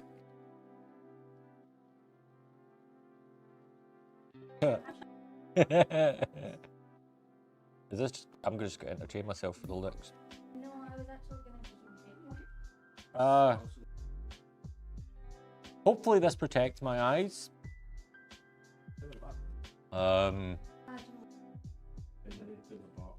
Oh, yeah. My head is very tight right now, but not a dangerous tight.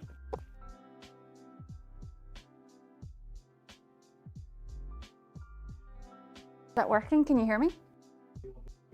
Excellent. Now we just have to wait for someone to decide you want to stuff her. Yeah. Let's say £5. You get to cover me. We also have custard. It's not on the menu, but we have custard to put on him. Yeah. Thing is, I can't actually see what's going on. I'm working on it. I just need my glasses to be clean. Oh. I can't see anything. Oh, what's There that? we go. Scarlet. Donated £5. What topping do you want? Thank you for the 5. And Hamzy donated 20. Hamzy, thank you for the 20. Yeah, make sure when you donate, put it. Yeah, ideally when you leave a donation, if you pop what topping or toppings you would like in your comment, just to make it a little bit easier. But yeah, we've got 5 toppings incoming. 1 from Scarlet and 4 from Hamzy. Scarlet chocolate syrup. Chocolate syrup. Chocolate sauce. Little marshmallows or giant marshmallows? You ready? Hey, should I take my rings off? Oh. Maybe. Alright, so it's chocolate sauce. And Hamzy wants strawberry sauce. Thank you, Hamzy. Big Hamzy, look. Oh, that was in the ear. Sorry. Sucks to be you. Oh. It's dripping down the side of him. Oh. This is going to be even worse. I'm kind of sorry, but also kind of not. Oh. There you go. I need something for the marshmallows to stick to. Little marshmallows and strawberry sauce marshmallows. What's underneath marshmallows? It's kind of cut off, Gary. Strawberry? It's custard, strawberry sauce, marshmallows, and all I can see is and. On the plus side, this smells a lot better than last year. It's like dripping, right down my cheek. Honey. Honey, that is going to be sticky. Nice. Little marshmallows. Oh. Oh, right in the back. Oh.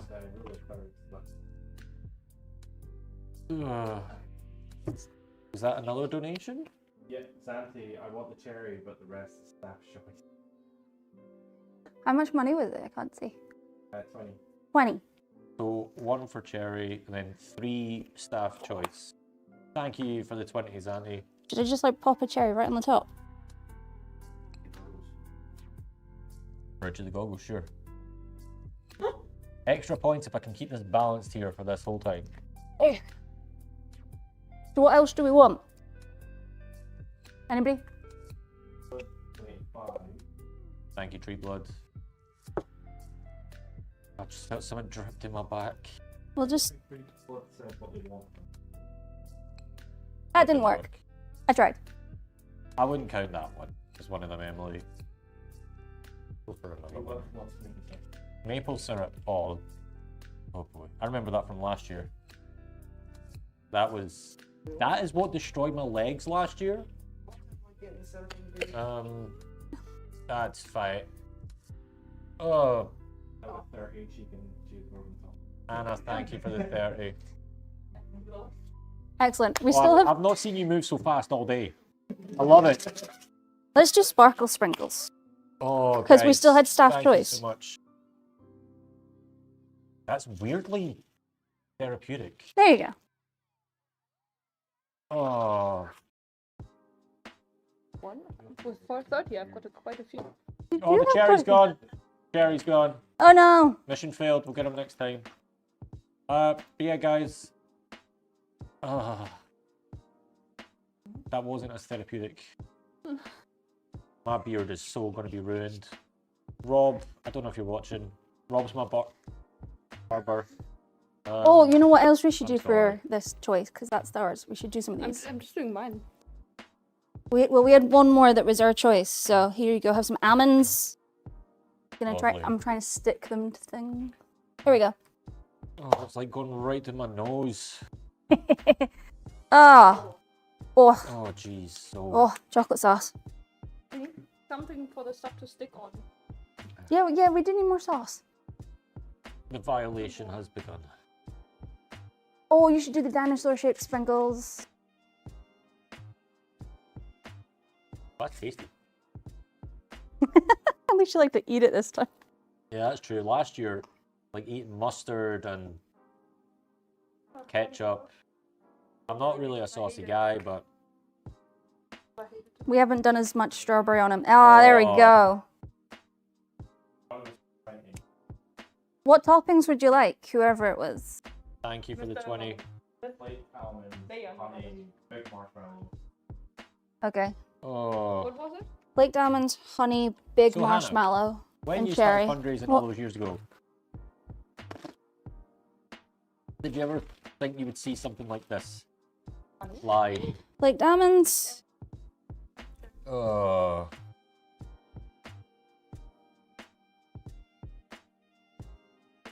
Oh no! Oh. Mike, thank you. What would you like, Mike? Come on, Mike. I'm not awake now. Oh. What would you like to go on? Did we get the 4 from the anonymous yet? Yeah. Awesome. I'll just go one of each of the sauces. One of each of the sauces. Oh, my nose is I so put itchy. strawberry. I'll chocolate. It was a 10, right? 20? Yeah, mine was 20. Yeah. Oh. Oh.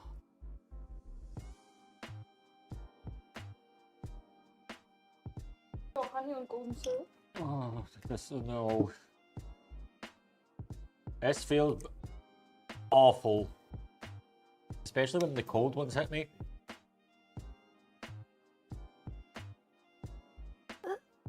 You have a very weird mix of black, gold, and red on your shoulder, which makes it look like a German flag a bit.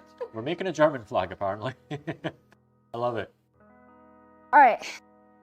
Oh. Guys, thank you so much for these donations. Gonna be gross. Bradley with the 50. What would you like, Bradley? Oh no. That's a cream pie as well. Oh. What? I will say if there's like any wax strips, we'll get them after because I can't move. Yeah. Free blood with the 50. So 2 cream pies then, or should we just do 1 extra big one? Oh. We'll go back for number 2. Free blood. Thank you very much for the big dono. Bradley, you as well, my dude. Bradley says anything. Give him anything. Oh yeah, they get toppings as well. So 50 is 10 toppings. 10 toppings. I'm gonna do dinosaur egg sprinkles. Because I like the sprinkles. Oh.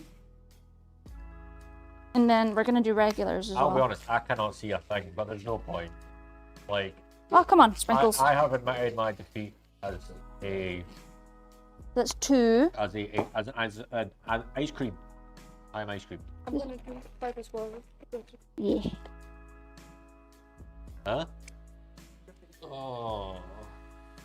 We just toss them at him and it actually kind of sticks. Watch. So, just to double clarify, 3. you guys did double tart and also fold it in half as well, right? Yeah. So there's effectively 4 layers. Yeah. Yeah. 4. What did Dreamland want? He said anything, I think. Barry? Yeah. We got the 50 of Bradley and Free Blood. One of those has anything, the other one? Free blood. What would you like? Oh no, wait, he's deciding. He's deciding. Oh. Oh. Ginger nuts just do not work. Oh. Probably should have taken my. Oh no, that felt horrible. Yeah, I really should have taken my rings off. Thing is, my rings are kind of really tight. They'll go off under the shower if you use shower gel. Yeah. Hannah, can you now see why I need a shower? I don't know how I'm gonna get you to the shower. We'll be fine. We'll be fine. We have towels. You've got experience. And we have Crocs. Out of curiosity, Oh no, yeah, we'll just hose him a chunk off and then he can walk. is the side door viable? Did Tree Blood say anything? Sorry? Tree Blood was deciding. They want me to pie, but I know or was it like Yeah, 10. 10 others? It's 10 toppings if you're fast. Otherwise, we just do whatever. I like the giant marshmallow on top. It's still there with a cherry on top. Are we just playing like stack 'em all? Yes. Yes, we are. We're just like. Oh.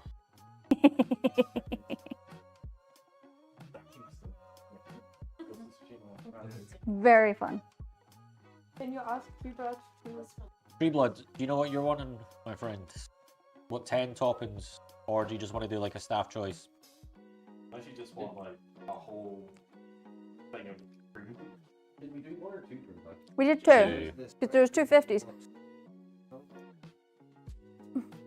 Oh, Basically everything. Excellent. this is awful. Everything under topping. Top there.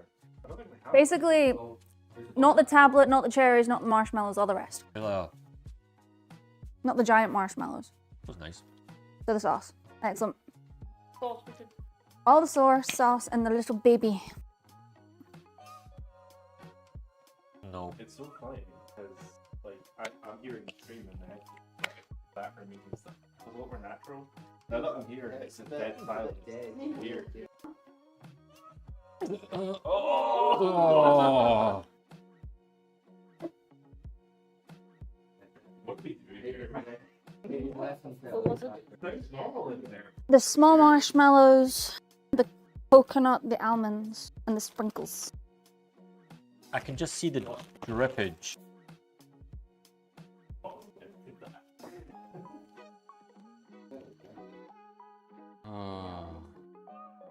So what else? Almonds, sprinkles. Almonds we had. Sprinkles them. And the coconut. Desiccated coconut. Guys, thank you so much for these donations. Yeah, the only thing that's at risk of going wide on the tarps, the sprinkles and things like that. Like the That should be moved out. yeah, the sweepable thing. I'm sure we did True Blood's cream pie. We did both. Yeah, Yeah, definitely got 2. we done 2. 1 to the eyes, 1 to the beard. So we did that, so that's good. Now, fingers a Oh. little bit.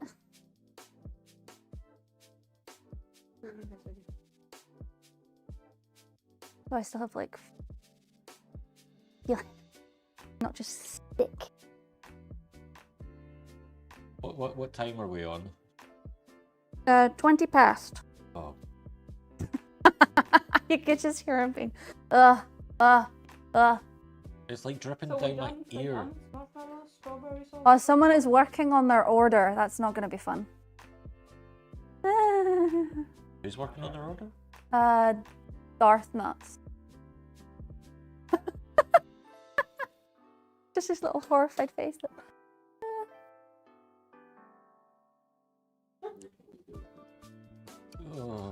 The chat we see on this screen is not all the way down.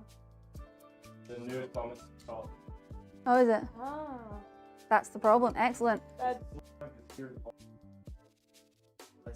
I just want to like itch my face. I did It's notice so that, itchy. 5.5 hours. Remember, Jane, the menu's on the left. Oh, yeah. Hear that every time. Oh, it's like almost going to my ears. Oh, that's because it is. At least it's not going in your nose as much. Oh yeah, because you're sitting up, so down the way. Oh. Yeah, guys, thank you so much for all the donations. How much are we at in total now? 1,295? Wow. And 33 pence. So where that came. And 33 pence. Yay! Graphic. Temporary tattoos. That'll be a challenge to try and put them on now. We'll do the temp tattoos post shower. Yeah. Yeah, Darth Nuts with a 30. What toppings would you like? I appreciate it. So, 6 toppings. You got 6.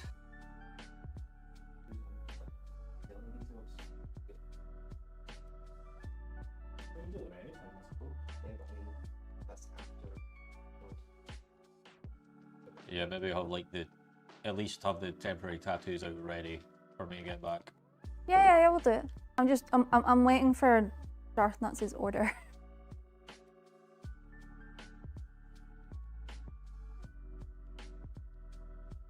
Be honest, this one's a little All the bit- sauces with giant marshmallows and cherries. Nice. I do honey. You ready, Jane? Oh, this feels so wrong going down my back. Oh. Blech. I think I might go off ice cream now. Do you want cherries or giant marshmallow? Okay. Where should I stick his giant marshmallow this time? Do you think we'll be able to get it beside his friend?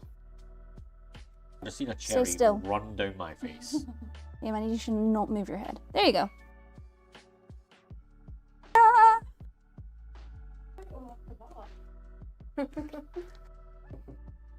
Apparently you are a beautiful ice cream. Thank you. Thank you very much. Jane, when I'm you kinda started concerned. your photography film career, did you ever think you would be doing something like this? No, but this may be my best work.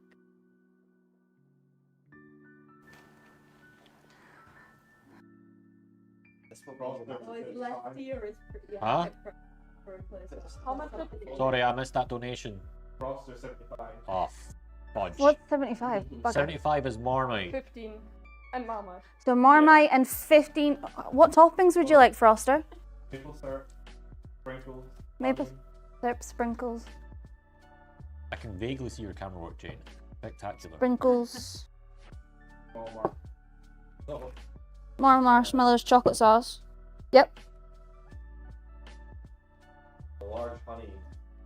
Like 3 of them are honey. 3 of them are honey. Okay, so should we just finish the honey on? A triple shot of honey. Oh no, the marshmallow! Alright.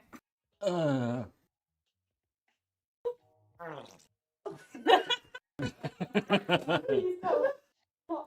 I heard it. So, strawberry sauce. Chocolate sauce, lots of golden syrup. We're gonna have to put this upside down. I'm trying Well, to maybe get get some some of more the of it. sweetness from the sauces. I'm and gonna without- top up the honey with golden syrup because we're almost out of the honey. So just so you get your 3 honeys worth. There you go. Oh.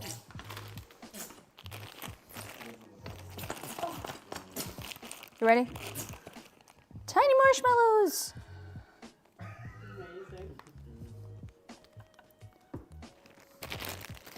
Oh, would you like to do sprinkles or cherries? Violated. You look delicious. Thank you. That was a lot. It was a swig. It was a good swig. Let's give you My a little goodness. cherry there. Guys, Little cherry these are here. amazing. Thank you for the donations. There you go.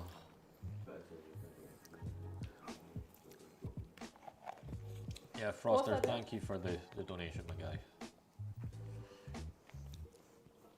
Here we go. Was that it? Did you get the 15 with Froster? Like the 15 toppings? He asked for like 3 lots of honey and a bunch of marshmallows and the cherries and the sprinkles. And I'm pretty sure that was everything. And the chocolate sauce. Was that everything? Oh boy. So, Now that's a lot of money. so I just gave you like extra of everything he asked for.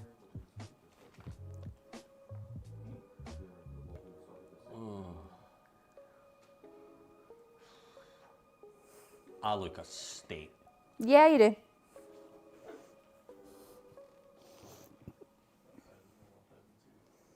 Ugh. Looks like you've had an accident. More honey, small marshmallows, chocolate sauce. Yeah, there we go. We did get it all. Excellent. His pants are ice cream cone colored. And They, texture. they also look like the texture of an ice cream cone. It legitimately does look like I've pooped myself. Why does it every year that we do this, it looks like I've defecated?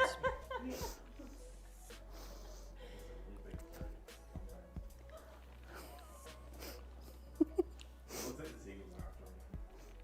Oh, you know what? If you went to say that, Apart from the sugar rush scale from Rick and Ralph, has caused this. As I say, we'll probably keep going until maybe like 22. Another 10 minutes. So 10 minutes. and 10 then more minutes to torture Liam. We will. Oh, that was crunchy. Then we will call it there. So if you are wanting to add any more toppings to me, you've got 10 minutes. Still quite a lot of custard. It would be a shame for that to go to waste. Hannah says Oh yeah, there's a we lot have of we have lots of custard. custard still. Custard is not on the list. And we have a lot of dinosaur eggs. Oh. We have a lot of sprinkles. They're dinosaur shaped. We've got where's the camera? There's the camera. James one. We have dinosaur eggs and sparkles. It's not. I got dinosaur sprinkles. My leg is dead. They're dinosaur shaped I should sprinkles. not have leaned my head forwards. With Just eggs. went to my back. It's kind of impressive how wonderful They're very fancy. We'll go back to Liam being tortured.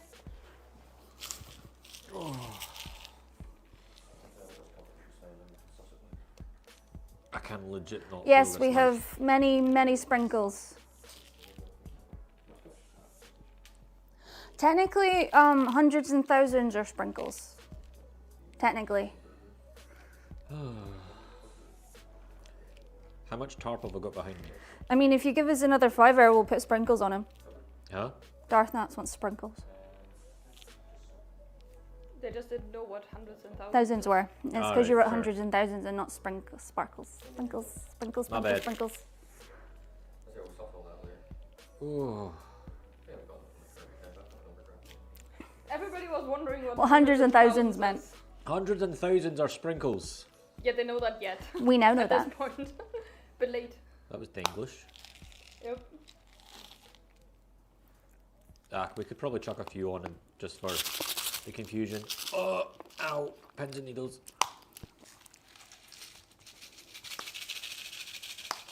These are the best because they're Yeah, they're just like. Powder almost. yeah, it's glittery powder. Yeah. This is lovely. Oh wait, here, your arm's not sparkly. I think the sparkly part is empty. Oh, you're using the wrong thing.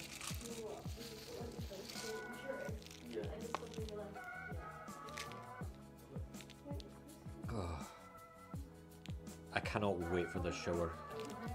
You guys have destroyed me. We also we also have custard that's not on the list. Yeah, custard isn't on the list, so. It was anybody wants surprise that. custard. We give him a dab for it. Yeah. We should just put some on him. But Oh. That was an interesting dab, but it worked, I guess. he forgot his beard shampoo. Yep. So he is gonna be struggling. Do you want to eat a The dinosaur? thing is, this isn't even the last messy segment of this weekend. Because we have water balloons of mystery tomorrow. We do have water balloons of mystery. That's Apparently, a problem for tomorrow. I couldn't really smell it yesterday because I had a bit of a blocked nose, but from what Anna was saying, the mustard one Oh boy, yeah. was potent. We do have one more order. One more order, what would that be? I don't know yet. Gary, Frosters. Do we have a new order? Froster 60. Oh wow. 4 servings of custard, 4 strawberry sauce, and 4 maple syrup. That is also a leg wax, I'm pretty sure. 1, Oh. 2, 3, 4. Oh. Alright, ready? 1, We have one more in here. 2, that's 3, 4. Oh What was the boy. last one? It was Cherries. custard. Was it cherries? What was the last one? Gary, what was the last one? Maple Stro- syrup. Maple syrup. We did. Oh, that's we the didn't do worst maple stuff. syrup. Thank you. Thank you, Foster. I will say we'll get the leg wax strip when I get back from the shower. The only reason I'm sitting in this position is because my leg is like dead. Does that count as 4? 4. 4 with an F. Fear. 4. Yeah, 4. Quattro. I have no idea what it is in German. Don't know what it is in German. 4. Oh. I think I just saw one pop up. It was me. One of everything, please. One of everything. Wait, what? How much did you donate? 60. Oh god, that's another leg wax. Gary, thank you, my guy. Would you like to wax his leg? After? When I get a chance, yeah. Well, Gary, but you can do it too because there was 2. Yeah, sure, why not? Gary, where would you like his giant marshmallow? Oh. And do you want a white one or a pink one? How sticky is it? He's pretty How sticky. sticky am I? Yeah, can it go to the side of his head? Maybe. Get. If Anna gets the sauce in the right place. That's fine. I'm so glad I wore this shower cap. That was like you were putting the star. Did you do ginger? I don't know if that side's the same. This side is. Oh. How long have we got left?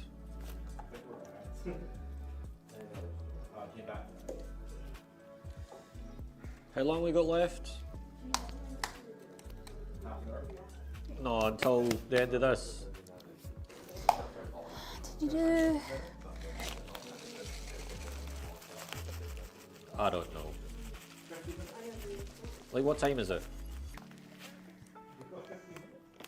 Yeah, no, you got 15 minutes. Sucks to be you. Wait, until 22? Yeah. 6:36. No, 5:36. It's 5, well, it's 5:35 right now. So 4 minutes. What? Ah, fuck it, let's just keep going. I'm guessing it was wanting to wrap at 22. It's We'll fine. tell you when to wrap, you're fine. Oh. He just wants it over with. He just wants to be done.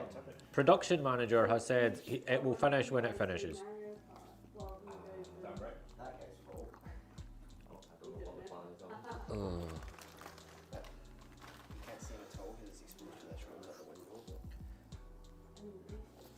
I feel so violated. They're okay. Getting nice close-ups of all the stuff. Yeah. Just because they're so big, there's like such a. Oh.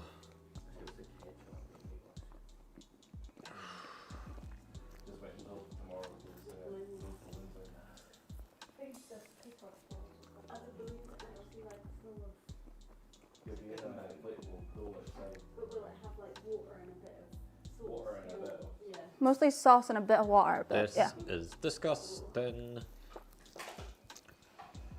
So Liam, you're a texture eater, but how are you? Or sorry, you're not a texture eater, but how are you about texture setting? Texture living. Currently, no. I don't feel the greatest right now. The only thing that's keeping me going is knowing, oh excuse me, that you guys are donating money to charity, and that makes me happy. After that, you come this way, so I'm not in your shot, and go around where you just went.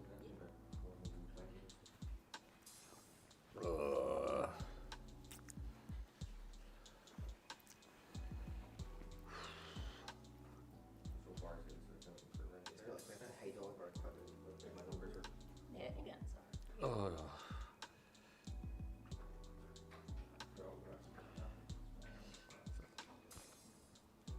Can I take that off? Wait, did we just hit a goal? No, oh, actually we did, yeah. What was- 1,500? Wow. So we hit 1,500. Wait, how much has been donated during this segment? That's insane. Lot. Also, hi Robin. She's watching. She's like, she feels really bad for you. Oh. Guys, yous are honestly the best. Oh, that's another one just come through, I think. £15 from Froster. What would you Froster, like? Thank you, my dude. More maple. Just lots of maple, yeah? Oh, it's like right in my ear. Oh.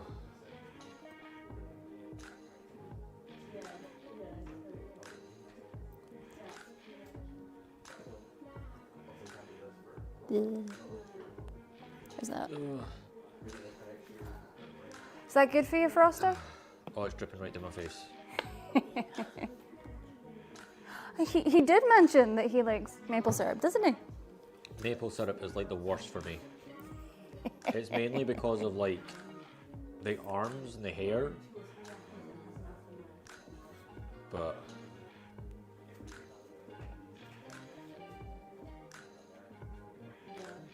oh my goodness.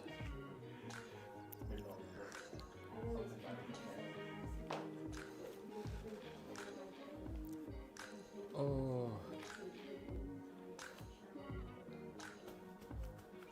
This is rough. I am watching out for monies. I hope you guys are enjoying. I mean, I'm I'm enjoying. Awful. You look great. Thank you. I don't know, Anna. I don't know if you'll be able to get a wet wipe to maybe try and take my rings off. 1 second. I need to do some things at once. She'll come to you. She'll get to you. Oh. Oh. We are getting there. Depending on how busy it is. Anna with 30. Anna, thank you for the 30, my love. Anna, what toppings do you want? Do you want to do it yourself? Yeah, I want to do it myself. Excellent. Could you try get the ring? Here. Maybe wet wipe. Let me get the wet wipes. Anna can put the toppings on. It's mainly just to like At the exact same time. wet It's fine. Here, underneath. I'll do the ring rings. so it You can do the actually come toppings.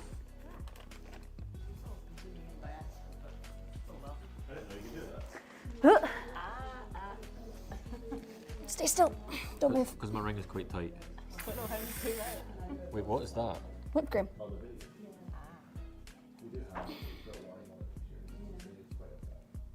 How long that's coming off? It's coming off.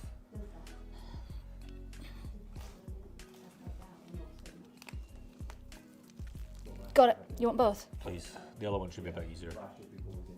Stay still. Got it. Thank you. You're welcome.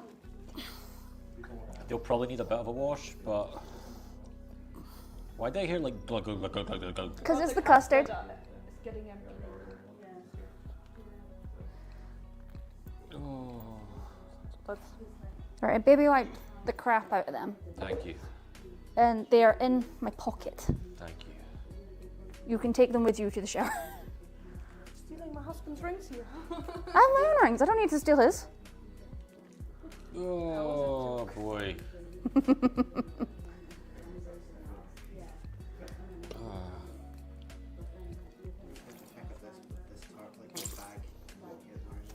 We tried that last time. It didn't really work well. Fine. I think we like put him in his Crocs and tried to have something around him. Just drip into my face. Oh. I think that's me. Oh, it's like dripping into my nose. Ah, it's just sprinkles. Sprinkles come off. Frost is asking if the dripping feels awesome. It feels awful, not awesome. It's because it's so slow and it tickles and. Oh, can you? Oh. What do you want? It's Stop. like on my nose. It's itchy. You get it? Under, like basically underneath. Oh. Not really. Froster says he almost feels sorry. Almost. With capitals. Oh. How do I feel? Not the greatest. I'll be honest. Not the greatest. But hey, it is what it is. We're raising money for charity. I admit it though. I admit it. Oh boy. My favorite's the marshmallow on top of his head. It's still there. It's pretty good. With the cherry still on top. there? Yeah. Wonder if we could get a mini marshmallow on it.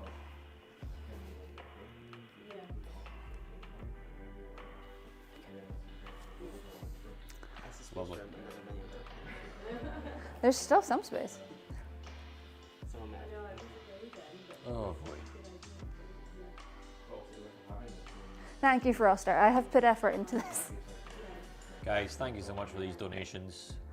I don't know how much longer we've got of this, but Still just a Go bit. nuts. You're fine. You're fine.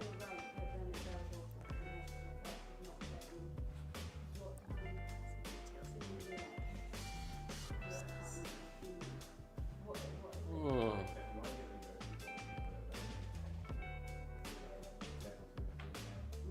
10 till 2.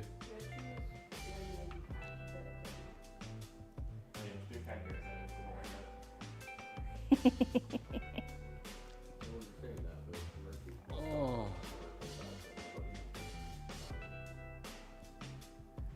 This is awful. That is a soggy beard, yes. Jane, are you going back to feed beef? Yes. Because I might need a new pair of boxers. No problem. I can be on boxer duty. They are. Yeah. You know, if you get back to the flat like that, she would give you one hell of a I think you might even get some licks. She might actually be scared of you if you look I'll be honest, I think this is going to my right eye. Someone says it's better than hot dog. coming in through the goggles. I think so. Oh no. It's fine, I'm just going to close my eyes. Well, to be fair, it lasted this long. That's pretty good for a pair of cheap goggles. Ah, they were reduced in Tesco. Yeah, we literally So saw them as they're we gonna- walked past in Tesco. We were like, ah, Yeah. yes. Oh. We can wrap? Right, guys. I will Are give we you good? another 3 minutes. 3 minutes to finish me off. And after that, I'm going to go for a shower. 3 minutes for You any guys are last gonna minute topping play some requests. videos, and then at about 6ish, they will get some Mario Kart World on the go. And you guys can enjoy that. Between 6 and 7, I will be quote unquote showering and also taking a bit of a break, getting some food, probably get a can of Monster, and just kind of chill out a bit. Thank you so much for all these donations. I feel awful right now. Like, I feel happy in the sense of donations are coming in. Congrats. But I feel awful for the sense of physically. Mainly because it feels like there's maple syrup dripping in my eye. It's almost as bad as Skull and Fink. Skull and Fink, that's the one. Or was it Skull and Fisk? Fisk. Yeah. Even worse. So yeah. How long of that 3 minutes have we got left? About 2. You've only been a minute. About 5. We've got 5 minutes left of the 3 minutes left. Well, you know. Well, if anyone's going to donate, Oh.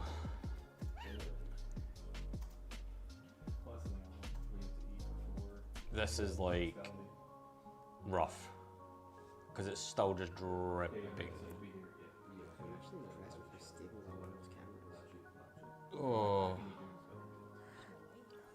And everybody's just being nice to you. No last minute requests. That's You good. just have to sit there and stew in toppings. It definitely tastes better than last year. Well, I don't think it's yeah. I'm not gonna lie. It smells better. Not much better, but still better. I'll be I think honest, it I was the definitely feel pickly stickier. mixed in with everything else last time. Like way stickier. Ugh. We're putting me up on the auction house. I put effort starting bid into £5,000. the top of that. I put real effort into. How much money for a chomp at the top marshmallow? Froster with a 15, more maple. Thank you for the 15, Froster. I appreciate you, dude. Also, can somebody write down that we need 2 wax, like leg wax strips when I get back? We got it. You ready? Yeah. Oh. Ugh. That's that going to your shirt, isn't it?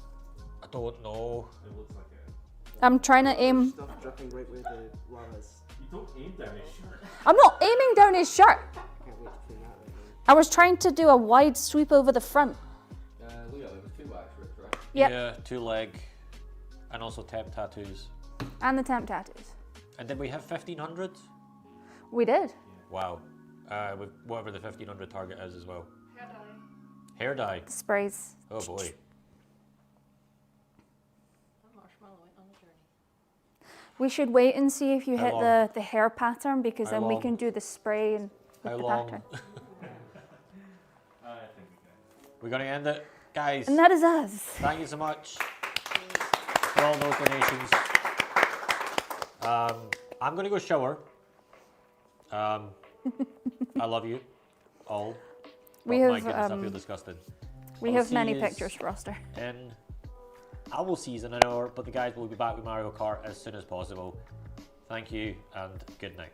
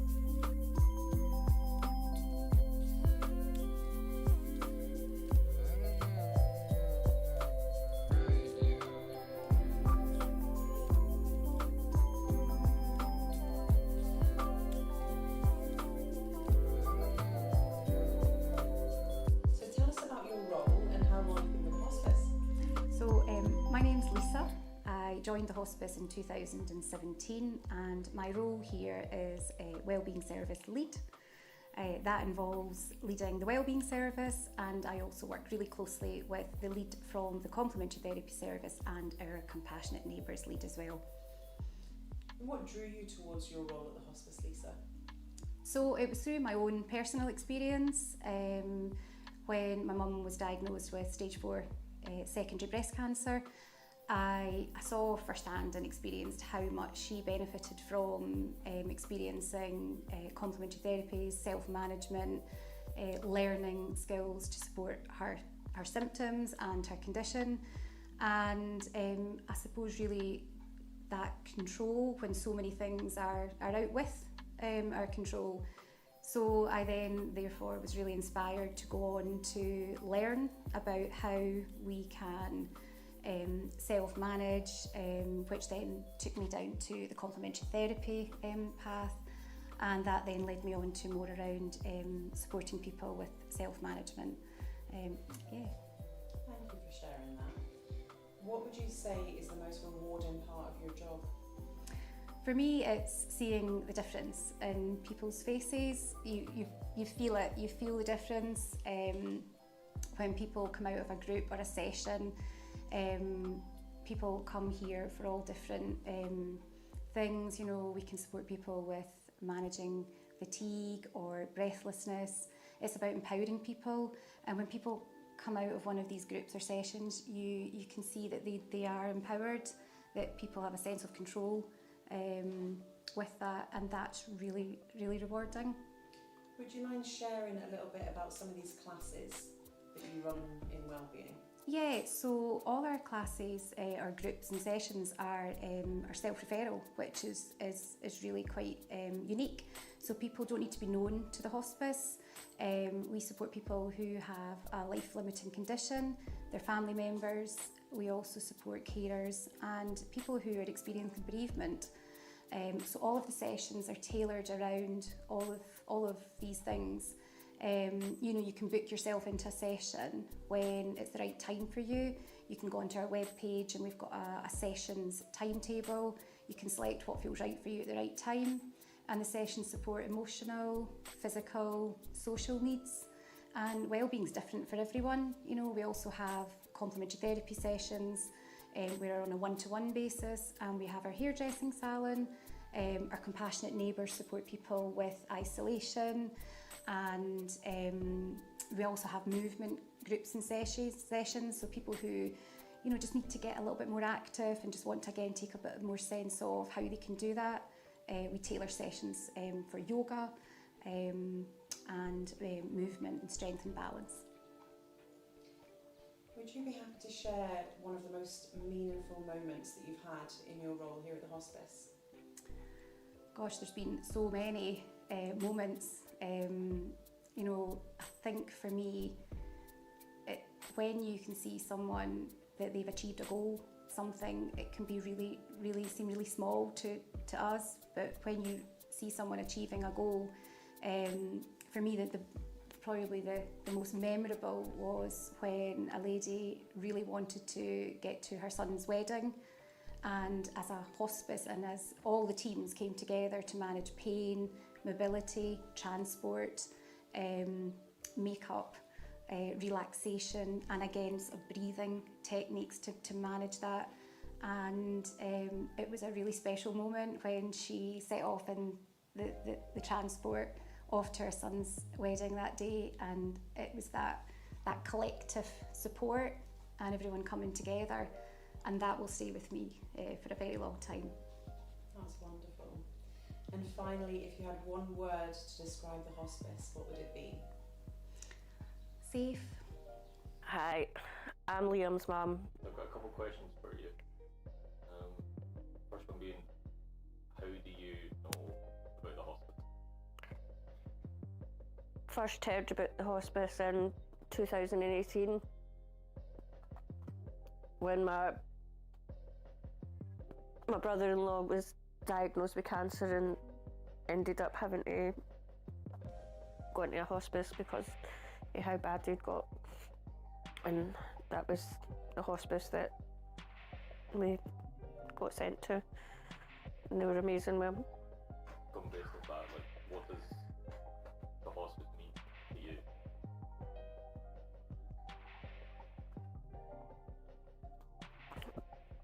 Back then they helped the whole family deal with losing their brother, their son, their uncle, and more importantly, Kevin and Declan losing their dad. They were just unbelievable. Really. I wouldn't say helped us come to terms with it because it's not something you can come to terms with, but they were amazing with the whole lot of us. And obviously back then it was pre-COVID, so anybody could go in and visit, and even his dog got to go in to say goodbye to him. And a lot of people went in and said goodbye to him.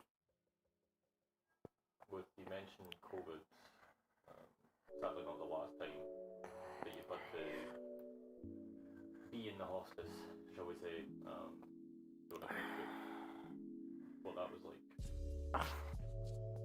Well, 3 years later,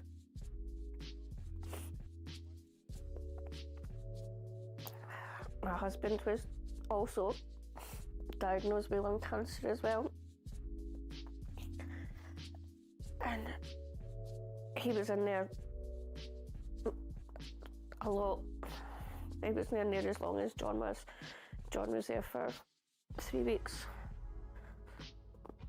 My husband was in there for a few days, but they were amazing with him as well. But due to the fact with COVID, there was hardly any visitors. There was only 4 family members allowed, and it had to be 2 members from each family, each household. So me and my younger son Connor from this household, and Liam along with his grand for their household. And we could only go in, me and Connor separately for 1 day, or Liam and Rose separately for 1 day, so we all couldn't be together until the last day. Even then it was only 2 people at a time. So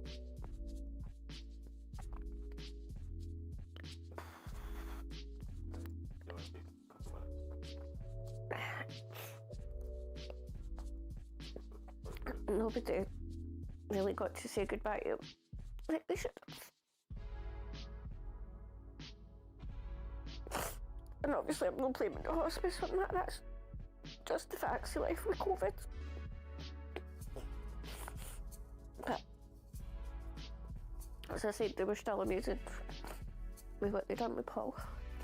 Some of the nurses that were there with John were there with Paul, and they remembered us. Even the hospice chaplain, she came in, she remembered us as well.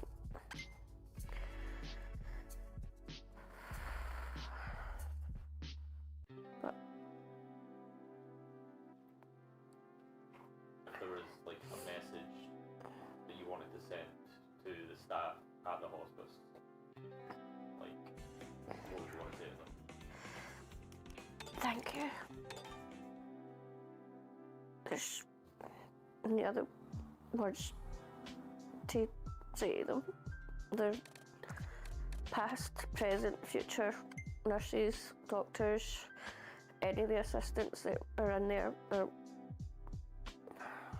doing an incredible job.